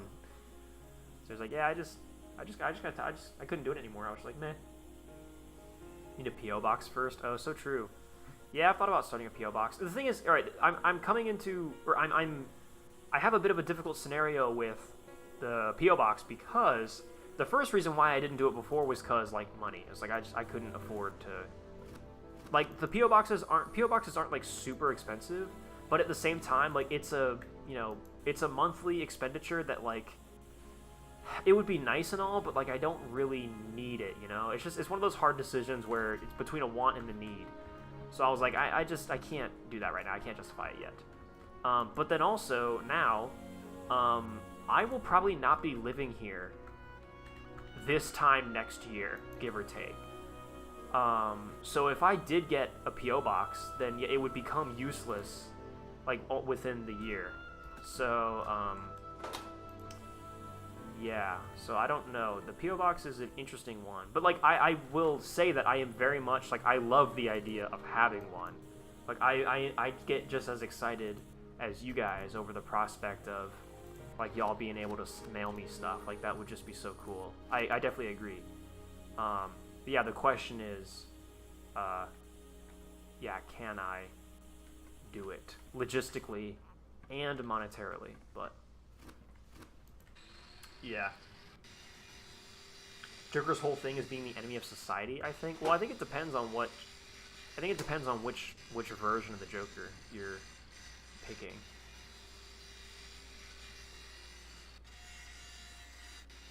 Yeah, I think I remember in Killing Joke, he was just like, yeah, like, he's like, and to be fair, like, in Killing Joke as well, he had the whole origin story of, like, his wife dying, and then he goes on that, like, robbery job with the mob, and then he gets pushed into the vat of acid. He's the Red Hood, and he gets pushed into the vat of acid. There's that origin story, which is, like, the real, quote, reason he becomes the Joker.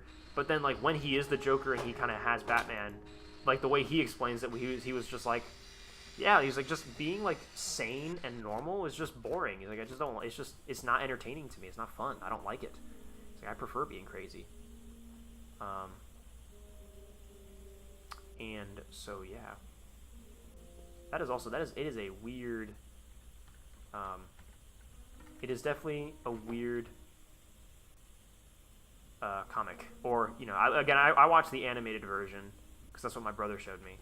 And, yeah, it is weird. Some very weird stuff happens in it. But, I mean, hey, that's just the Joker, right? The Joker is a weird dude.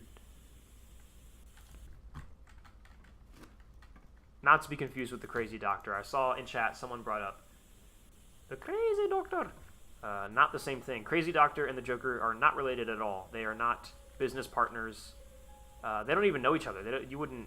You ask the Crazy Doctor if the Joker. You say, I don't know who that is. Who is the Joker? I don't know. I never heard that before.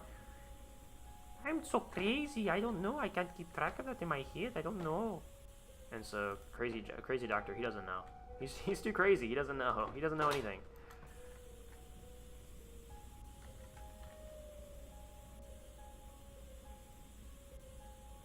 Edda, do you like ships? No, I fucking don't. Can we ban this guy? Can we freaking ban this dude? Like, what the hell?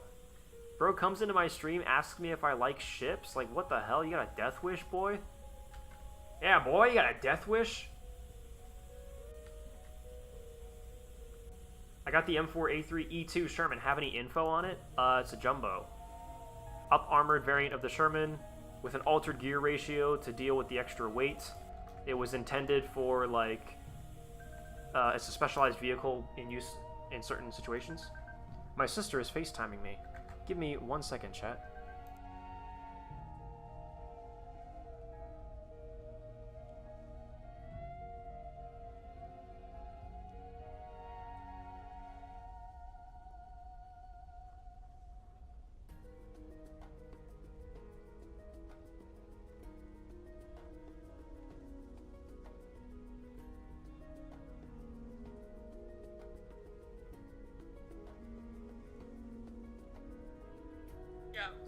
Hey, chat, this is... Go get the cheese. Chat, this is my sister. Hi.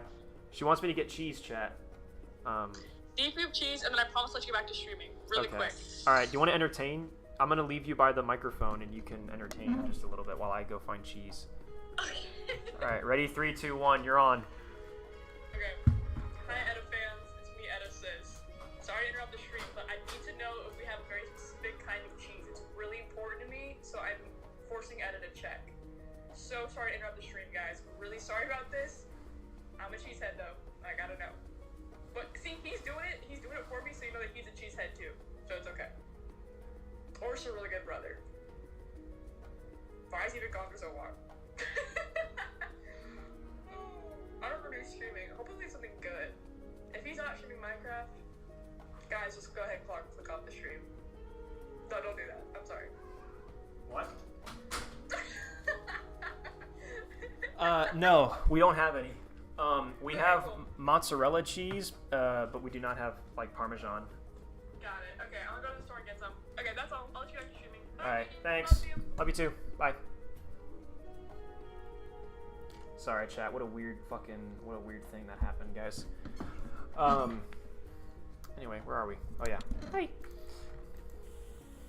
So anyway, back to what I was saying. What was I talking about? What happened, chat? Oh, yeah, the M4A3E2 Jumbo. Yeah, I don't know. It's a Jumbo. It's up-armored Sherman. Make sure it has the weld seam along the side to show where the plates were connected.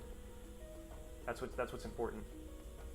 She said the N-word while you were gone and played copyrighted music? No, dude! That's classic Edda Sis, bro. God, she does that so often, all the freaking time.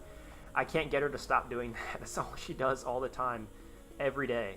Just saying the N-word and playing copyrighted music. Which, honestly, like, the whole copyrighted music thing isn't that big of a deal when, like, normal real life because we're not streaming. But, like, yeah, as soon as I start streaming, it's just... It's like, that's really inconvenient. I don't know why she does that. But, I mean, whatever. Such is life. If I get banned, then I guess you guys are gonna have to find a new tank streamer, because someone's got to pick up the mantle. Am I right? Am I right, or am I freaking right, dude? Oh, this thing's got a hole. We got a hole, bitch. I don't know why I said bitch. That was very rude. I shouldn't have said that. Comrade Clumsy, I really appreciate the backseat gaming. Jumbo isn't even the name of the tank. Jumbo doesn't even have an official name. Jumbo's post-war. That's not true. That is not true. Go to the Discord and ask File. He can pull up the documents, but Jumbo is indeed a wartime nickname. I don't believe it's, like, official in terms of, like, I don't know if the U.S. Army officially said, hello, yes, the name of this tank is Jumbo, but there are definitely wartime documents that have Jumbo. Post-war thing is wrong, yeah. The idea that it was that they came up with it post-war is not true. Also, Hetzer is also a wartime nickname. That is, there are documents from 1944, 1945, whatever, where the Hetzer was referred to, or the Jagdpanzer 38T was referred to as a Hetzer during the war. So the idea that it only came around until after the war is also not true for the Hetzer. So both the Jumbo and the Hetzer. I'm stupid. No, it's okay. I mean, it's a very widely believed thing. Even I didn't know it until File whipped it out in the Discord, where he was like, actually, no, it is. They did call it that during the war, and he showed me evidence. the Hetzer one I found out quite a while ago, and then the Jumbo one, actually, even I'll admit, the Jumbo one I found out recently. And that was from File in the Discord. And then the Hetzer one I think I found out independently is through a different way. But I'm not a tank nerd. Yeah, I mean, neither am I. Honestly, I don't really like tanks all that much, so I get it, man, I get it. Stooky in chat, why are you... Go fucking eat Parmesan or whatever the hell you were trying to do. Like, get the fuck out of here. Go away. I don't want you here. I hate you.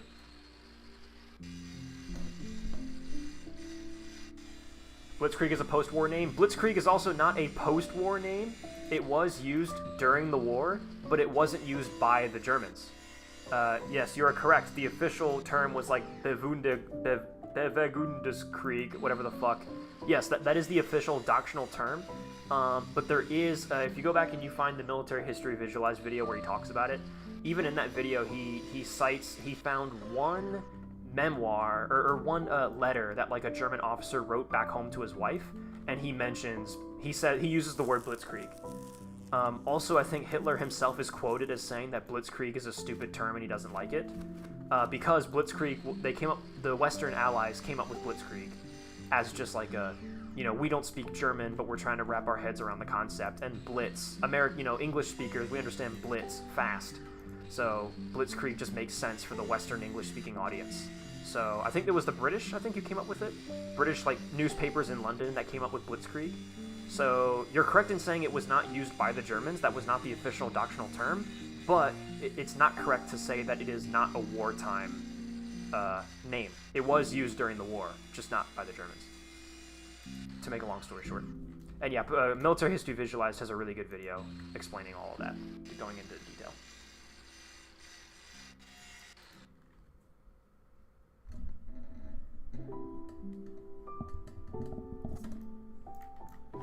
Oh shit, don't get that. Whoa, that's a Grouser compartment. Oh, that's cool. I actually didn't know that was for Grousers. That actually makes sense. So there's like a little compartment in there. Oh yeah. Huh. For track Grousers. That's actually kind of cool. I'll admit, I didn't know that.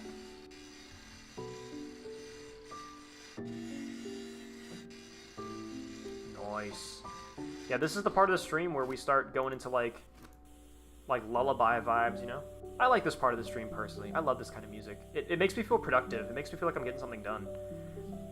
When I worked at one of my previous IT jobs, I would throw in, especially when I first discovered the Zelda and Chill, and then especially this one here, the Zelda and Sleep soundtrack.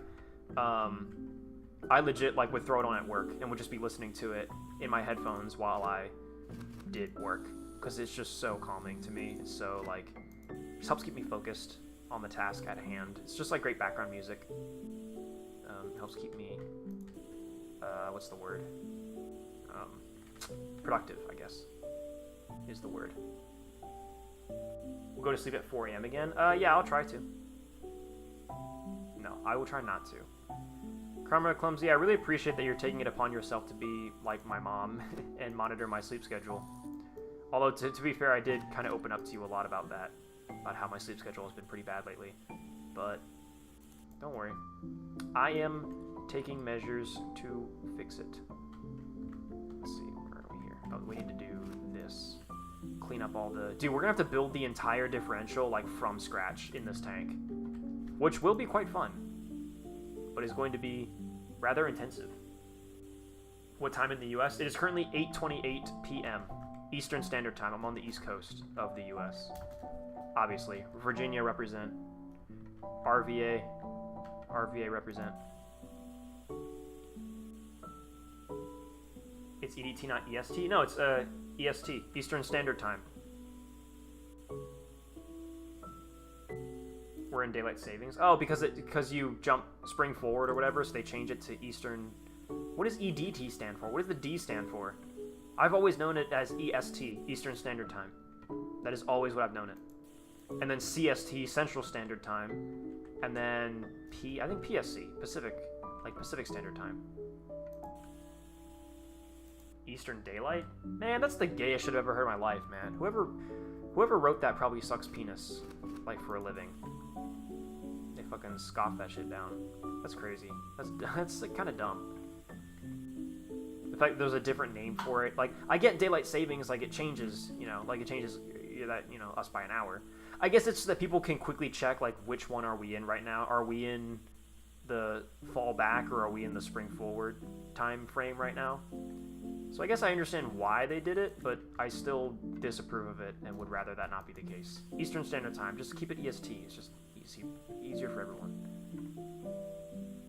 CET is Central European Time at SMH. I'm not talking about Central European Time. I'm talking about American Time, Central Standard Time, CST.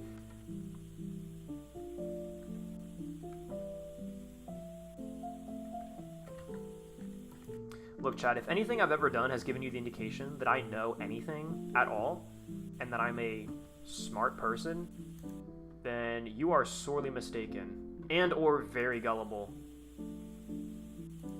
And if that's the case, let me tell you guys that it does say gullible on the ceiling, and I know you're gonna say I'm crazy for that, but just give it a quick peek. Let me know what you find, okay? Ah, rats, I looked. Oh, man. You got me. Oh, you crazy bugger. Yeah, what can I say? Hello? Hi, Cena Magical in chat. I'm actually, you know, I am seeing some, like, newer names in chat. Man, is the Sprocket video really popping off that much? My dad even texted me and said, like, just saw that the new video's doing well. Which, yeah, I mean, my dad only texts me when the videos are doing, you know, really well. How's it doing right now? Is it doing that well? I mean, I remembered it was doing well, but, like, is it doing that well?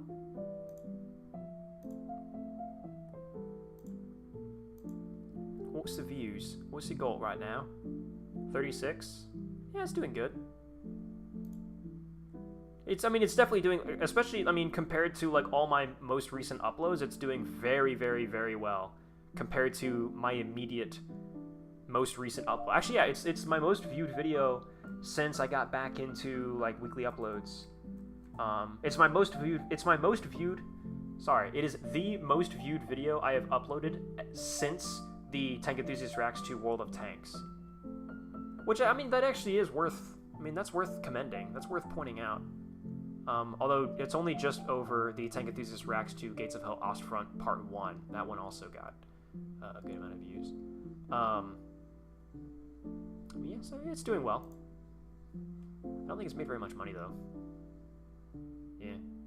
Because I was on my dashboard and my ad revenue has, like, not changed at all. So, like, if I have a video that blows up, usually my ad revenue also, you know, goes up. My estimated ad revenue for the month goes up. But it's actually gone down since I posted it. In terms of, like, the amount of money that YouTube expects me to earn this month, since I posted the most recent Sprocket video, I think it's actually gone down by, like, $30.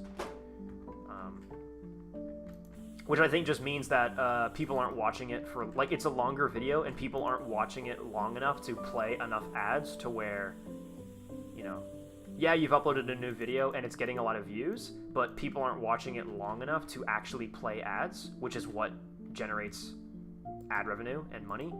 So it's still, like, it hasn't actually made a significant impact on the financial side of things, the ad revenue. So yeah, it's getting a lot of views and it's doing well in that regard, but in terms of, yeah, making me money, it's, like, actually not great. Get in praise of Shadowed. I've barely been able to afford rent for the last month. I cannot do, that's, like, so, I cannot imagine doing that. Like, I am so very self-conscious about sounding like a whiny bitch and complaining about literally anything. Like, I am very thankful to be in the position that I am and to get to do the things that I do. I cannot, like, I genuinely can't imagine how much of a loser you have to be to record yourself standing in front of a camera going, feel bad for me, I'm not making enough money, and just to stand there and complain about it for, like, an hour and then upload it to YouTube. It's like, who the fuck cares? Like, why do you seriously expect everyone to just be like, oh, I'm so sorry, I feel so bad for you? It's like, no, dude, like, nobody, like, I'm sorry, like, it sucks, like, I you know, genuinely, I'm sorry that's happening. But at the same time, like, the mindset, that blows my mind. That mindset blows my mind. That you would feel like that is the solution to go on the internet and complain and be like, boo-hoo, I can't make enough money doing YouTube anymore. It's like, yeah, man, I have always been prepared that, like, guys, I'm restoring the parts right now. I literally did it. It's happening. It's currently happening. Calm down.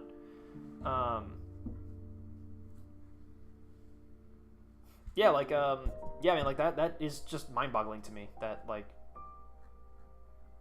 yeah, that they felt like they should do that. Like, it just, I don't get it, man. I really don't. I can't imagine. Because, like, I'd also, like, when you do YouTube, and especially if you're doing YouTube full-time, oh, sorry, I did do it for both tanks. Sorry, guys. If you're doing YouTube full-time, you have to be prepared for the inevitability. Well, I say inevitability as if it's a guarantee, but if you're gonna do something as risky as doing YouTube full time, because like we think nowadays, especially as like, oh, like, you know, being a YouTuber is such like an established career these days, you know, like especially people who did it like way back when. It was like, yeah, like being a YouTuber wasn't like a career choice that you could just go pick. Nowadays it is. Like nowadays it's a lot easier to just be like, oh yeah, my career, I'm a YouTuber. It's easier to do that, but it's still not a guarantee. And I think even still today, you still need to be wary of, like, if you're gonna do YouTube full time, you have to prepare yourself for what could happen if it doesn't work out. Like, you need to have a fallback plan, and that's just life in general, man. Like, you need to have a backup, and you need to be prepared to employ that backup. So like, yeah, if you put out a bad video and suddenly your entire audience isn't vibing with you, first of all, I think that's a tip for self-reflection and for you to change. Because clearly and again, like in that guy's video, he was doing the whole like, now all of a sudden everyone hates me and they just didn't understand what I was trying to say. It's like, all right, look, you can upload a video and you can feel like, you know, I feel like this communicates the message that I was trying to convey. Like, I feel good about this video. I think it's good. Like, I'm ready for it. But no matter what you think of the video, if the audience perception is pretty unanimous, then clearly that's on you. Like, you need to do a self-reflection and be like, yeah, maybe I missed something. Because, yeah, like, I'm very happy with my video on this topic. I think it came out well, and I think I made the point I was trying to. But, oh shit, everyone hated it, and everyone was talking about, like, everyone seems to have a lot of the same complaints about this video. So clearly, I missed something. Clearly, this was not what I thought it was, or clearly I misspoke. Somebody clearly there was a huge mistake here, or yeah, like maybe I need to legitimately rethink this. So you either take the situation to self-reflect, or yeah, if your entire YouTube career collapses in a month, then yeah, like you got to make that difficult decision to be like, shit, like it didn't work. Let me go get a real job. Let me go save up money again. And maybe I'll try again in like another year or two. But yeah, it's like I've got nothing against the guy. Like, you know, whatever, man. You do you, and I have no ill feelings towards you as a human being. But I will say that, like, for your immediate reaction to go and make a video just like whining about it, it's just like, I don't know, man. Like, what the fuck are you doing? Like, don't be a pussy. Just go fix your shit. IDK. That's just me, though. And again, that's just me because I feel so much guilt complaining about anything ever at all. I am definitely like the Captain America, like throw myself onto the barbed wire kind of guy. Like, I would much rather inconvenience myself before I start making other people feel sorry for me, or I don't know. So I hate that, and that would be the absolute last thing that I would do in that situation, is get on YouTube and be like, harumph, woe is me. If it happened to me, then I'd be like, yeah, guys, like, my bad, and yeah, I'm not gonna lie to you that like this isn't working anymore, and I'm gonna go take a break. I'm gonna go get a real job, and this is a difficult decision, and sorry, but yeah, I'll have to take a break from YouTube, guys. Thanks for all the support, and hopefully when I come back, you know, we'll be better. So yeah, that was crazy. Anyway, so anyway, yeah, that guy making that video there was so much about that video that was, yeah, pretty fucking whack. that being just one of them.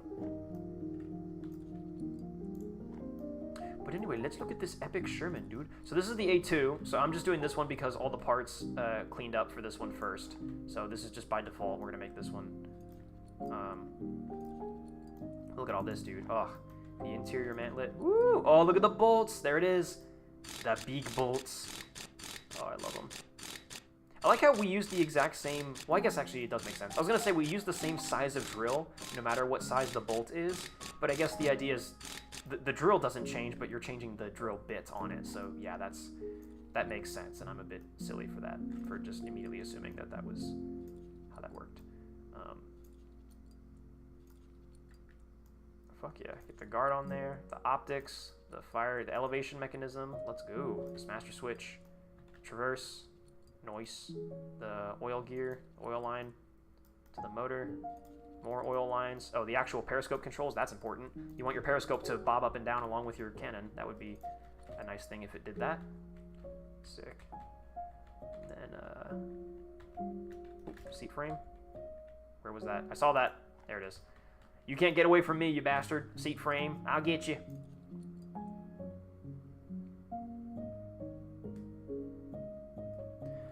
Why did the Jumbo have a normal 75 instead of a larger gun for killing heavier targets? The Jumbo, it was just intended for... It was still kind of at the time where America figured that the 75 was, like, fine. Like, the 75 was still perfectly adequate.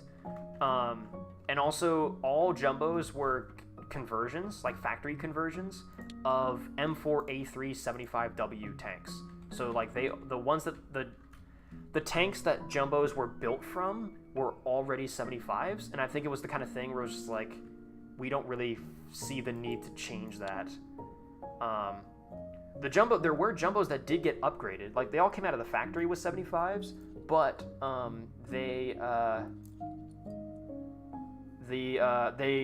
100 Jumbos were field upgraded with the 76.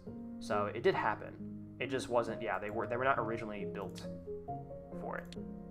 And yeah, I think also just again because the Jumbo was a specialist vehicle, it was supposed to be used in very specific scenarios where you need to, you know, kind of spearhead an attack and kind of take a bit more fire than a normal Sherman, and be that sort of, again, that spearhead, that front line, you know, first into battle, so you're going to attract a lot of fire type thing. Also, there were problems with the Jumbo's weight, so I would imagine they didn't want to put on the 76 and all that stuff and all the ammo for it because it would weigh a lot more. The Jumbo already had to have altered gear ratios to deal with the extra armor weight that was added to it. So, and also the suspension probably would not have enjoyed that very much. Although to be fair, you know, 76W VVSS tanks did exist, but again, they didn't have the armor upgrade that the Jumbo did. So the extra armor plus the thicker casting for the turret. Again, the Jumbo didn't have the T-23 turret, like the same one as the normal 76s. The Jumbo had its own unique turret design because it had to be thicker. The armor on it had to be thicker. So yeah, thicker armor plus the bigger gun. I think they couldn't. They didn't want to take that chance. So they just stuck with the smaller gun because again, the 75 is perfectly adequate, and yeah, we don't want to take the risk with the weight. And then also again, the tanks that they were converted from were already 75s, so they were like, you know, just why bother changing it? Because then you have to redo all the ammo racks, and it's a lot. Whereas all you do is just take the normal 75W ammo bins that are already in the tank, and you can already use them. You don't have to go installing. It just makes the conversion a bit easier. Because yeah, again, they were expedient, limited batch. Like, we just want to crank out 254 of these and be done. You know, like we're not looking to redesign the Sherman. We just want thicker armor. Just take a M4A375W, put a new turret on it, give it thicker armor. Which again, that was just thicker armor welded onto the tank. Like the Jumbo was not like a totally rebuilt from the ground up. It was, they literally just took the M4A375W and just added the extra armor to the sides and the front, and then put the only new Jumbo original thing was the turret, and that's only because the turret had to be thicker, so they had to make a new casting for it. But anyway, yeah. So I figured if I have to give the answers as to why, that's probably why. Why did the Jumbo succeed instead of other tanks like T-14? T-14 was just... again, it's all back on like what they were looking for out of the Jumbo, which was they just wanted we just need an assault tank. We just need something with thicker armor that can, kind of take more of a beating and be a frontline assault vehicle. And they looked into, like a completely new from the ground up design in the T-14, and they were like, this is just too much. And also, I think there was a lot of things about the tank that just didn't work. I remember the chieftain saying that the bow machine gun had a tendency to break the gunner's arm when he used it. So the T-14 had a lot of teething issues, which makes sense because it's a new tank. Not saying that they couldn't have, resolved those teething issues, but you can either have a whole new design vehicle and go through all the effort of testing it and working out its kinks, fixing all the problems, making those changes in production. You can either go through all that effort, or you can just take an M4A3 75W, slap more armor on it, and cast a thicker turret for it, which, by the way, the turret is based on a turret casting that we're already using, so it's not that hard, and that works fine. And it basically fulfills the same role. So I think the Jumbo was chosen because you could get the same results for a way simpler solution.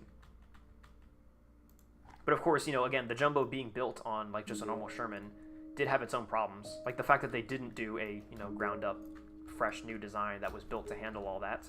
Yeah, the Jumbo did suffer for that because, again, they had to alter the gear ratios and the tank was, it was just a even heavier Sherman. So it's just all the standard Sherman stuff. It still had VVSS, still had a normal Sherman gearbox. They had to alter the gear ratios to make it work. They said specifically that the Jumbo was to be used in limited operation. Like, the Jumbo was supposed to be, like, very limited use. Like, it wasn't supposed to be out on the field for too long, because if it was out there just, tagging miles and just getting shot at all the time without ever coming back to the depots to re-up, then it was going to suffer. Which is the same problem that the Germans have with the Tiger, right? You send it into a battle, and then after the battle, you have to bring it back to the motor pool and do a whole, like, re-up on the whole damn tank before it can go back out again. Whereas other tanks, like the Sherman, like the normal Shermans, you can have one out on the field for a very long time before you have to bring it in to do some maintenance. Whereas the Jumbo would have required a lot more routine maintenance. But they did that. They went into it knowing that, so they were like, we are willing to accept that that increased maintenance. So the Jumbo, when they adopted the Jumbo, Aberdeen Proving Grounds, their notes were, it is feasible to make this conversion if only limited operation is to be encountered. So you got to analyze the battlefield and say, where is a Jumbo useful? Right here. Get your Jumbo, use it for that thing that you need it for, and then give it back to the motor pools, and then they have to do a full maintenance, like, re-up on the whole tank. Because there's significant parts wearage just because of how heavy it is and all that stuff. And again, the Germans had the same problem with the Tiger, but they didn't really plan for it the same way the Americans did. They just kind of figured the Tiger was very much pushed into a lot of roles that it was not designed for. So where the Jumbo was like, hey, this thing is heavy and has, like, it's going to wear through parts very, very quickly. And because of that, we order and we demand that you only use this tank when it's needed, and then once it's done being used, give it a maintenance re-up, and then recognize the fact that it's not going to be available for a while. The Germans did not plan for that. They just had the Tiger, and then they were using it like a normal heavy tank. And then you had significant parts wearage, and they were driven real hard, and they suffered as a result, I would say. Their performance suffered as a result. So that's why. Basically, that's why. The Jumbo, you get the best and worst of both worlds. The Jumbo was chosen because it was an easier, faster, and more reliable solution to an assault tank. But because they did that, the tank acquired a lot of maintenance troubles that did not plague normal Shermans. Because, yeah, you're taking a medium tank and then slapping way more armor on it. So you're gonna encounter that problem. But again, that was a trade. Like, the U.S. Army adopted the Jumbo being aware of all of that. They knew that T-14 existed, and they knew that they didn't choose T-14. They knew that they chose Jumbo, and they knew what was gonna be associated with that, and they were willing to take that. to make a long story short, or I should say to make a short story long on the Jumbo. I hope that answered your question.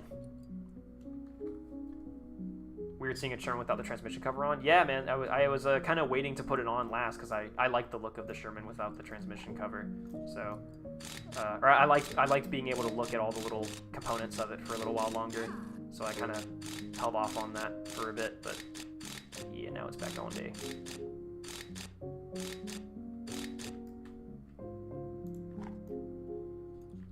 You should do a video on a bunch of American and British experimental tanks like T-14, M7, T-29, etc. Yeah, I think I'll get around to stuff like that eventually. I think definitely the T-20 series, like as far as like, yeah, experimental tanks during World War II, I think the T-20 series is probably the first one that I'll cover because I have been wanting to do that for a while.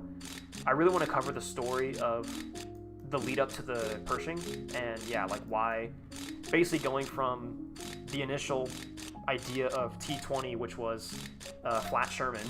We want to make Sherman, but not so tall, and using a better engine. And then how that evolved from T-20 all the way to T-26, which is an entirely new tank. And then now an entirely new tank that is it a heavy tank? Is it a medium tank? We don't even know. Like, was it actually any good? A lot of that kind of stuff. I definitely want to do more of a dive on that. I think that would be very cool. Oh, sorry, hold on, let's actually do this. Oh, nice. That was cool. You put in the big bolt on the back of the track tensioning, the idler mount, so you get like the track tensioning. That's the track tensioning nut right there. That's awesome. I approve, and so does the Chieftain. The idlers on this thing. Screw that shit on. I like all the individual screws on the wheel cap. I love it. I love it so much. Thank you. Thank you, game. Thank you, video game. I'll put the exhaust on it. Why not? The iconic twin diesel exhaust. I'm sure let's put the exhaust deflector on here too. Fuck it. Then the back shelf. Sure thing. Let's do it. Oh, no screws on it. Fair enough. I suppose we'll fill out some of these external parts. Fuel cap. Are we, let's actually check on the A2 here. Is there anything that we need to fill out? Nope. Turret exterior, 100%. Nice. Turret is basically done. We're not done with the interior, though. I guess we missed some parts. All that stuff is 100%. Cool. So we don't have to repair anything. The engine is, yeah, worse for wear. I forgot. We haven't even bothered restoring. We haven't even started restoring the engine quite yet. Which is fine. We'll come back to that. Oh my god, there's so many parts. Fuel system. Anything in here that needs to be repaired? No. Cool. So then we'll go all the way back up. Collapse. Collapse. Collapse. Collapse. Hull interior. This stuff is all 100. Great. Turret interior. This stuff is all 100. Awesome. Gearbox. This stuff should be all 100, right? Ooh, there we go. Alright, so that's a point that we need to... Oh, cool. Okay, we can just take this out. Actually, well... Yeah, fine. I was gonna say, we actually could have just repaired that with tools, but... Let's just do that. Fuck it. It'll take 2 seconds. Otherwise, that should be it, I think. Yeah, gearbox. Yep. Okay, cool. So everything that's in the tank currently is 100%, durability or whatever, you know? So all we have to do is just build it back. We just have to rebuild the tank, which is great. That's exactly where I wanted to be at this point. Oil cap, I'm not gonna forget you, bitch. Shaft joint. And then, yeah, we'll have to put that back on there when we can. But until then, I think we're okay. Am I missing something? Am I missing parts? I feel like shouldn't there be something to add? I want to get the shaft going, but I don't know, we'll come back to that, I guess. Oh, hey, here we go. Let's do some of this, shall we? Filter base, radiator, oil filter. Yeah, let's get all that. Just phase all that stuff through the hull of the tank. Yep, I'm awesome and amazing, and I can totally do that. Or we'll come back to that. I don't know why that's not quite behaving, but we can always look at it in the status menu. I'll put these on here. The iconic M4A2 engine deck, which looks beautiful. I actually should leave all this open, because then it gives me a canonical belief as to how we can get the engine back in here. But, oh well. We're kind of going for speed this time, so... I mean, not necessarily speed, but yeah, we're gonna... I'm not gonna roleplay, we're just gonna build this damn tank. How much longer are we going? Definitely, I think... How many more Shermans do we have? After these two Shermans, we'll have one more, so... we're gonna finish this one, finish that one, and then build one more Sherman. So we might go for another, like, hour or two. Oh god, we're already 4 hours and 25 minutes into this. Holy shit, I didn't even realize that. Well, this is the Sherman special, chat. That was the whole point, wasn't it? So, let's just go. Here we go. Put that back on. Put this back on. All right, let's just get the suspension. Let's go. And then we'll do the engine, and then we should be done once we get all that back up. The German special next stream. Oh man, that's gonna be a lot of different tanks. God damn it! See, it's like it gets stuck on these. There we go. Here, I'm gonna first do these because these are gonna piss me off with these bottom bolts. Because I can't get the camera any lower to get the angle on those bolts.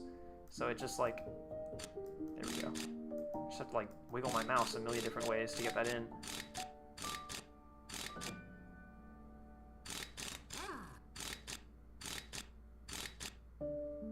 What's the difference between T-29, T-30, and T-34? To be honest, I'm not sure. Those are all, like, American post-World War II heavy tanks. And actually, I think they were made during World War II, I think, actually. But still, yeah, no, those are, like, late war / post-war heavy tanks, and I am not educated on those, like, at all.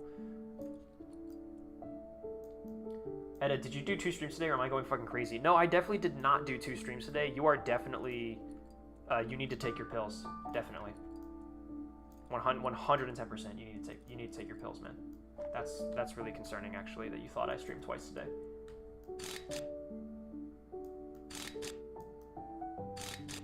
I've grown to really love the Vickers light tank. It's peak interwar design. Oh yeah, man. You mean like the Vickers E, like the tank that would become T26 and 7TP and all the other ones. If that is the tank you're talking about, then yes, man. It was definitely like peak interwar tank design, man. It was perfect. Just its sheer adaptability. It literally paved the way for the interwar tank design philosophy for years to come. I mean, even the American Stuart was based on it, and then the M2 is just a upscaling of the Stuart, and then M2 is M3, M3 is M4. So Sherman is basically a Stuart. Sherman is basically an upscaled Stuart, and the Stuart was basically just the Americans trying to build like a Vickers E T26 style tank without purchasing a Vickers E from Britain. They saw the success of the Vickers E and they're like, yeah, that form factor of tank is pretty awesome. We should do that, but like we should put our own flavor on it. And the American improvement upon the idea was the VVSS, which I do think is a goated suspension system for the interwar and early World War II. I think for what it was, VVSS really withstood the test of time quite well. Definitely like by the end of World War II, even HVSS is like pretty dated, but I think it proved itself. I think definitely for like when it debuted, when Harry Knox files the patent, 1934, when VVSS makes its debut in 1934, it's definitely like a goated suspension design. Like it's actually really good for its time, I think, in 1934. Way better than leaf springs. And torsion bars actually did exist, technically. Germany's like working on torsion bars, and they put torsion bars onto Panzer III in 1935, 1936, so not long after. But still, yeah, I think VVSS. I think Harry Knox hit it out of the park with that. So for the U.S. to basically take what is the best, the sort of one of the best tank designs of the interwar, and then just give it an even better suspension system. Yeah, man. For 1935, the Stuart is pretty fucking awesome. And I think it also the Stuart itself also withstood the test of time. The Stuart served all the way into 45, so Stuart was also a goated tank. Whereas, the T26, all the other like Vickers E based tanks, they all went by the wayside, and Stuart stuck around. Granted, yeah, Stuart was not actually a Vickers E-based tank. It was a ground-up design, but sort of the philosophy, the shape, the silhouette of the Stuart hull was definitely based upon those Vickers E tanks coming out of Europe, where America saw them and was like, yeah, those are interesting. We should build our own version of that. But then also the philosophy was different too. A lot of those Vickers-based tanks, like again T-26 and whatnot, they were the infantry tanks, and then there was a fast tank that would go with it. Whereas America took that Vickers platform and said, no, this is the light tank, and we're going to build something bigger next to it. Again, like Russia, you know, they took the T-26 and they were like, yeah, no, this is the infantry tank, so this tank doesn't have to go too fast. And then the BT is the cavalry tank that accompanies it. So, you know, yeah, like this. So then the T-26 is, you know, not fast enough to be a light tank, and just doesn't survive the war like that. Whereas the Stuart was designed from day one to be like a light tank. So then when the war comes and then World War II happens, it's still useful because it's a light tank, not a... It's fast enough to be a reconnaissance tank, a light tank, whatever they need it to be.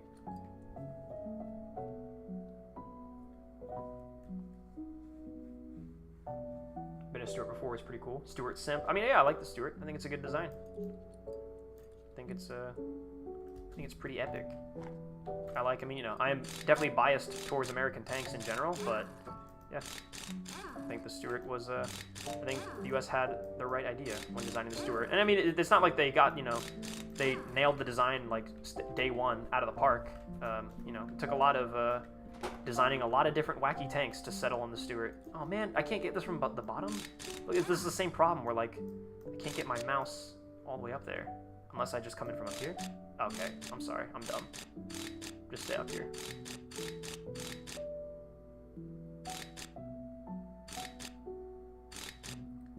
Panzer IV is not asymmetric, the turret is offset. That would mean that the Panzer IV is asymmetric. Asymmetric means it's not symmetric. You probably just misspoke.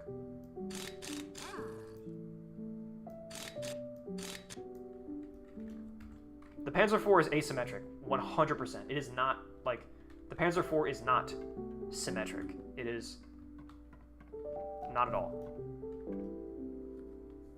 The M4 is the cock of World War II tanks? That's an interesting way of looking at it. I suppose you're right. Oh, even have these little fuel tanks down here, too. That's interesting.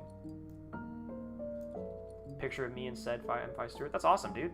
I'd love to get in a Stuart one day. I've only ever been in a Sherman. That one time.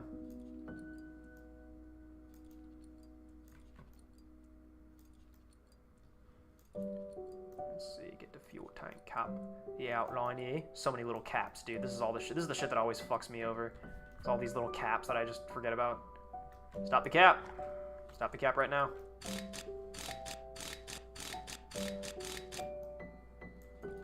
Let's connect up the shaft, chat. Chat, let's connect up our shafts. I mean, did I say that out loud? Sorry, guys. That was awkward. Oh god, I'm trapped. I'm trapped in the engine bay. Help. There we go. Oil filter, fuel filter. Look at all these little wires, dude. I think we've... Oh, no, yeah. All right, I was about to say, like, I'm really recognizing this layout, and I don't know where from. And it's from the M10. It's literally... It is unironically, like, this is all M10.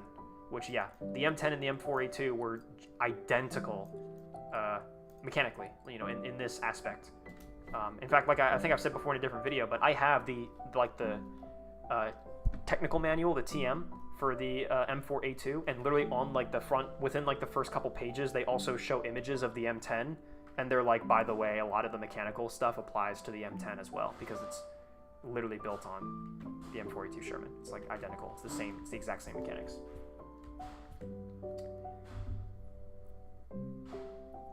Stuart versus BT7, which do you think is better designed or could be better designed with work? I think...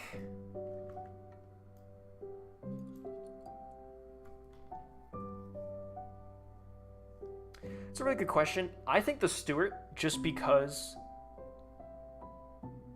The BT, first of all, Christie suspension, as much as I love Walter J. Christie and want to give him credit for basically revolutionizing the interwar, like, Walter J. Christie's contribution to interwar tank development is definitely nothing to be, like, scoffed at. Like, I think a lot of people don't take him very seriously because of his suspension, like, being a bit of a dead end, especially in the mid and late war, and then also him kind of being an asshole to work with and all that. I think a lot of people dismiss him, but I do genuinely think that, like, conceptually, like, what he brought to the interwar tank world at the time was genuinely revolutionary, and I think he is an important figure, and I do want to give Christie's suspension credit where it's due. However, I think, as we saw in the real world, and as I would predict should it all play out again, Christie's suspension is just not future-proof, and it's a little bit too niche. A tank like a Stuart can be used for a lot of different things, whereas a tank like the BT is kind of a one-trick pony.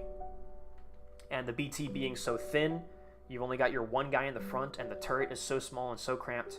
Stuart is wider, so you instantly have two people that you can sit up at the front. But just again, just being wider in general just is advantageous for a lot of reasons. A more robust chassis, I think, with the Stuart. I think the Stuart better fits the definitions of what a light tank will become in the upcoming years of the Second World War. Whereas the BT-7 was a cavalry tank, and that was pretty much it. It like I said, it was pretty much a one-trick pony. Was the M36 built on the M10 chassis? Their hulls look similar. Yes, they were. The M36 is literally just an M10, but with a different turret. The M10 is just a Sherman with an altered hull and different turret. Yes, exactly.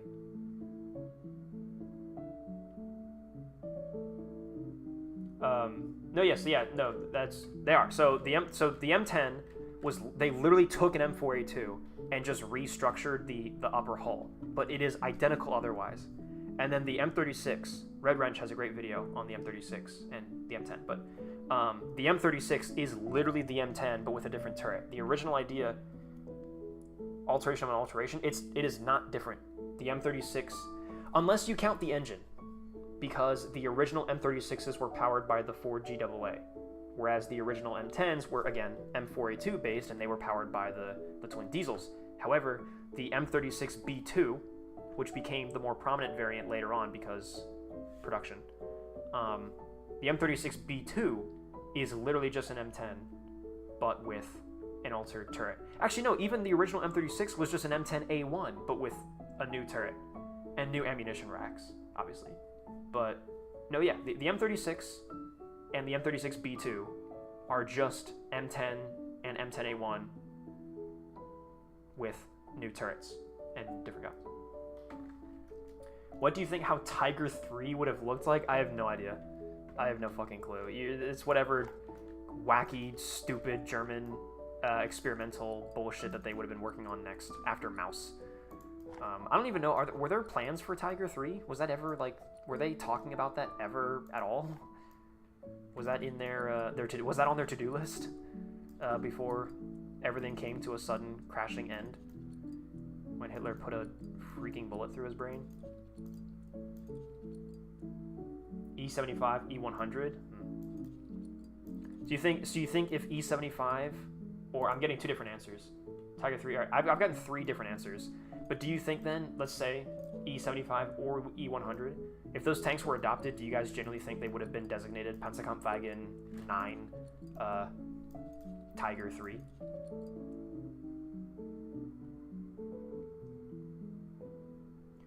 Edda, honestly, would you read a story about the movie Air Force One, but it's set in the White House? No.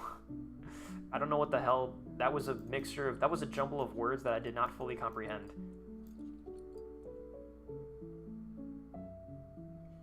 America was the king of making sure that all their tanks used the same parts for simplicity. The Soviets were pretty good at it too, I would say. But yeah, I think I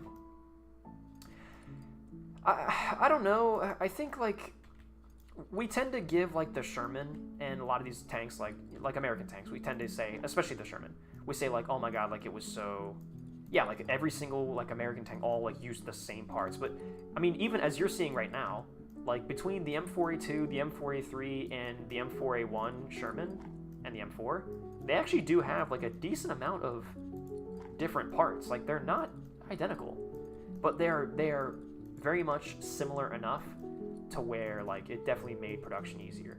versus Panzer III and Panzer IV, which are very different tanks. But like I think generally speaking, like we are correct to say that American tanks were designed to be very parts interchangeable and they simplified logistics. But I think at the same time, I think like diving into the deep of it, you kind of realize like, man, like there actually are a lot of parts on these things that could have been the same, but for some reason weren't. I think American engineering mostly was just simply less complicated. I would say Soviet engineering was the same. Soviet and American tanks were just simply they were just simpler. They were more straightforward.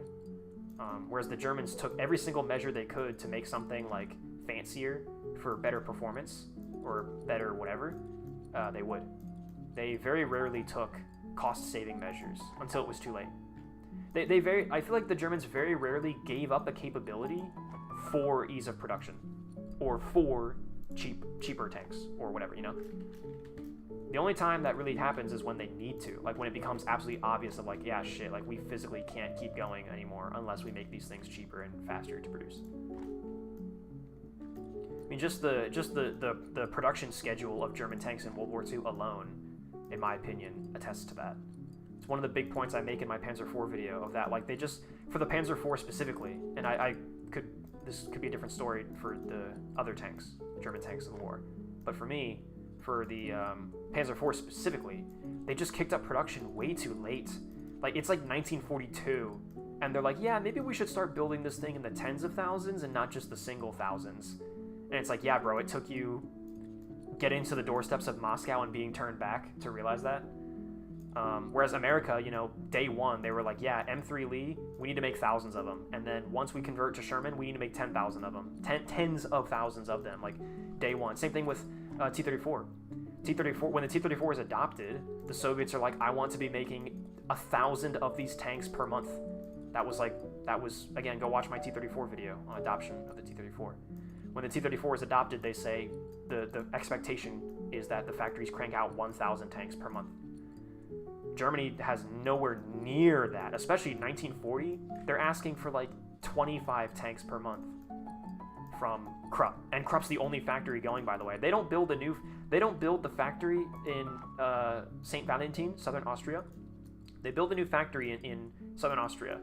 The Germans do. The Nibelungenwerke or Nibelungenwerk factory, whatever, in Austria. They build that in 1941, and that becomes like the new main factory of German tank production throughout World War II. They churn out the most tanks. The Ferdinand is built there, the Tiger IIs are built there, the Tiger Is are built there, Panzer IVs are built there. Once Krupp is the main guy, and then they hand it over to the Nibelungenwerke, which is built from the ground up in 1941 to be like the next big German tank factory. But again, like 1941, like if you were planning on going to war with the world, then you should have built that in like 1938 or 1939 or 1940. But that's the crux, is they were not expecting to go to war with the world. They were expecting the Operation Barbarossa to last 2 months, if that. And so I think it's just quite simple. The Germans were just simply not prepared for what they encountered in the Soviet Union.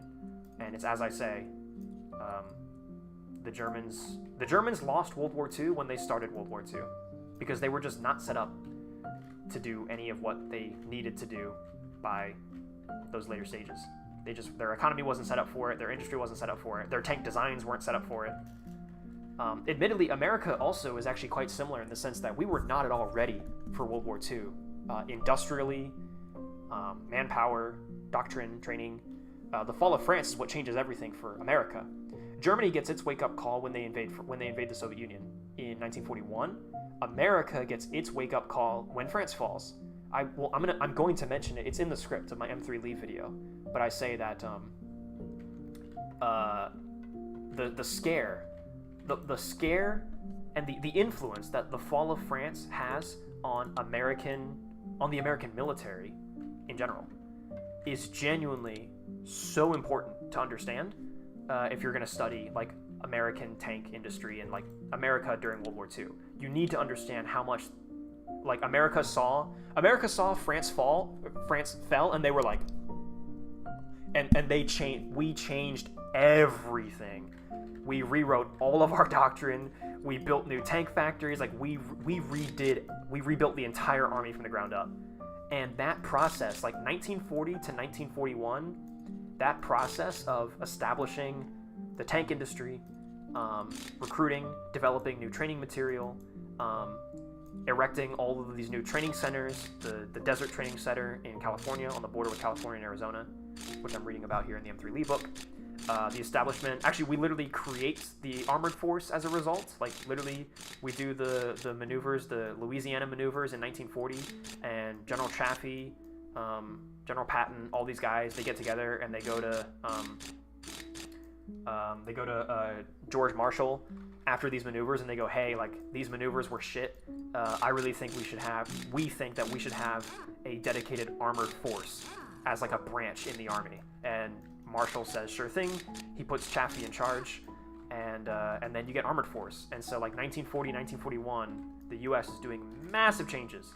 So what I'm trying to say is that while the Germans were, kicking up production in 1941, which I would say is a bit late, so were the Americans. The Detroit Tank Arsenal, which is the factory that ends up churning out all these tens of thousands of Shermans. The Detroit Tank Arsenal was not built till, I think they finish, the first M3 Lees come off the line in the Detroit Tank Arsenal in February, late February. Maybe late February, early March, I think. But then the building, the factory itself, actually still isn't done with construction until April. I think, actually, maybe even later than that, May, I think. So to say that, the Germans are stupid because they didn't build their main tank factory, or they waited to build their main tank factory until 1941, well, to be fair, the U.S. did too. The difference is the U.S. was an ocean away and not at war with anyone quite yet. Whereas the Germans, they waited until they experienced the shock of Barbarossa, and then they were like, shit, maybe the Panzer IV does need to be our main tank, and maybe we should build more than 5,000 of these. And that's basically how that went. Sorry guys for that ramble, but I hope it was educational. So wait, Germany expected the world just sit there and let them invade everyone? No, but they expected Russia to keel over a lot simpler than they did in reality. By the way, we're done with the A2. This thing actually looks really good. I'm very, very pleased with this. We'll come back, we'll look more at this later, but we're kind of crunched for time, and I'm in the middle of a ramble right now, so I need to stay in the flow state, so we're going to move on. We're going to keep moving. Thanks for subscribing, whoever just subscribed, by the way. I just saw that notification. To explain Russia. So the Germans, you have to think about this from Hitler's perspective, right? Imagine this. You are Hitler. Imagine this for a minute. You are Hitler in 1936, 1937, whatever. Look at the Soviet Union through the lenses of Hitler. Step 1. You believe in Judeo-Bolshevism, which is the theory that communism is a Jewish evil, that communism was created by the Jews to control all the money and da-da-da-da-da-da. And communism and corrupt Jewish banks and all these things are an inherent evil in the world that all need to be destroyed. So Judeo-Bolshevism, communism was invented by the Jews. So step 1. So immediately you are viewing the Soviet economy as naturally inferior because it's Jewish, right? It's Jewish made. So communism is naturally inferior because it was started by Jews. So Hitler already says these guys are fucking losers because they're running off of a Jewish economy, a Jewish made economy, and they're all controlled by Jews, and it's an awful place, and it's naturally inferior. Also, the government. Hitler is well aware that a lot of people in the Soviet Union are not the biggest fan of Stalin and his regime. Remember, the Great Purges are happening in the 1930s. And Hitler's seeing that, and he's saying Stalin, Stalin's kind of a fucking bastard, and he's ruling with an iron fist, and the Russian people probably don't like it very much. So you've got this corrupt, evil government that is running under a supposedly Jewish created, naturally inferior economy. Also, it's populated by Slavs, right? Who are the Russian people? Slavs. Where does Slav come from? Slaves, this thing. So there's also a natural the Slavish people are trash people, again, racially inferior to me, the great German Aryan Hitler. And then also, what happened to Russia in World War I? They got pressure. They got the pressures of war, and the people revolted because they hated their government and they hated all that, and they had to bow out. So if you're Hitler looking at Russia, it is like the absolute cream of the crop in terms of like a naturally inferior enemy. If you're huffing Hitler's copium of this superior master race, Aryan master race, fuck the Jews, fuck everyone who's different than us, if you're smoking that same copium, the Soviet Union ticks all the boxes of all the shit you hate. It's a racially inferior Slavic people running a Jewish economy under a harsh dictatorship, and last time they went to war, the people revolted against the government. So Hitler is like, these people are just naturally inferior, and they're gonna capitulate. They're gonna collapse so easily. Like us, the superior Germans are gonna invade and take them over. It's gonna be so fucking easy. And Hitler famously quotes, Hitler's famous quote on the Soviet Union was, "The Soviet Union is like an old shed. All I have to do is kick in the door and the whole rotten structure will come crashing down." So Hitler thought that what happened in World War I would happen again, in that the Nazi army would storm into Russia. The Red Army would attempt to stop them, but the Red Army is naturally inferior because the Russians are naturally inferior, and the Russians are, dumb, stupid, can't make good stuff because the Soviets, big, dumb, stupid, me not smart Aryan master race, so me naturally inferior. So Russians are just, the Soviets are just going to have worse weapons than us, so we're going to steamroll them. And then once we destroy the entire Red Army, the Soviet people, the Russian people, are going to say, yo, what the fuck, government? You failed to protect us. These German Nazi guys, they're actually kind of cool, and, like, they're actually going to be our saviors. They're saving us from this bad, corrupt Stalin government. And also we hate communism, because, I guess. And so he figured the same thing would happen, is they would invade, the Red Army wouldn't be able to handle it. They would literally eradicate the entire Red Army on their way to Moscow, and then the people would say, fuck the government, they failed to protect us, also communism sucks, and then the people would join in on the Nazi cause, and then they would all overthrow the government together, and everyone would live happily ever after under a bow of rainbows. That is what Hitler expected to happen. When you say, like, what did Hitler expect, that is what he expected. He expected to, as he says, kick down the door, and then the whole rotten structure would just collapse in on itself. And that's why, like, you hear these estimates from Hitler and also, like, just the German army of, yeah, we expect to take Russia, Soviet Union. We expect to conquer the nation in, 2 months. I've heard estimates as low as 2 weeks. But that was the idea. There were 2 major miscalculations, though, that were made. Number one, the size of the Red Army. The Germans genuinely horribly miscalculated just how big the Red Army was. And so they invade, and they calculate, like, all right, 1 month in, we did it, hooray, according to the casualties that we've been recording, we have killed blank number of Soviets. Well, according to our calculations, that's the size of the Red Army. Good job, everyone, we destroyed the entire Red Army. Hey, wait a minute, they're still coming. Hey, wait a second, there's still guys. Hey, hold on a minute, we're not done yet. They keep coming. Wait a second, they keep coming. Wait a minute. Hold on a minute. And then, 2 months go by. Hey, according to our calculations, we should have destroyed the Red Army twice, 2 times over by now, and they're still coming. This is kind of bad.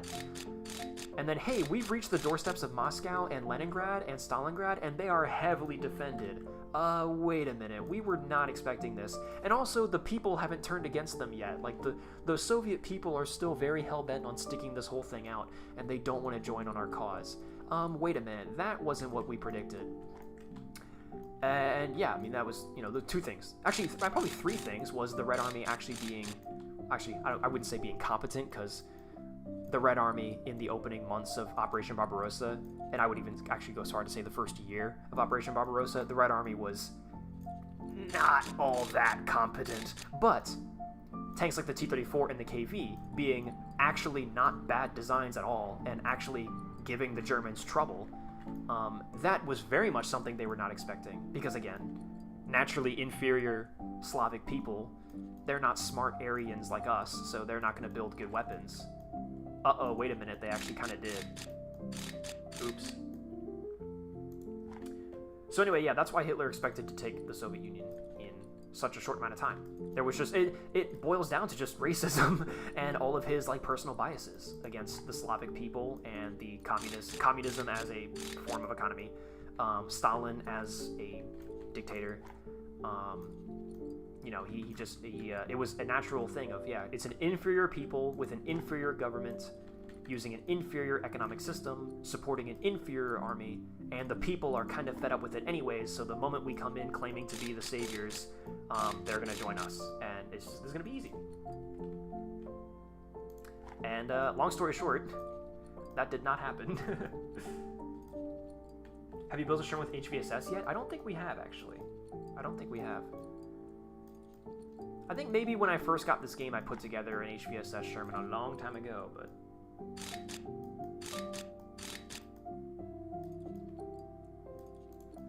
The Japanese made a very similar miscalculation with America, actually, too. Once again, like, you kind of think about, like, why the hell did the Japanese do, like, all these different things? Like, why would they go to war with America? Like, are they stupid? No, actually, like, if you, again, like, put yourself in the mindset of Japan in the 1920s, what is America? Number one, isolationist. Number two, broke. Well, actually, 1930s, excuse me. Isolationist, broke, and anti-war. President Roosevelt, presidents of the time, and indeed President Roosevelt, when they ran for president, they had campaigns, they ran on anti-war platforms. They ran on, hey, World War I sucked, and we're not going to do that again. Like, we're not going to get involved in another European war ever again. So if you're Japan looking at America, yeah, they are broke, they are anti-war, they are isolationist, and yeah. And all Japan wanted was to get the Philippines, that's it. Japan was way more focused on keeping their war in China going. That was the whole reason they did. That's the whole reason Japan did anything in World War II, was because they just wanted to conquer China. But the war in China got bogged down. After America saw what Japan was doing in China, we did like a sanction. We stopped trading oil with them, or sorry, fuel. Like I think like fuel, rubber, and a couple other commodities. We stopped trading with them. We basically sanctioned them because we were like, hey, Japan, yeah, the raping of Nanking was kind of not poggers. So yeah, we're gonna condemn you for that, and we're gonna stop sending you like fuel and shit. And of course, that kind of pissed Japan off because they're like, hey, wait a minute, we need that to keep the war in China going. And the US was like, yeah, that was the point, dickhead, but whatever. So then Japan was like, okay, well, where else can I get fuel and rubber? Hey, the Philippines.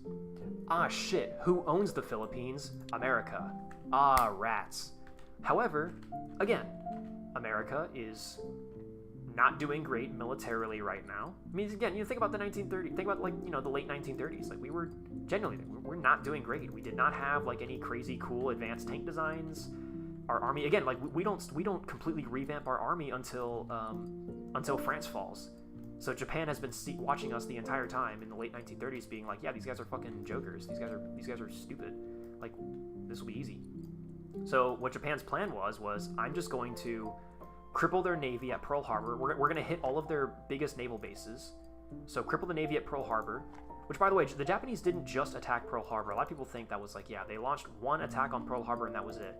But the Japanese also launched attacks on other American naval bases that were a bit closer to the Philippines. And also, I do believe on like some Commonwealth, like Australian, an Australian naval base was hit on December 7th, 1941.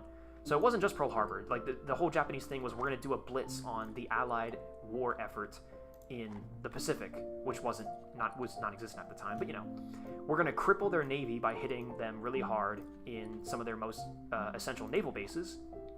And then America, being broke and anti-war, will just say, ah, man, the Philippines, we can't bother to, you know, drum up an entire war industry just to defend the Philippines. So, fuck it. Like, Japan, fine. Like, you can have it.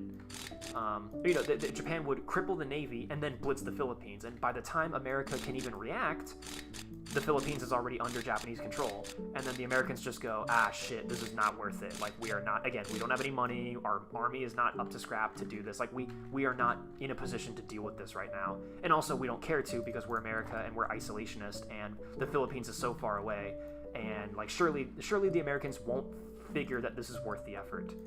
And so then the Americans will just be like, ah, fine, you know, fuck it, Japan, congrats, you have the Philippines, we'll leave you alone, you know. That was kind of what they were hoping for. But yeah, they made two miscalculations. Number one was the capability of the United States to industrialize for war rapidly.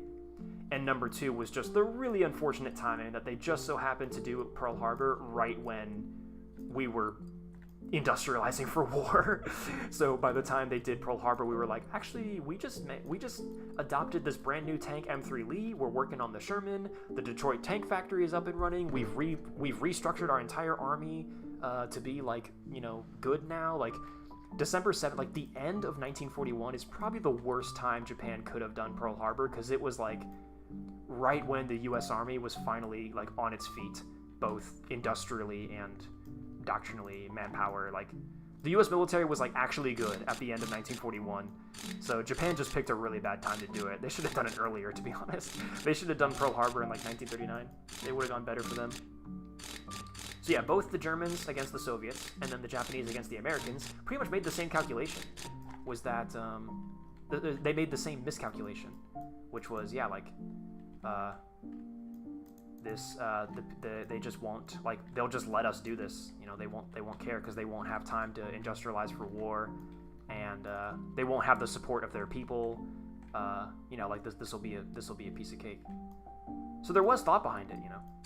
It just was incorrect.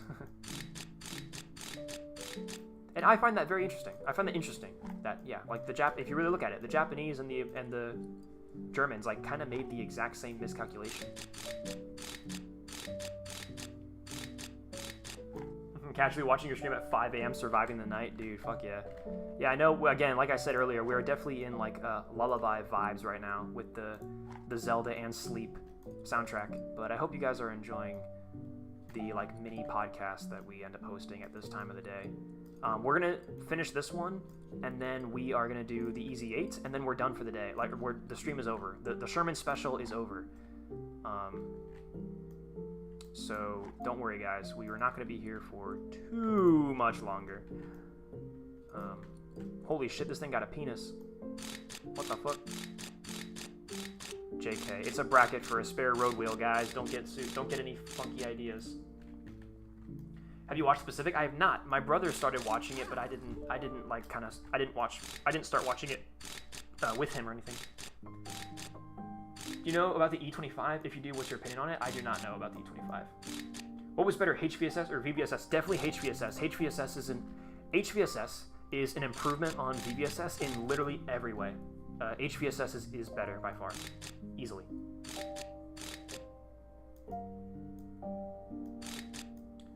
In Fury movie, the M4 shoots the back of the Tiger a few times. How can it kill it? Does the fuel tank detonate and its engine was on fire? Couldn't they just extinguish the fire and kill the Sherman? Well, it depends. At that range, dude, at the range at which, like, they were so close range that round from the Sherman probably went through the engine into the crew compartment. If you actually notice, if you rewatch the movie and you notice, only 3 crew members bail out. 2 guys jump out the front and get sprayed down, or get killed by Brad Pitt with his STG, and then the commander pops out the top and gets gunned down by Norman. But that's Tiger's a crew of 5. That's 2 crew members unaccounted for. So that's telling me that the shell went through the engine bay, through the engine bay, and probably killed some of the crew members inside. And yeah, at that point, you all of a sudden you get, if you're in that tank, right? If you're in that German tank and you hear this loud boom, the entire tank rings like a bell. You get, like, blinded, deafened. The tank fills with smoke. You open your eyes, and 2 of your crew members are piles of blood, just red paste on the floor. The engine's on fire, and your other 2 crew members are probably screaming about, like, what just happened? What just happened? What the fuck? Ah, I'm scared. What happened? And just the sheer panic in that moment, you may very well just be like, fuck it, dude. I'm getting out of here. This is not worth it. I was not trained for this, dude. Get me the fuck out of here. I think that's one thing people like really forget. Like, people will see like all these like wreckages of tanks and be like, dude, like the hull is totally intact. Like, why did they even bail? Like, they could have kept going for sure. It's like, dude, have you ever been inside of a tank and been shot at, been penetrated, and had your fellow crew members, potentially some of which are like good friends of yours, killed in front of you in what is potentially the most brutal and horrific way possible? I haven't had that happen to me, but I can only imagine that if that happens to you, you probably don't want to be in the tank anymore.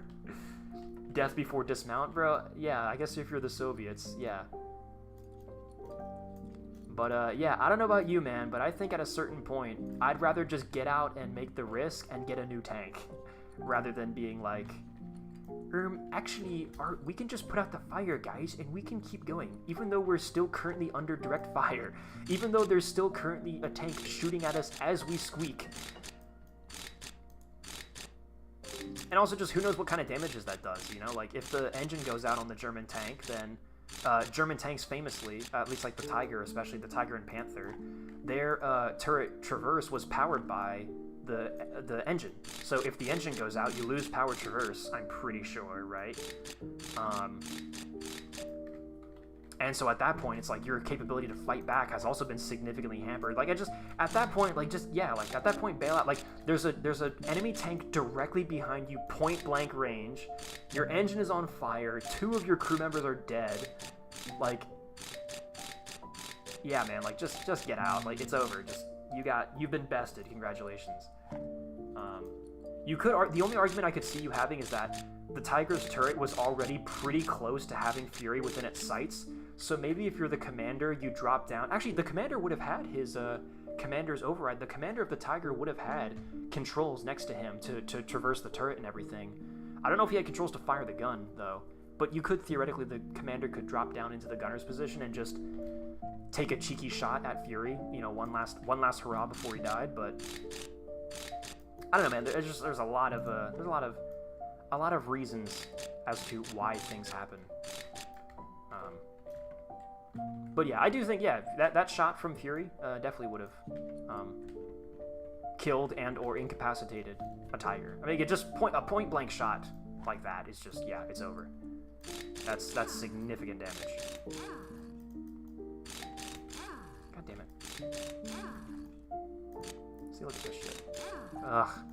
And I can't flip upside down to like do these from the bottom, so I have to. Ugh. Can I do it from here? No. So I have to be like on the green. I can't do it from like the white part here. Oh my god, this is fucking pissing me off. It's okay, Chad. It's okay. First time parents stream from Australia. What's up, dude? What's your opinion on Aussie armor? The Sentinel, the A7V we stole. I know that you love our Centurion. I do love the 5-1 Australian Centurions. I think the Sentinel is pretty cool. It's the first ever tank to have a fully like casted hull, right? It was the first tank in the world to have the whole hull is casted as one single piece. Also, major credits to you guys. It had HVSS as well, which I do believe, other than the mouse, Australia and in that instance, would be the only other nation to use a volute spring suspension system, like a vertical volute spring or a horizontal volute spring. It would be Australia and Germany, and then obviously America. Like, when we think of the volute spring suspensions, we think of America. But yeah, Australia for putting HVSS on one of your domestic designs. And yeah, the other one I can think of is the mouse using vertical volute spring suspension. VVSS. But yeah, I think Australian tanks are neat. I need to learn more about them. I love the Oz Armor Museum and their entire series restoring the Australian Grant tanks. And actually, that was what I was talking about earlier in the stream. But the Australian Armor and Artillery Museum and their series on restoring the Australian Grant tank, I learned so much about the Aussies' use of the Grant. I had never considered anyone other than Britain and America when it came to who used the Lee or the Grant. And so hearing all these new things I'd never heard before about the Australians using the M3, I was like, wow, this is so cool, this is so interesting. And that is what inspired me to do more research on the M3, and is now why I'm currently working on a video on the M3. So the Aussies using the M3 is what inspired me to make a video on the M3. So massive W to Australia there. I'd love to go to the Australian Armor and Artillery Museum. That would be so fucking cool. Seems like such a wonderful place. Oh god, we are trapped, boys. We are trapped. We might have to write a letter to our wife, telling her, admitting to her all of our deepest, darkest mistakes. Sweetheart, I'm sorry. I left the stove on before I left. Before I got trapped in my Sherman. Help! Help! Ah! I can just reset, it's okay. I think. How do I reset? Module menu? Tablet? No, not that. What's the reset position? What was the button to reset position? Interior options? Get inside? No. Is it, escape? No. Isn't there a button to reset your, reset your position? Help.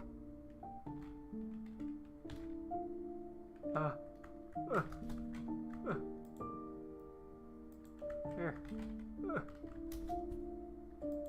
There it is. Reset. I have to not be looking at the tank. Holy shit, that was scary. Ugh.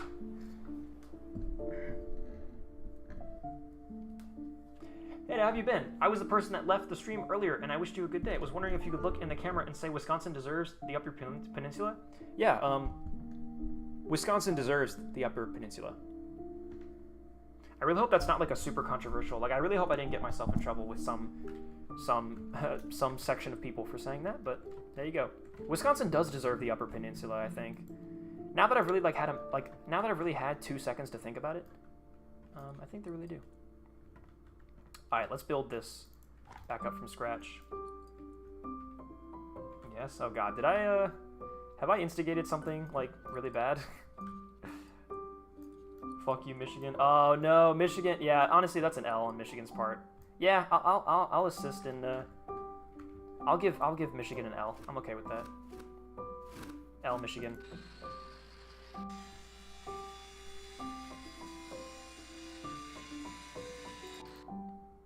Am I doing this correctly? No, I gotta take these out. These are rusty. Oh, that one was okay. This one is not. This one's okay. That one's okay. That one's okay as well. Which ones are not okay? That one's okay. I think these are the ones that I just now put in. Yeah. Are any of these need repair? Alright, let's go here. Hold on, let's check. Storage. Yeah. Outsource repairs. Get that shit back in good condition. Cool. Alright, let's continue. Where were we? Bonk. Yeah. So anyway. Woohoo! The engine in the M4A2 is a 2-stroke? Yeah, epic. L Michigan. Dude, L Michigan. As a Brit, I'm so confused right now. Yeah, man, honestly, it's no big deal. It's just yet another Michigan L. Yeah, whatever, dude.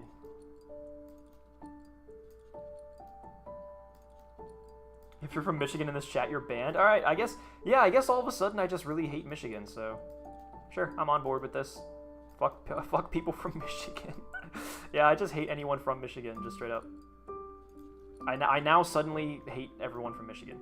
I did not previously, but I have now been overcome with the sudden desire to just not like anyone from Michigan. So, W.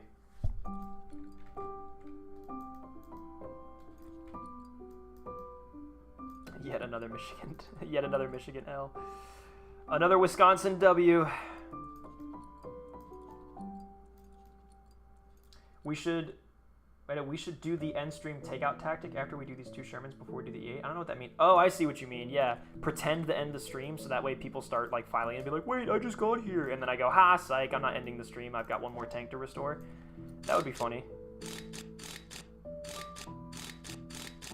I'm worried about that though because some people who are like kind of lurking might think that I actually am ending stream, and then we lose people. Oh my god, there's so much shit. Holy crap. Fuel pump, the generator, the magnetos, the oil pump, cylinders. If I put the fan on here. It's longer, it's a 2-stroke. I'm sure it's a 4-stroke. Very epic.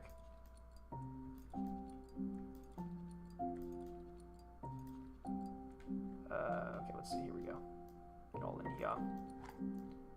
Put the fan shroud on. Fuck it, why not? What a cool engine. This thing is sick. Such a cool concept to have like an airplane engine in your tank. Which, you know, some people would correctly point out, like we still do today, you know? Abrams with a jet turbine engine. Although I think, was the Abrams jet turbine engine originally for a helicopter, right?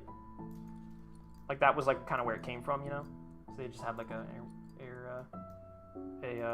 helicopter engine sitting around, and they were like, let's adapt to this for tank use. Like it wasn't being used on like a jet or anything, right?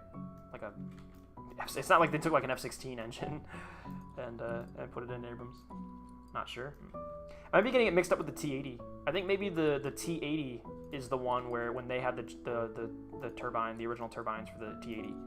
I think that was the one where maybe it was a repurposed helicopter engine. I think the Freedoms engine was designed for the Freedoms. Yeah, you might be right about that. I'd have to double check. Yeah, I might be getting it confused with the T-80. I love you from Iran. I have to go get something to eat. Damn, Iran? That's crazy. Wow. That's so cool. I've got people who watch me from Iran. That's awesome. Fuck yeah, dude.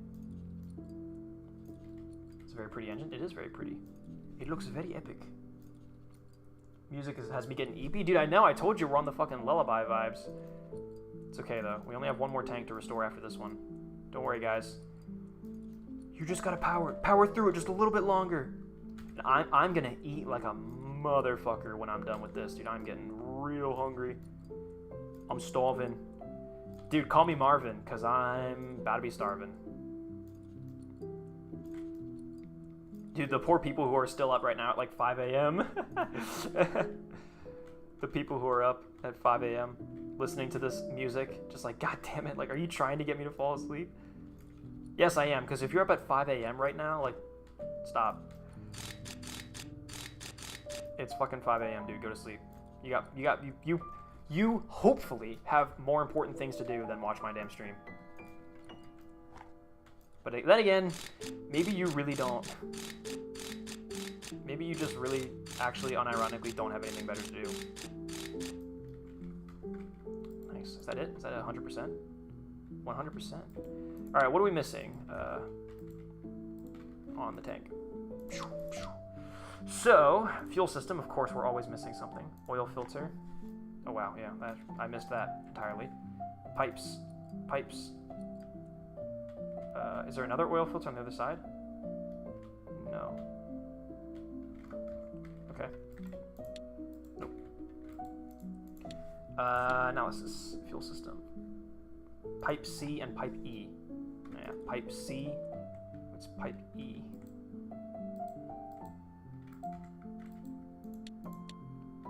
Pipe E. Ah, of course, yes. The famous and iconic pipe E. I know it very well. I definitely didn't forget about that. Oh yeah, the turret. Wow, we actually still have a lot to do in the turret. Damn, we still have a lot to do. Gearbox. Did we not finish the gearbox? Whoa, donation. Thank you. For the $1, Keshineki. Thank you so much. A returning donor, Keshineki. Thank you so much for the $1 whole, dude. That's epic. Money, yeah, dude, freaking money. So much money, guys. I'm basically rich now. $1, I'm rich. That's basically it. I'm done. Hey, we gotta get the tachometer. Okay, we didn't even finish. Wow, really? We just didn't finish assembling this? It's kind of goofy.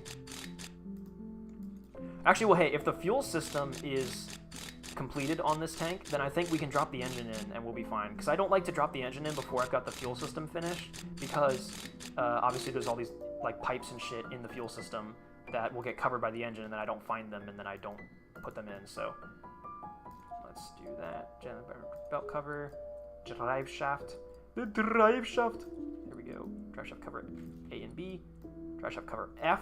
Oh, we skipped a lot of letters there. We went like drive shaft cover A, B, and then F. It's like, oh, okay. Damn, I didn't know you were chill like that. Put it back in the tank. So now I think that's all in there. Gearbox, fuel system, and engine, and the wheels. So everything, like the mechanics are all there. All the mechanics are donezo. We are very close to hull interior being done. We have an ammo rack that's missing and a fan that's missing. My bad, my bad. Oh yeah, periscopes and things. Yeah, headlights. Yeah, we have a couple things still missing. We gotta fix that real quick. Fix that. Oh, there's an entire hatch missing. That's goofy. Periscope. Let's go for the periscope cover. The front headlight. The tow ropes. There we go. And then, yeah, cool. Excuse me. Intake manifold. We'll put you on. We'll put y'all on later. Anything else that I'm missing here? Hull interior. No, sorry. Hull interior 97. We're almost there. What's different? Fan B. Ooh, I missed a fan. Of course. 98. Ooh, we're so close. Ammo hatch. Oh, cool. Okay, just a door on the ammo panel. Okay. Hull interior. Hull exterior. Let's finish the turret. There's a lot in the turret. Oh wow, there's stuff that still needs to be fixed. Oh man, there's like stuff in the turret that we are just not even have not finished at all. Wow, that turret has really been neglected. Fuck. I'm so sorry, little thing. We need to like red prime some of this stuff again. Yeah, like this. Like yeah, these boxes weren't even red primed. Wow. How irresponsible of me. Damn. Okay. Turret interior. Oh, sorry, that's the hull interior. Turret interior. Okay, that's all 100%. Yep, okay, so we just gotta get to work. Just putting stuff back in. The master switch. All this stuff is familiar to us now. Traverse mechanism oil tank. Cool, cool. Oil line F. So yeah, this has the hydraulic oil hydraulic traverse. D-Day livery for this one? Yeah, it kind of seems like that's what we should do, right? I think this one, I was thinking of doing a Canadian one. A Canadian DD Sherman. Although, to be fair, I don't know if the Canadians ever used this specific variant of these sort of deep water fording tanks. I never have anything more important than Ed 320 streams. I've sold my soul to you, Ed 320, more than I have to the snail. Wow, Lamborghini Enjoyer, that is... I mean, you know, I appreciate the dedication, I guess. Dude, 5:20 a.m. here in Iran. Dude, go to sleep. Get the hell out of here. Go away. Go away. I don't want you here. No, I'm just kidding. You do whatever you want. But I will say that my official recommendation is go the fuck to sleep. But whatever. Got the box on here. Only photo of a Canadian DD I can find. Thank you. Yeah, and it's one of the So yeah, maybe this one wouldn't make sense to be a Canadian. I think, yeah, we just have to do like American DD markings on this one. Hold on, let's put the gun guard in here first before we put the barrel on. I'm not just gonna put in the barrel on like a floating nothing.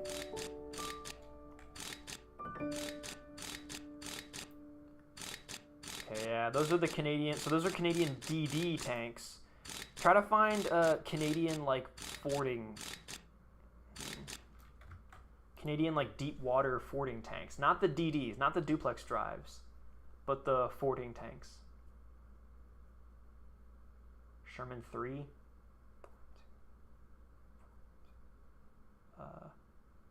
E3. So it's a Sherman 3. Oh shit, chat. Shit just got real. Oh shit. This shit just got nuclear.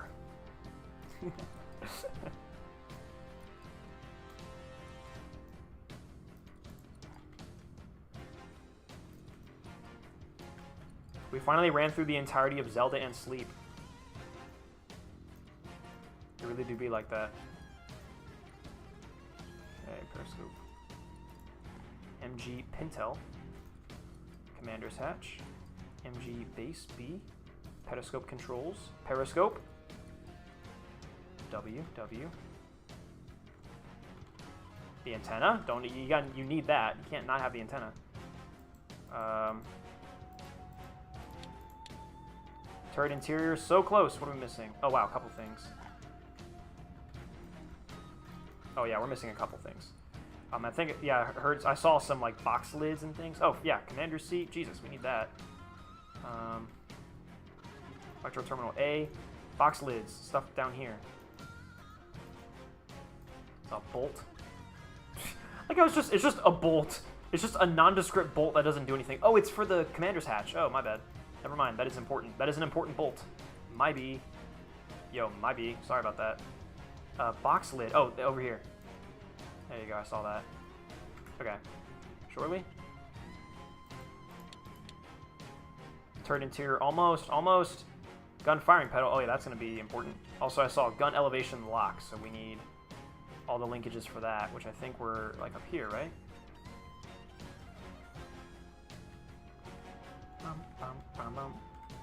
ODSTs. Feet first into hell, boys.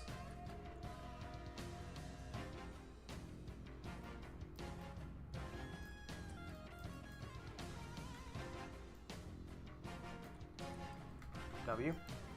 Is that it? Interior 100%! Turret exterior. Ooh, the bolt. Oh shit. Not the bolt. Hey, there it is! Thank you. What's this? Are these Canadian battalions?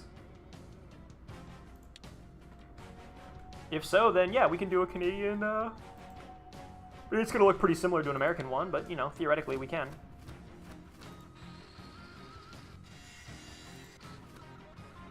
I'm getting DMs from a chatter that don't think so. Oh, okay.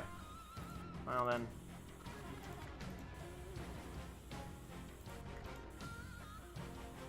Yeah, maybe we can't do this one Canadian, but fair enough.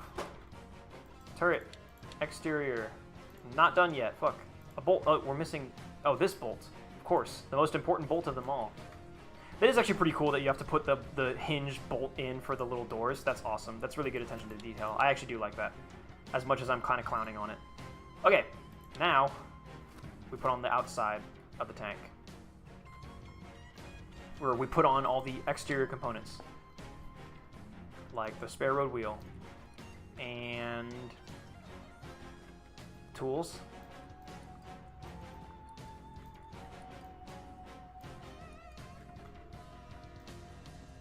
Add on the rear brake light.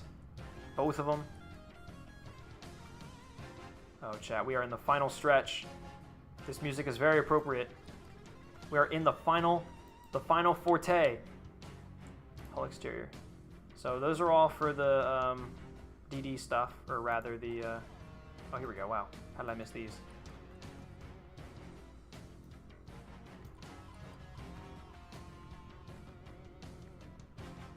Okay, no more of those.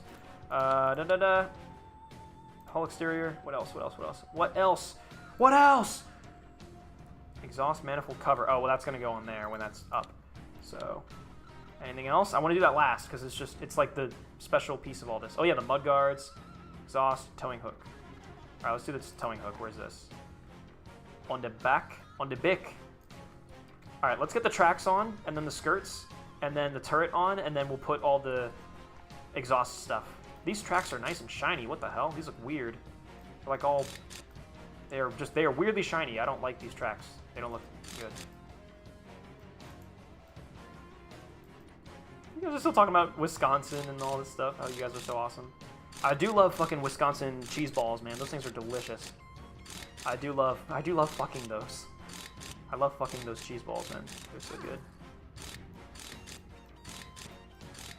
I'm sorry, wait. Did I say that out loud? Chat, I could be snacking on my brie cheese and bread during this entire stream. Maybe I should do that, huh? If I'm really getting all that hungry. I am getting really hungry.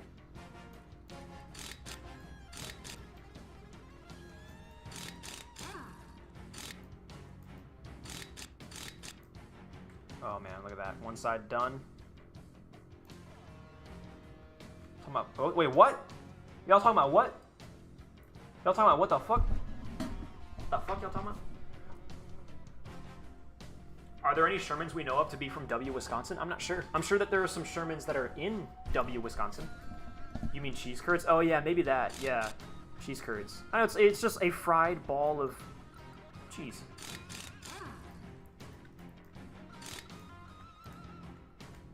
They're delicious. I get them from the gas station. Don't eat, it will take longer to finish, and I will not get EP. Alright. Fair enough, Comrade Clumsy. Under your orders, I won't eat. You heard it here first, ladies and gentlemen, folks. Boys and girls of all ages. As long as it's below 18, because then you're not a boy or girl anymore, you're a man or a woman. That just sounded weird. I shouldn't have even tried to go. I was like, my linguistic brain was like, oh, boy or girl, well, that's surely that, like, implies younger, below 18, and so now now it's just weird. That's just weird. That was a massive L. Sometimes some of the bits take L's, and that was a big L.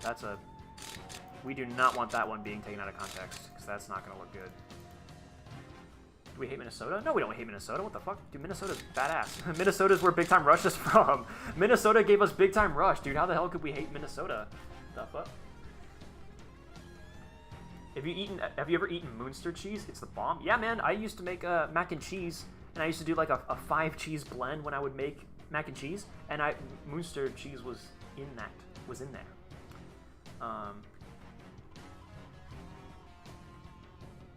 What is going on? This chat is now in Wisconsin mode, while the Halo 3 ODST theme, or the Halo 3 ODST soundtrack is playing in the background. Look at this. We got an M4A2 and an M4A1, or an M4. M4 mid-production, you can tell because it's got the smaller hatches and all that. Actually, the M4 never got the large hatch hull, except for the M4 105s. But yeah, M4A2 with the side panels, the extra panels. And now, for the piece de la résistance on this one, the DD stuff. Although this is not DD equipment, because the DD is the duplex drives, and these aren't duplex drives. They are just, deep water fording equipment. So that's for air intake. So that's where the air intake goes into the engines. That's for intake, and then this is for exhaust. The extensions of these.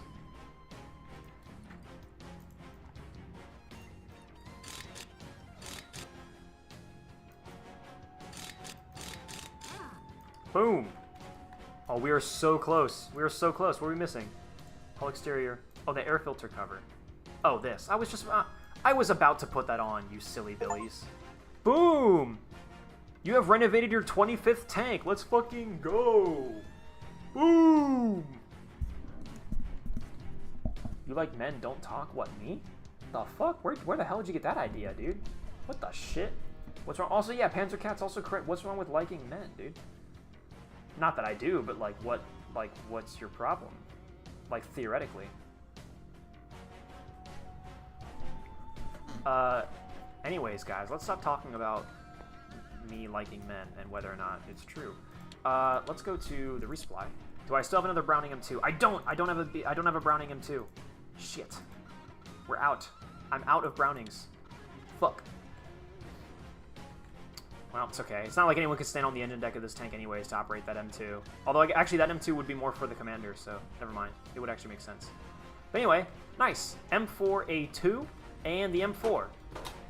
Restored. Now, real quick, I think we're going to give these paint jobs later, okay? I know you guys would want me to, but we need to restore one last tank and then end stream, because, you know, we got to move. So we're going to put the Sherman away. We're going to bring in the EZ8, put the other one away, and we're going to restore this last Sherman. And then, next stream, we will go back and we will... Next time we do a stream of this game, we will go back and paint those. Or maybe I'll paint them off camera, you know? I wasn't talking to you, Edit. Oh, I'm sorry, guys. We're doing the E8 and the M4A2. We're going to do the E8. The E8. Any more livery sheets? Thank you, Goober. I see them. We're not going to do painting right now, because we need to get going. So, let's go. You guys know how this... You guys already know the... you guys already know the drill. Here we go. Power up, chat. Power up. We gotta go.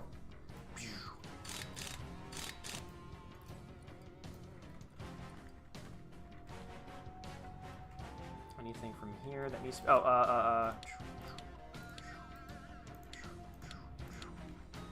that.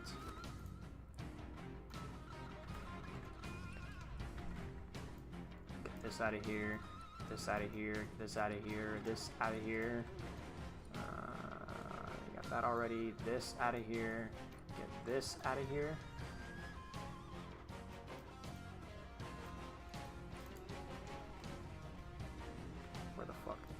rope bracket. Get this shit out of here.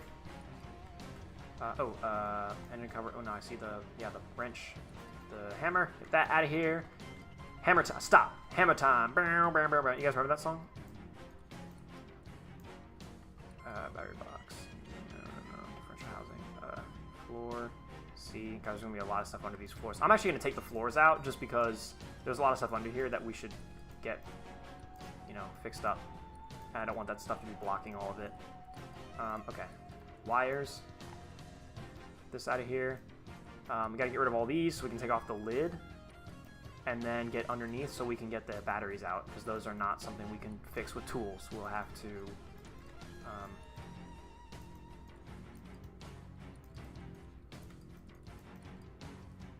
get all this out of here. There you go. The master switch also needs to be taken out, which is all this stuff. Generator, regulator, this out. Compass wires, interior lights, all this stuff needs to go. I love that all the individual wiring for the interior lights are still in here. That's such cool attention to detail. Dashboard, get that out of here. Compass, get this out of here. The wires, get these out of here. Get all this shit out of here. Interior lamp, blower can stay for the ventilation seats. That's right, these need to go because these are cushions. Get rid of that. All that stuff can stay, I think. All this stuff. I love the fact that I have X-ray vision. It's great, guys. It's just, it makes, having X-ray vision really just makes restoring tanks so much easier. So much more fun. I love the fact that I can become a disembodied ghost and fly around and just have a good time. Just have a whale of a time. Just buy an AR-15 and have a good time. Sorry, Chad, I should not have said that. Here we go, electrical terminal. There we go. This music is banging. It's definitely been on loop. But that's okay, because it's a banger track. I don't mind it on loop. Okay, loggers. Let's get that out of here. I think that's most everything.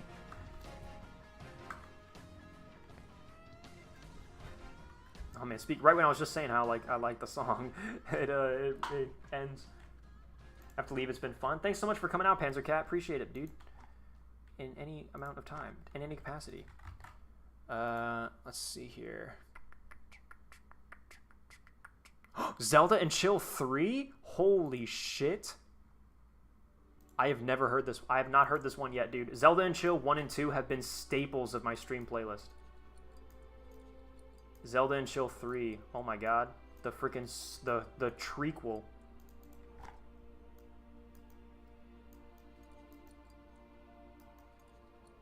Alright, so far I'm already loving this.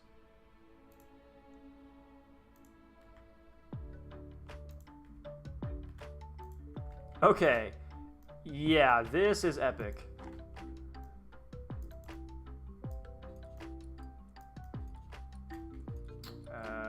What else we got? Oh, the radio. We can't take out the radio unless we take out the recoil guard? That kind of makes sense. But wow. Interesting. Get that out.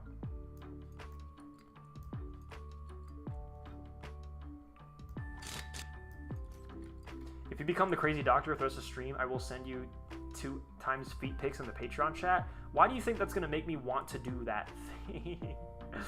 You say, hey man, if you do this, I'll give you feet pics. No thanks, actually. In that case, I think I'll make a concentrated effort to not do that thing in that case. Because, sorry pal, I don't want your feet pics. Big surprise, I know. Wow, shocking. Quite the revelation we've had tonight, but yeah, believe it or not. Is there anything in here that I can... No, okay.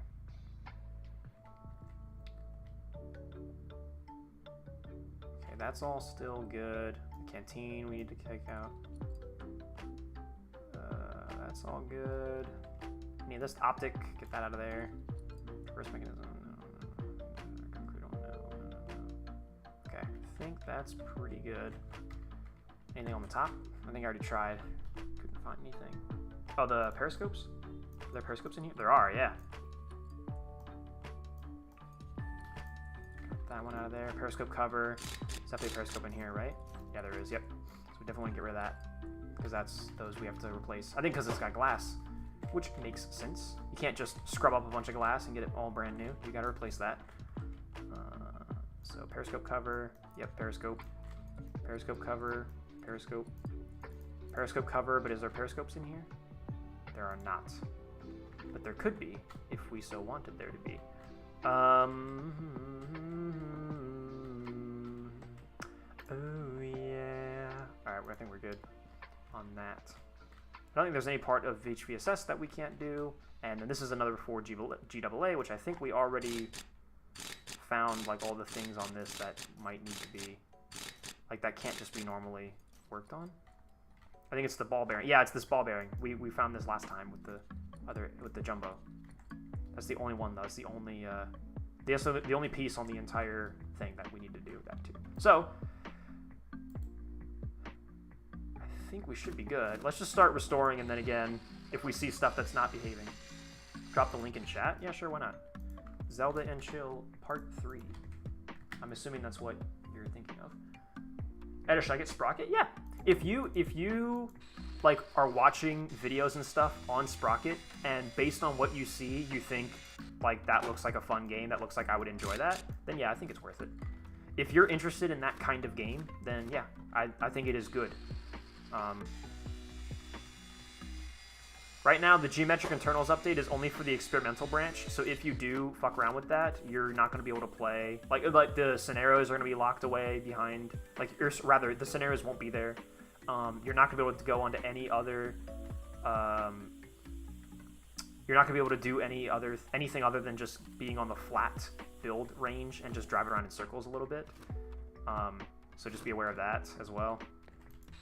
But otherwise, yes, like I think the core fundamentals of Sprocket like are solid. They're good.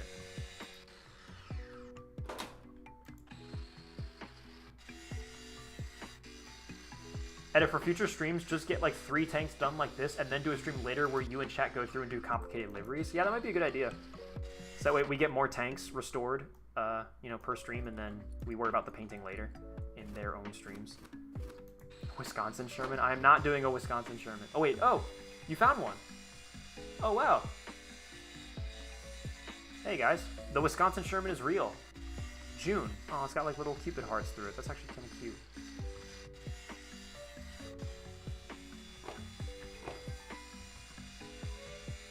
Oop, I'm gonna get rid of that. See, this is why I like, just start going in with the grinder and everything and like trying to restore stuff. So that way, I run into those elements that do not, or will not so easily and naturally, the stuff that's, you have to take it off in order to restore it, that we can't do with the tools. So I think that is a good strategy that I have there. I think it's working quite well.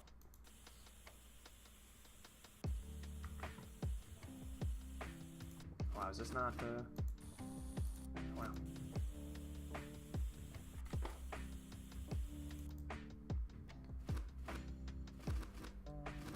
There it is.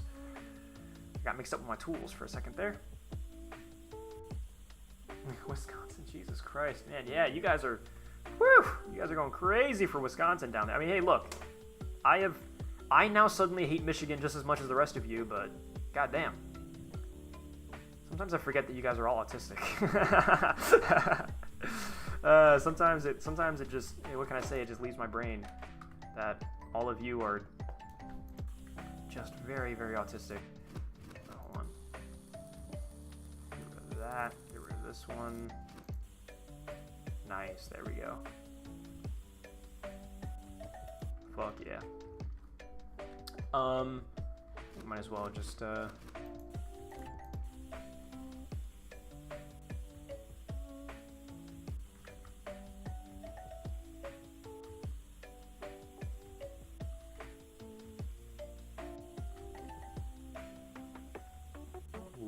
tight walking, tight rope on the barrel. Ooh, what if I fall? Ah! I'm okay, chat. Did that scare you? We mostly hate the FIB now? We really hate the fibs? I guess so. Sure, why not? And what do you think of Object 279? It's very goofy. I respect the attempt. But yeah, it is a very wacky, unconventional tank. I like it. I like it quite a bit, actually, the more I'm thinking about it.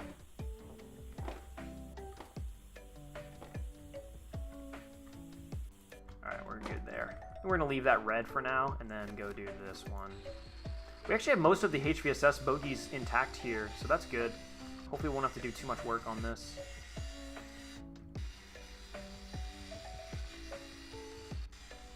I'll make sure I get absolutely everything in here.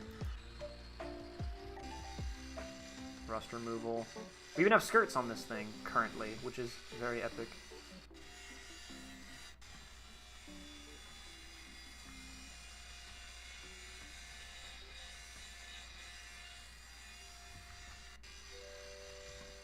Running around at the speed of sound.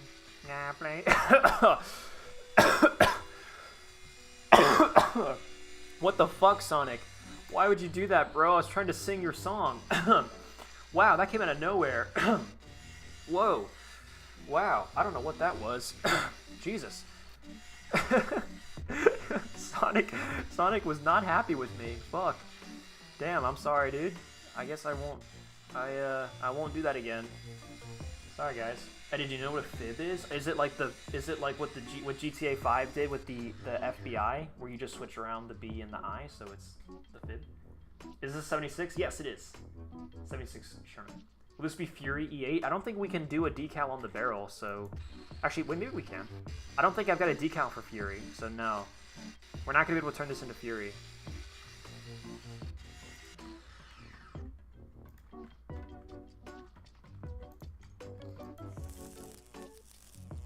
Were there any holes in the other two Shermans that we did? The M4A2 and the M4? I feel like I remember there being holes in those, but I don't know. Oh, stands for fucking Illinois bastard? Oh, wow, okay. Huh.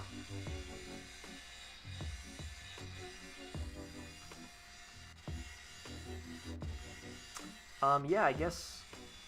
Well, alright, now all of a sudden we hate Illinois? Like, what did Illinois do to anybody? Wisconsin, like, I understand that we love. And Michigan, I understand that we hate because, like, mob mentality and all that, which is fine. But what did Illinois do to us? I missed out. The A2 had one? Yeah, okay. So then, I'm going to bring the A2 back in and try to find that, because, yeah, I totally just did not... Did we patch it? Did we patch the hole on the A2? I'm just patching that hole just now on this tank, like, reminded me of, like, did I patch the one on the A2? Yes? Okay. Thank you for reminding me. I unironically have dementia, dude. There's no way that I don't. Oh, shit. Yes, we did? Okay, cool. Alright, thank you. Yeah, I'm literally aging at an exponential rate. It's over for me, to be honest. It's just, go on without me, chat.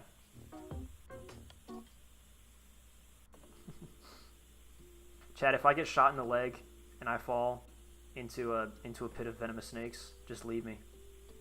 Chat, I want to prepare you guys for that moment, okay? Chat, I want you all to know. Now, please, I know this sounds like a very niche scenario that will never plausibly happen, but I'm telling you, if I get shot in the leg and fall into a pit of venomous snakes, I want you guys to leave me, okay? The fate of the world will depend on it. One day, one of these days, the fate of the world will depend on that, okay? If I get shot and fall into a pit of venomous snakes, you guys need to leave me behind. Don't come back for me, no matter how much I might scream and beg, okay? I know this sounds really weird, okay? And I know I promise I can't go any further into detail, okay? I swear. But just please remember that, okay, guys? No, don't save me. I'm telling you, the fate of the world rests on this. Don't suck the venom out of me. Let me die. Leave me, okay? I swear, guys, please. You have to listen to me. The fate of the future, the world depends on this, okay? I know it sounds really weird and it sounds really niche and doesn't sound like it's real, but I promise, guys, if I get shot and fall into a pit of venomous snakes, please leave me behind. I can't explain it. I can't tell you right now. One day it'll all make sense.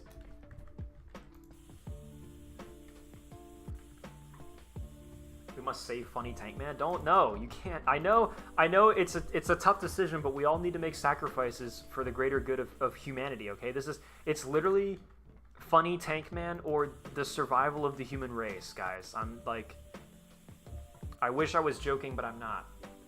What will I watch when you're gone? It's just porn. I don't know, something, anything else, dude.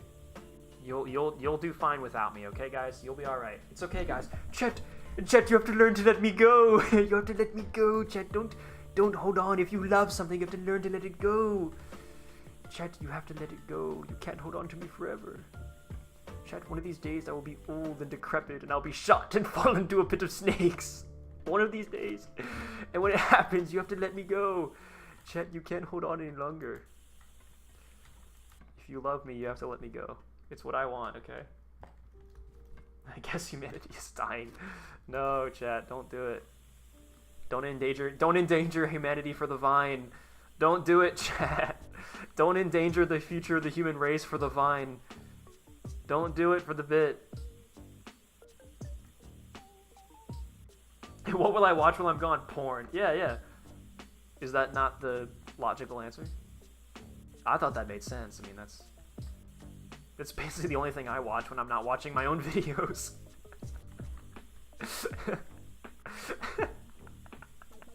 What a narcissist. You watch your own YouTube videos and porn? Those are the only two things you watch? Yes, actually, yeah, I find it calms me down.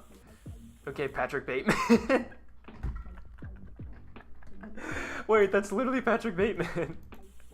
That's literally all he did. Bro just like sat on the couch casually and just like watched porn. That's crazy. Dude, I've heard about it too, of like people who are like addicted to pornography. They're just like, yeah, like I just have porn open like on another monitor. Like I'm not even watching it really. I'm not even really like, you know, gherking it or nothing. Like I'm literally not really doing anything. I just am watching it. I have it open on the other monitor because like I just need my fix, literally. Like, it's like me with like just normal YouTube videos. Like, that's crazy, man. Sometimes like we think like maybe I'm down bad, and then it's like, nah, man, you're not down bad. You got it way better than a lot of other people.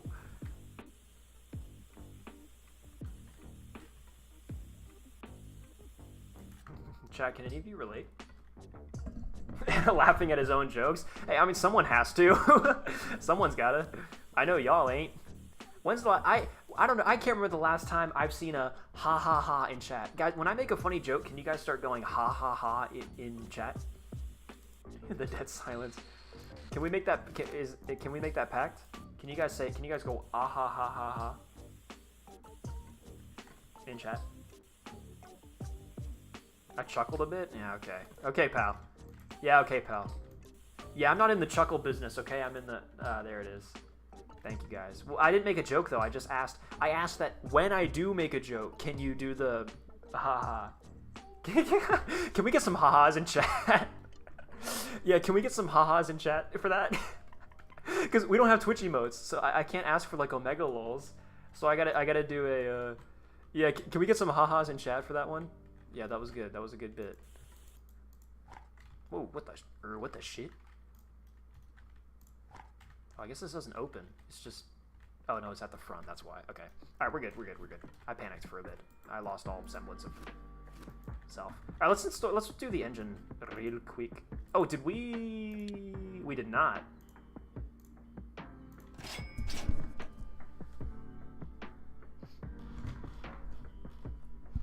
Aren't my lols good enough for you? No, they're not. That's not good enough feedback. Because you could say lol to anything. Like, you could... Like your grandma dies, and you're like, lol, you know?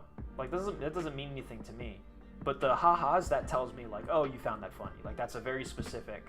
And thank you, and I really appreciate you guys putting, is Lamau good enough? I don't know, because, like, Howard the Alien shows up, it's a Lamau, you know? And so that might be still a little too vague. But the ha-ha is, like, the only time you would say ha-ha is when, like, you found something, you laughed, you found something funny. I like you guys using the cute little YouTube emojis. Those are so cute. Raffle, I'll accept a raffle, because that only means one thing. Rolling on floor laughing, you know? So, yeah, I'll accept the raffle. I have to go. Last time. Have a good day. Long live Wisconsin. Long live Wisconsin. Patrick Williamson, thank you. Lamborghini Jordy, Grandma dies. Yeah, thank you. Yeah, raffle. I'll take a raffle. I'll take one of those. I'll accept that as legal comedic currency. What was I about to do? I forgot. Oh yeah, I wanted to check the status of all this to make sure that everything is 100%. That can be. See? I knew it. What is this now? Idler wheeled trunnion. Oh, it just needs to be. All right, it just needs to be red primed more, I think. I think it's both idler wheel trunnions too. I love that you can sprint while crouched in this game. Like, of all the games to have the ability to sprint while crouched, you think of like Squad, Battlefield 5, and then this game, which is an interesting design choice. I don't disagree with it, but I find it funny in a weird backwards way. 100 on all that. W. Engine. Please, that's the one I really care for because we're about to get started on that. God, so many parts. So many parts. I love it though. I love it. Alright, cool. That's awesome. Fuel system. Yes, sir. Cool. Get that shit out of here. Okay, hull interior. Squad mentioned OMG. Yeah, Comrade Clumsy. Careful, dude. Don't ruin your edge. Chill out, bro. I know that I mentioned Squad, but don't go off, man. Don't blow. You gotta hold tight. You gotta hold fast. Don't fire till you see the whites of their eyes. Alright, cool. Everything's 100%. So we can just get going. We can get building. Let's put the engine together.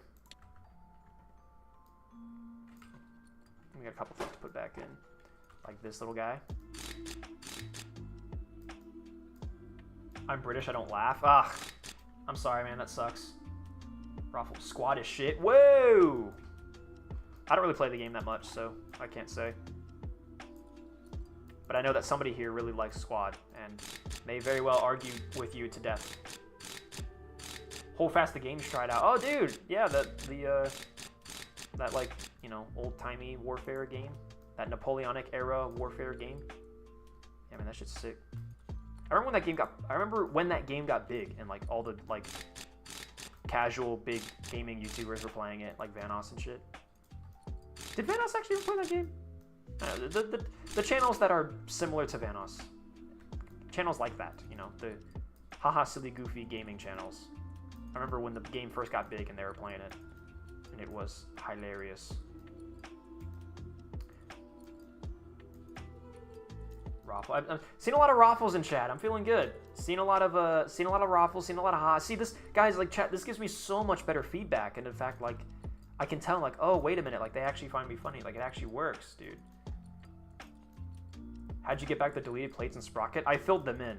So if you highlight, like if you have like a plate missing, if you highlight the 4 points in the corner of that missing plate and then press F, you fill that space back in with a new plate. Does Etta sleep? No. Sleep is for the weak.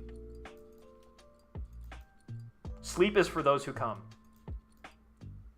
And I do not. I do not come. Do not come. It's all shits and giggles until somebody giggles and shits. And that's what I'm saying, brother. I've been saying that for years. No one listened to me. I don't know how I put the camshaft in after putting in those things, but whatever.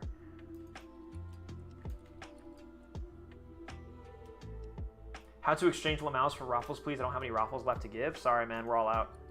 We're all out of change. The machine's empty, dude. I don't have any change for raffles. I'm sorry. Or I don't have any change for Lamaus. I can't. I'm sorry. I can't help you.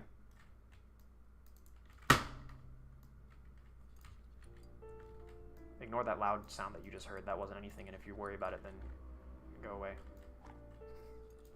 I know the government's watching me, and that loud sound was not anything suspicious, I promise. Peggle stream when? Dude, I don't know. Y'all asked that twice already. I got the fucking Doug viewers in chat, bro. The Doug viewers are fucking begging. Can you play Peggle? It's so much fun. Yeah, I know.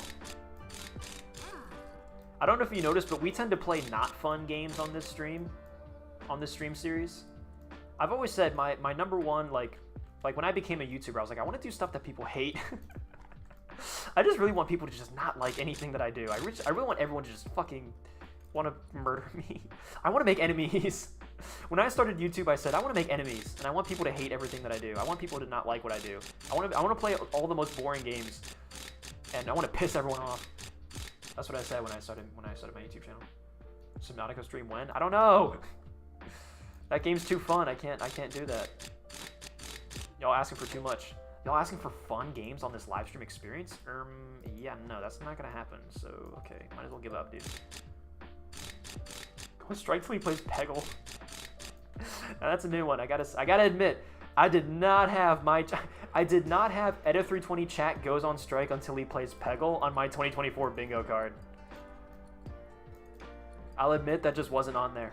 That just was not on there. So, Gates of Hell stream? That's not a bad idea. We already did one of those, but we should do another.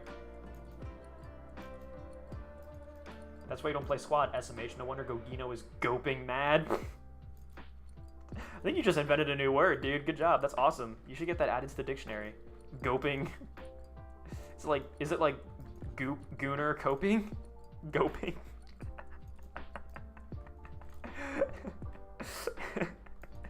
Gooner coping.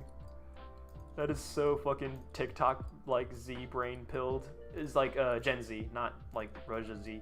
But yeah, that is so like TikTok brain rot pilled. Those gooners are totally fucking coping. Those gooners in Ohio are coping, dude. They don't have enough Riz. No, dude. The gooners in Ohio. What do we do about them? Fuck.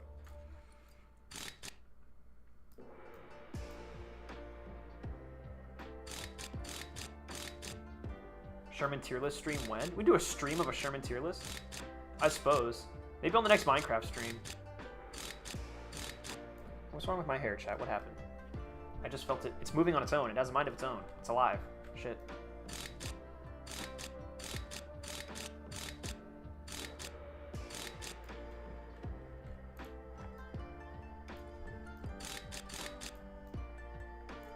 Water manifold. I'm pretty sure engines run off of gasoline, so that's not historically accurate.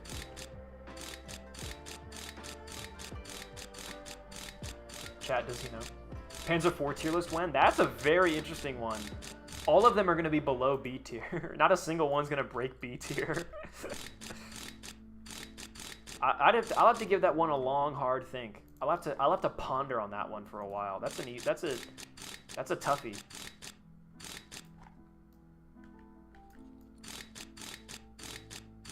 Oh man, I should release. I need to go back and refine the old tier list that Big Fish and I did a long time ago, drunk, of pretty much every single tank we could possibly find. Actually, it was Green, a member of the Discord at the time. Green made a tier list and he gave it to us, and then Big Fish and I drunkenly one night went for it, and I recorded the whole thing. It was very funny. This was years ago, 2 years ago maybe. And yeah, I've always promised him that I would make a video out of it, and I have not, so that's my fault. But yeah, maybe I should release that footage, and then also just see it. I should rewatch it and just see if my opinions are the same, if they still hold up to today, if I have changed at all. Because I know a lot more about tanks today than I did back then. It is.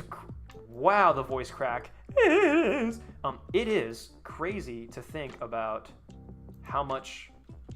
And I don't mean to sound very I'm an authority on tank history, but it's crazy to think how much more I know about tanks today than I did this time, even 1 year ago, let alone 2 years ago, let alone when I started this channel. What I know about Shermans now versus what I know back when I made the slightly confusing guide to the Sherman is holy shit, you know? It's crazy. And yet the slightly confusing guide to the Sherman is still people really love that video. Still holds up, you know? What's your opinion on aircraft?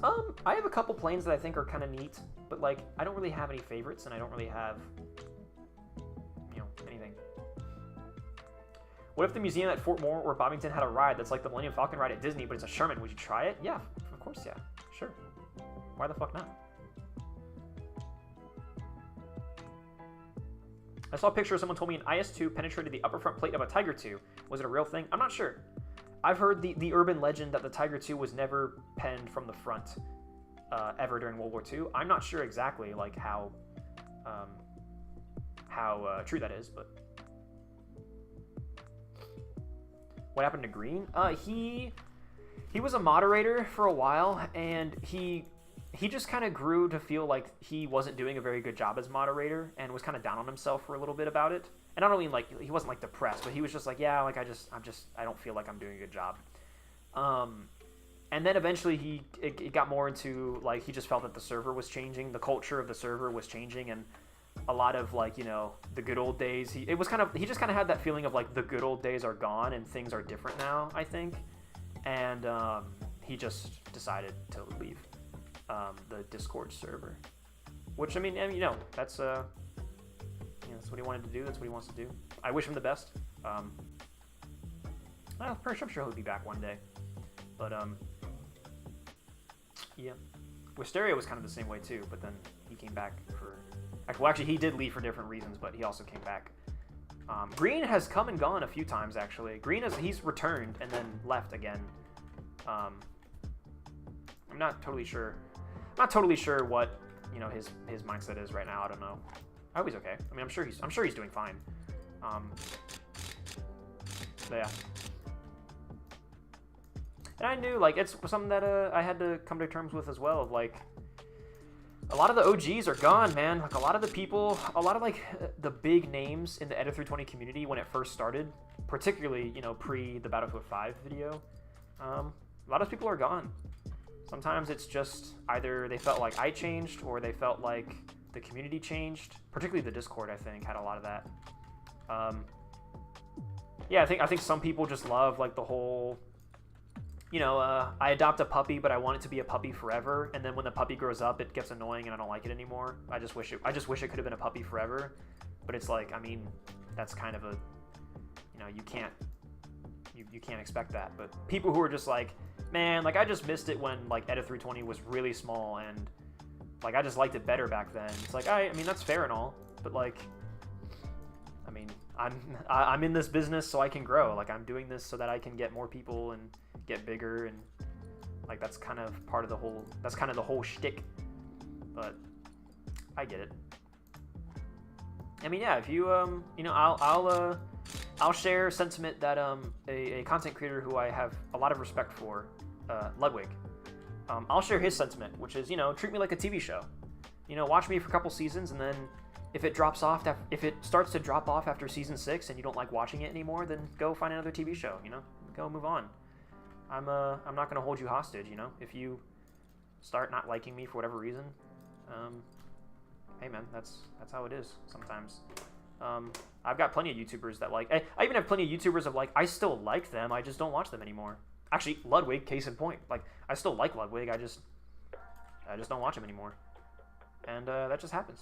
Sometimes you're just with a single content creator for so long that even though their content hasn't changed and they haven't changed, you're just kind of like, like I've just been watching him for so long that I gotta move on. Holy shit, this track is a banger. Astral Observatory off of Zelda and Chill 3. Damn, son. Anyway, yeah. You're still in the thousands of subscribers. You ain't too big. I'm in the tens of thousands of subscribers, I'll have you know. But also, yes, I agree. I mean, if someone went to me and was like, if people came to me and were like, OMG, like, you have like a big channel, I would be like, I have a medium-sized channel, I think, probably. Which is, I mean, hey, like, that's not anything to scoff at. Like, I've built a Discord of over 2,000 people with 36,000 and counting subscribers, 2 million views under my belt, and now you can go to pretty much any tank subreddit or Discord or, you know, community, sub-forum within the tank community, and if you bring up my name, like, at least one person will recognize it. That's crazy. That's, I think, by far, like, the biggest one, is the fact that, like, I'll be browsing Reddit or something. Not that I go on it that much anymore, but I'll be browsing other Discords. And yeah, somebody will be like, oh yeah, like I'm a fan of Edit320's content, his stuff is kind of cool. And I'm just like, man, yeah. Like I am a recognized name. Like people know who I am. That in of itself is like just insane, dude. Hell, this stream only got 26 dudes here, Lamau. That's true. I mean, obviously, yeah, like I'm not a big streamer, but dude, I've had streams where I've maintained like 50 viewers consistently throughout an entire stream, and that's pretty awesome. Can you imagine playing a video game and having 50 people sitting there in the same room as you, watching you? That's kind of crazy, you know? And streaming was always the side gig. I've never looked at streaming as like, you know, this is where the real money is. Even though, interestingly enough, I do spend like a lot of time streaming. That some people, like my brother, might argue would be time better spent on making videos. But I think, you know, I think I've got a good schedule now. I think I'm on top of it. But I mean, yeah, streaming was always the side gig for me. So it's like, man, you stream to like 20 people. It's like, yeah, because it's, I'm not currently trying to stream to like 1 million people. Yeah, it'd be cool if I could, but right now I don't. And I kind of like the way it is now with like, I think the chat is just big enough to where like the chat is moving and there's not a lot of downtime, but also like chat isn't moving so fast that I can't keep up, you know? So yeah. And live viewers are usually the same for each stream, which is cool. That too, yeah. You know, we see a lot of the same faces around here. I mean, yeah, hey, I would be willing to say like, people always say like, how do I know that we're in the, I wish I could have known that I was in the good times before they're gone. Take it in, guys, like this is it. We are in the good times. You're going to look back on this and be like, man, I wish when Edit320 streamed to the same 20 people. Soak it in. Be thankful. Enjoy the day. Enjoy what you have. Enjoy what you're here for. And just live for it, dude. Live for the day. Live for the moment. Everything is epic. Because it will be different. Because shit's always going to be different. Not to get all, you know, emotional on you, but yeah. Do I want to undo this to get at all this? I think I do. I think it's worth it. I think I want to undo this just so that we can... Actually, this is a lot of bolts. Never mind. This is way too many bolts. I don't think I'm gonna... Yeah, nah. I'm gonna back off of this. Oh, wait. Is it like stuck like that now? Oh, no. I think it might be... Alright, fine. I'll take it off. It is so... Those bolts being missing is going to bother me so much that I'm going to take this off. I'm going to take it off. Yeah, there's a lot of these. Why is this one so much different than the others? Oh, I guess because it's got HVSS, so yeah, I guess this is different. Huh. Life lessons on stream? Dude, yeah. Bro, my life lessons... I have thought about doing like what JSchlatt did with his like daily mail, like take emails from viewers and give life advice. I'm not so sure about it myself, but I have been told by lots of people throughout my life, not just you know, you guys like on stream or people in Discord, but I have been told by people throughout my life that I am like wise for my age or whatever, and that I have a lot of good advice to give. So I have been led to believe that I actually have some like good things to say on life that people might actually find useful. And if I can help people, then fucking why not, dude? But yeah, I don't know for sure, you know, if I should commit to like that kind of thing. But I'll say that like all my life philosophy is pretty freaking easy. It's just sort of, it's all very laissez-faire, you know, live and let live, and just like, I don't know, things are always changing. What's normal today won't be normal tomorrow. What you have today won't be here tomorrow. So it's just like, just fucking have a good time. Like, it's literally, even when you're not having a good time, just try to have a good time. And that's the indomitable human spirit, isn't it? That's the Sisyphus pushing the rock up a hill, is basically just trying to have a good time even when you're not having a good time, which is admittedly most of the time. But hey, if you can get, you know, if you can get 6 hours and 14 minutes of fun out of a shitty day, then hey man, you are at least breaking even, I would say. We got Drake and Kendrick in the chat beefing. Ah, shit. We beefing? I didn't want attention to get to talk shit about Minnesota. Oh, come on, guys. Let's not get guys. Let's not actually get like legit beef on the whole like state thing. Like we're all joking.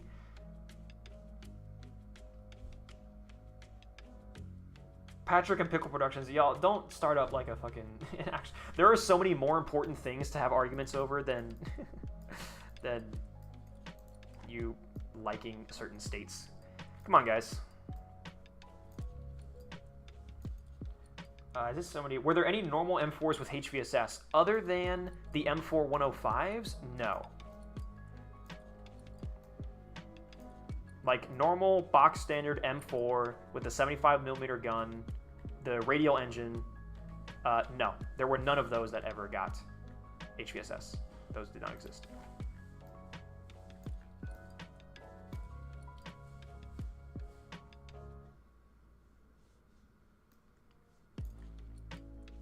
Is the M4A3 105 in the game? No, I don't think there's any 105 Shermans in this game at all, which is a massively missed opportunity.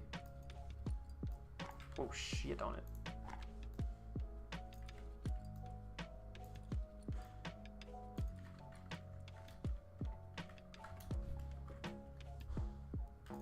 All right, now we can put this back on.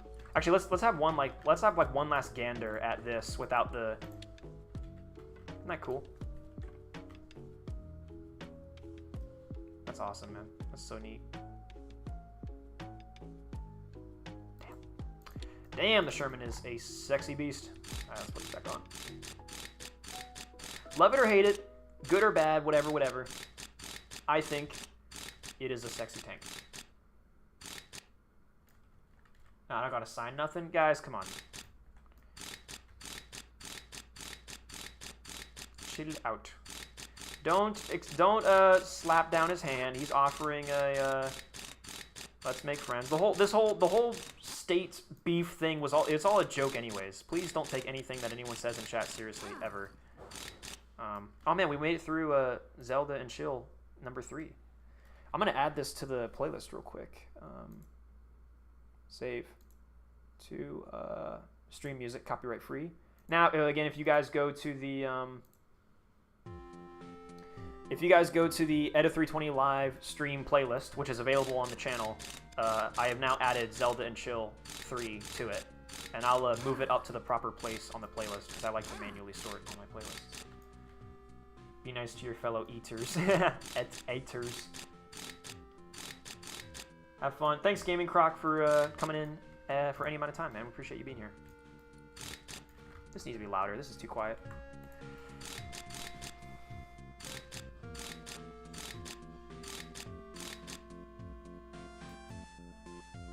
I saw somebody say, can you explain the components that you're working on? Yeah, well, we were just working on the differential. What the differential basically does in any car or tank is it controls the power going to both sides of the tank. So it basically turns the momentum of the engine into splitting it 2 ways. So the power comes in through the middle, and then the differential is what splits it both ways to have it then go to the sprocket and the final drive. The differential, depending on how it's made as well, is also responsible for making sure that both wheels, in a car's case, both of your rear wheels, let's say, in the tank's case, both of the sprockets, are turning together at the same rate. There's a thing called differential locking, like diff lock, which is, yeah, it locks your diffs together so that you won't have one wheel like spinning faster than the other, let's say. Because like, let's say like if you're stuck in mud or something, and one of your wheels is a bit deeper than the other, if you're just delivering raw power and unregulated differential to it, then whichever wheel is experiencing less friction per se, or is stuck less, is going to spin faster than your right wheel, and then it's just not going to work. So if you lock your diffs, then both wheels will spin at the same rate, and you get better torque, better grip. It's better. Tanks, obviously this is important, but also for a tank, why it's really, really important is because this is how tanks steer. And the Sherman has what's called double differential steering.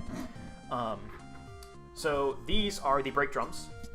And so the idea is that you're pulling on a lever, and the brake drums are clamping down on the gears, and it's slowing them down and making a gear reduction, I do believe. I know the Panzer IV works this way. The Sherman might be a bit different.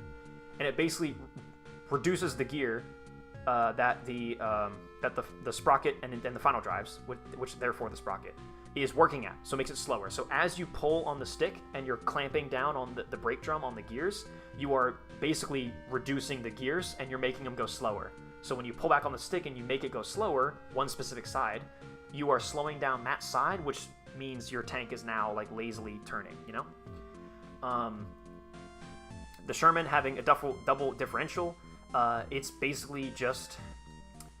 It's one of the simplest differentials you can make for a vehicle that turns using its differentials, because cars turn with the steering wheel, and there's linkages that move the wheels left or right, and that's how you turn. On this tank, you turn the vehicle by speeding up and slowing down one side or the other. And so you need, like, that's why we call this clutch brake steering, because it's all involving your differentials. And this is how you steer the tank. So that's why this is important. On a normal car, the differential, all it really does is, again, make sure that both wheels are interlocked and spinning at the same time and all that stuff. But on a tank, it has that extra job of also being how you steer. So that's why differentials are very important. And this is when the Panther and Tiger and all these German tanks have twin transmission designs. The Sherman has the double differential. T-34 has a different one.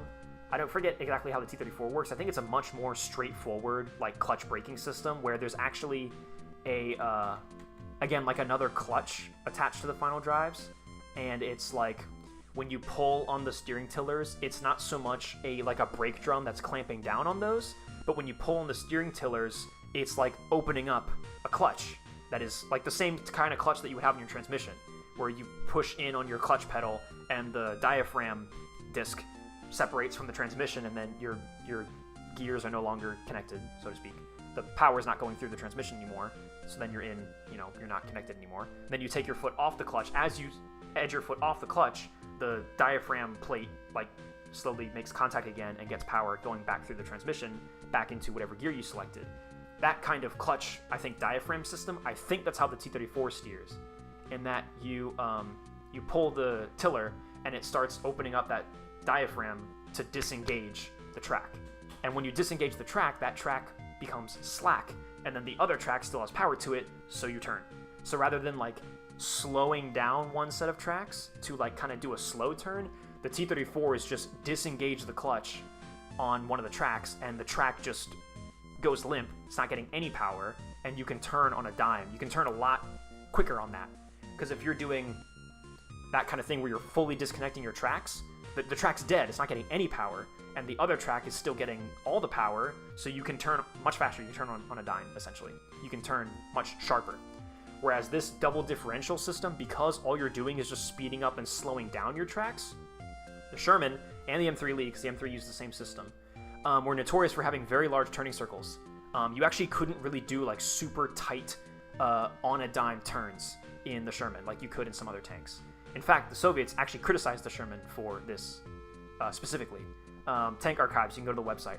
Tank Archives, Soviet tests of the M3, they mentioned how they did not like how the M3 had a turning radius of like 10 meters or something like that. It's really, really, really, really wide. So the Sherman and the M3 had very large turning circles, which the Soviets did not like. However, the Soviets did note that they actually liked the double differential steering like as a system, and they actually, I think they did something, there in the test report, there was something along the lines of like, we admire how robust and reliable and simple this is, and we should look into this. Like, this is we should look into developing something like this because it is quite robust and simple and reliable. And like, yeah, it's not like the best system, but it really works, and it also makes it really easy to drive. Because again, all you're doing is you're just pulling the tillers and you're just speeding up and slowing down your tracks, and it just makes the Sherman very easy and very smooth to drive, which was another thing that the Soviets liked about the Sherman and the M3, was that they were very easy to drive because of the double differential steering system. What about neutral turning, where the tank goes in opposite directions? That's where you need twin transmissions for that, because you need one transmission to have one set of tracks go in reverse, and you need the other transmission to have your other set of tracks continue forward. So that's, again, Panther, Tiger 2, Tiger 1, with the twin transmission system. Panzer IV, I believe, had something a bit more similar to Sherman, but I don't think Panzer IV had double differential. I think they had a clutch braking system, but I don't think it was. I think it was unique. I'd have to go back and check on the Panzer IV again, exactly how it worked. But SnowRunner Saturday stream. I don't know if I'll be able to stream at all on Saturday, to be honest, because again, I've got all my Canadian buddies coming over. I mentioned it at the beginning of this stream. Anyways, sorry. Let's continue building this damn tank. Periscope. Get these back in here. I want to fill out the interior again, so I think we need to get down here. We gotta cover up the differential here. I think when I was talking about how like the clutch,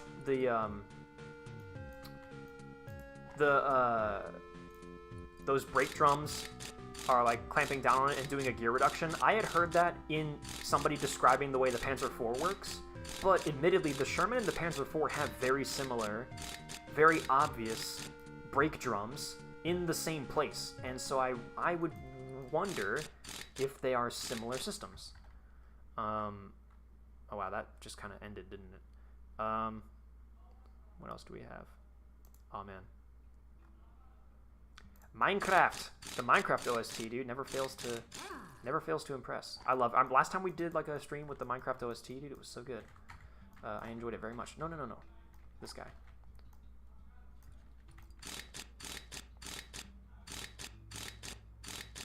Continue yapping out everything you work on. Well, this is just tachometer. This is what measures RPMs. So this is like detecting the RPMs, and it comes up out of here and does that. Gearbox. This is how you select gears within the transmission.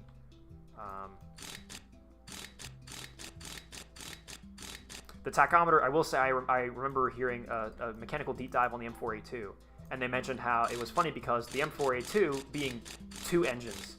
There were two independent engines that both had their own independent clutches, and so when you're doing work on the engines and then you have to go and retime the clutches, your tachometer, you have two tachometers because you're measuring the RPMs of your two engines, and when you're trying to synchronize the clutches, I think, or you're trying to tune the clutches of two different engines that are both connected together, like they said that the tachometers would go crazy because like it's detecting two different RPMs on two different engines.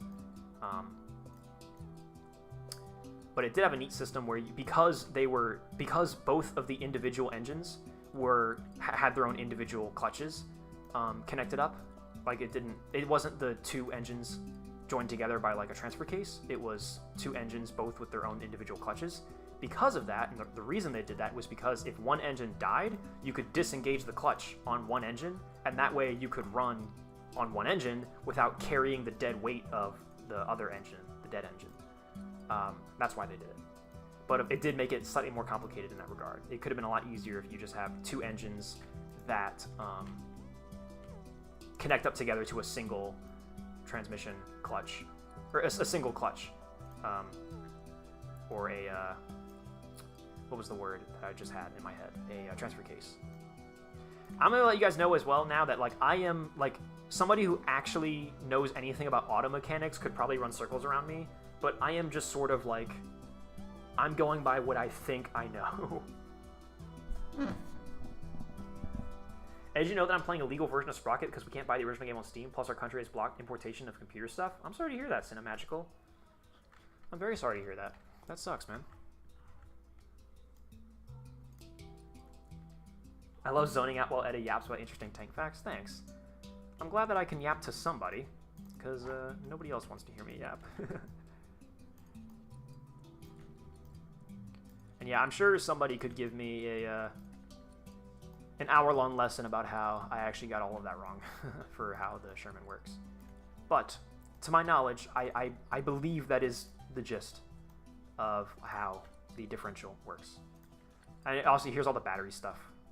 Batteries are pretty easy. Batteries, and this is pretty self-explanatory. Battery goes here to the regulator, and then this is wired out throughout the tank, connects up to the compass, connects up to the interior lights, connects up to the fan, the ventilation for the interior, for the inside of the tank. Pretty self-explanatory. I don't know. I feel like I don't have to go all in on this, but if you want to hear more of that, you can go check out the The Sherman video, me getting inside of a Sherman in Fort Moore video that I uploaded pretty recently. I can't sleep. Good night. Oh, I can't no more. I sleep. Good night. Thanks for being out here, Comrade Clumsy. Please go to sleep. You're not gonna miss much, man. We're just gonna finish this tank and then like, you know, it's over. God, it's 11 o'clock. Jesus Christ, yeah.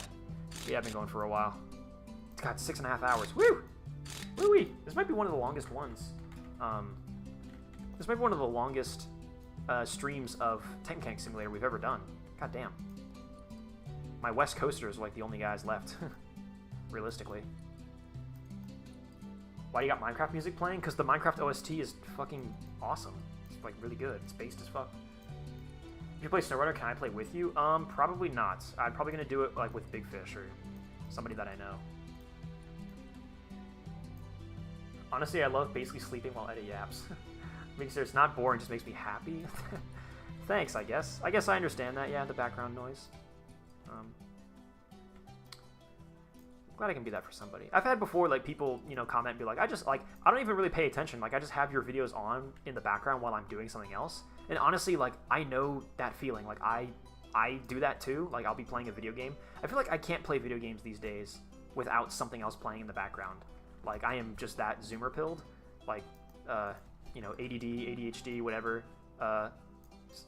Overstimulated. Like, I need to have like a video playing in the background. I'll usually have like gun YouTubers playing in the background, or an Oni Plays compilation.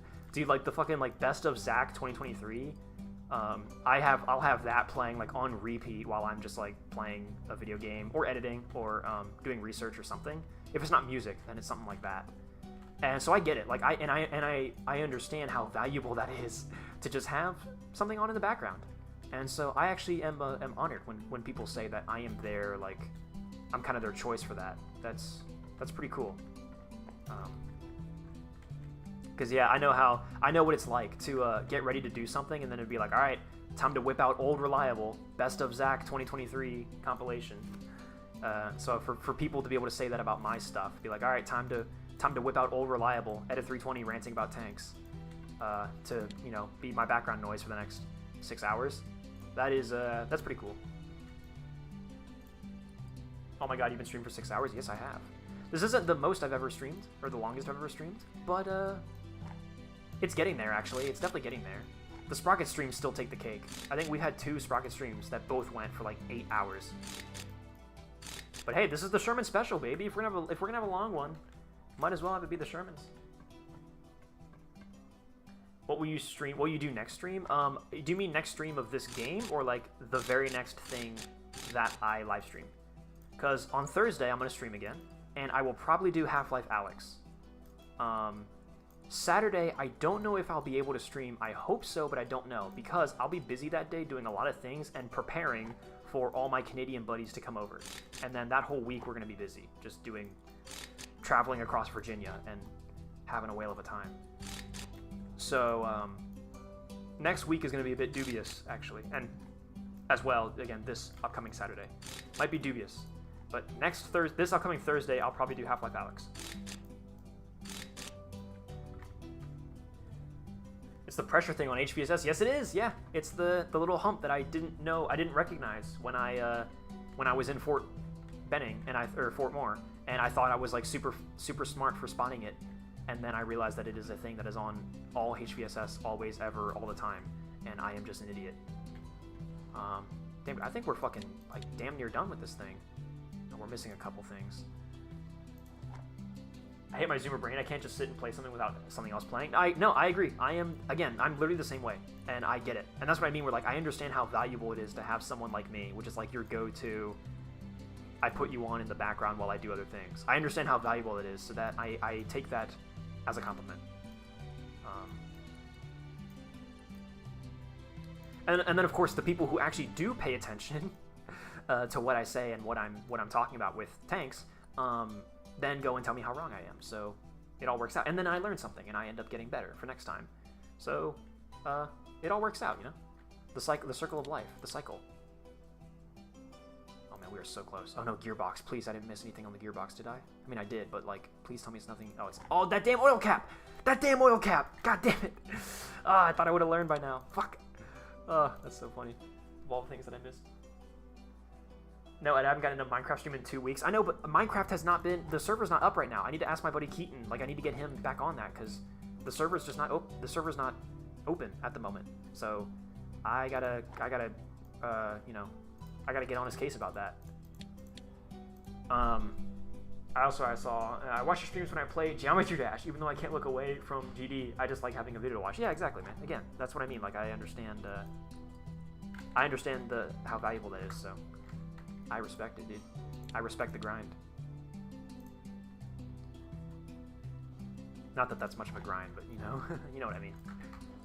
Oh shit, god damn it. Those pipes just showed up at the very end. I should have grabbed those. Here we go. Wires, oh my god, so many wires. Wires F. Wire D. Wire D is nuts, am I right, chat? Can I get some ha-has in chat for that? Added the commitment to the Sherman grind is crazy. Thank you. I'm a Sherman. Dude, I've got one fucking trick up my sleeve, and it's the fact that I'm Sherman Jesus. I am literally Sherman Jesus. You thought that I wouldn't? Oh, these things. I need this and then front headlight wire, right? Yeah. Boom. 100. Done. Engine. Back in the tank. Turret. Boom. Easy 8, done. Easy 8, that shit was easy. My last raffle, so I'll give it to you. Thank you, Bieber, and I appreciate it. Yeah, you can save him up, man. You can save him up because we're done. That's it. That joke was not funny. Thank you, Honda Guy Gaming. I appreciate you being honest with me. Wisconsin tank now? No, dude, we gotta go. It is 6.5 hours in, bro. We gotta put this thing back in the warehouse, and we will do the painting later. Let's review. I mean, let's at least review what we did before we start going crazy. Oh man, my hands. My hands. These Sherman hands, these mechanics' hands, the hands of a tank mechanic. They're twitching. They're twitching and they're leaking. I shouldn't say that. Check this out, chat. What once was a warehouse of rust is now a warehouse of completed tanks. It's pretty awesome, man. These are nice models, I'll say.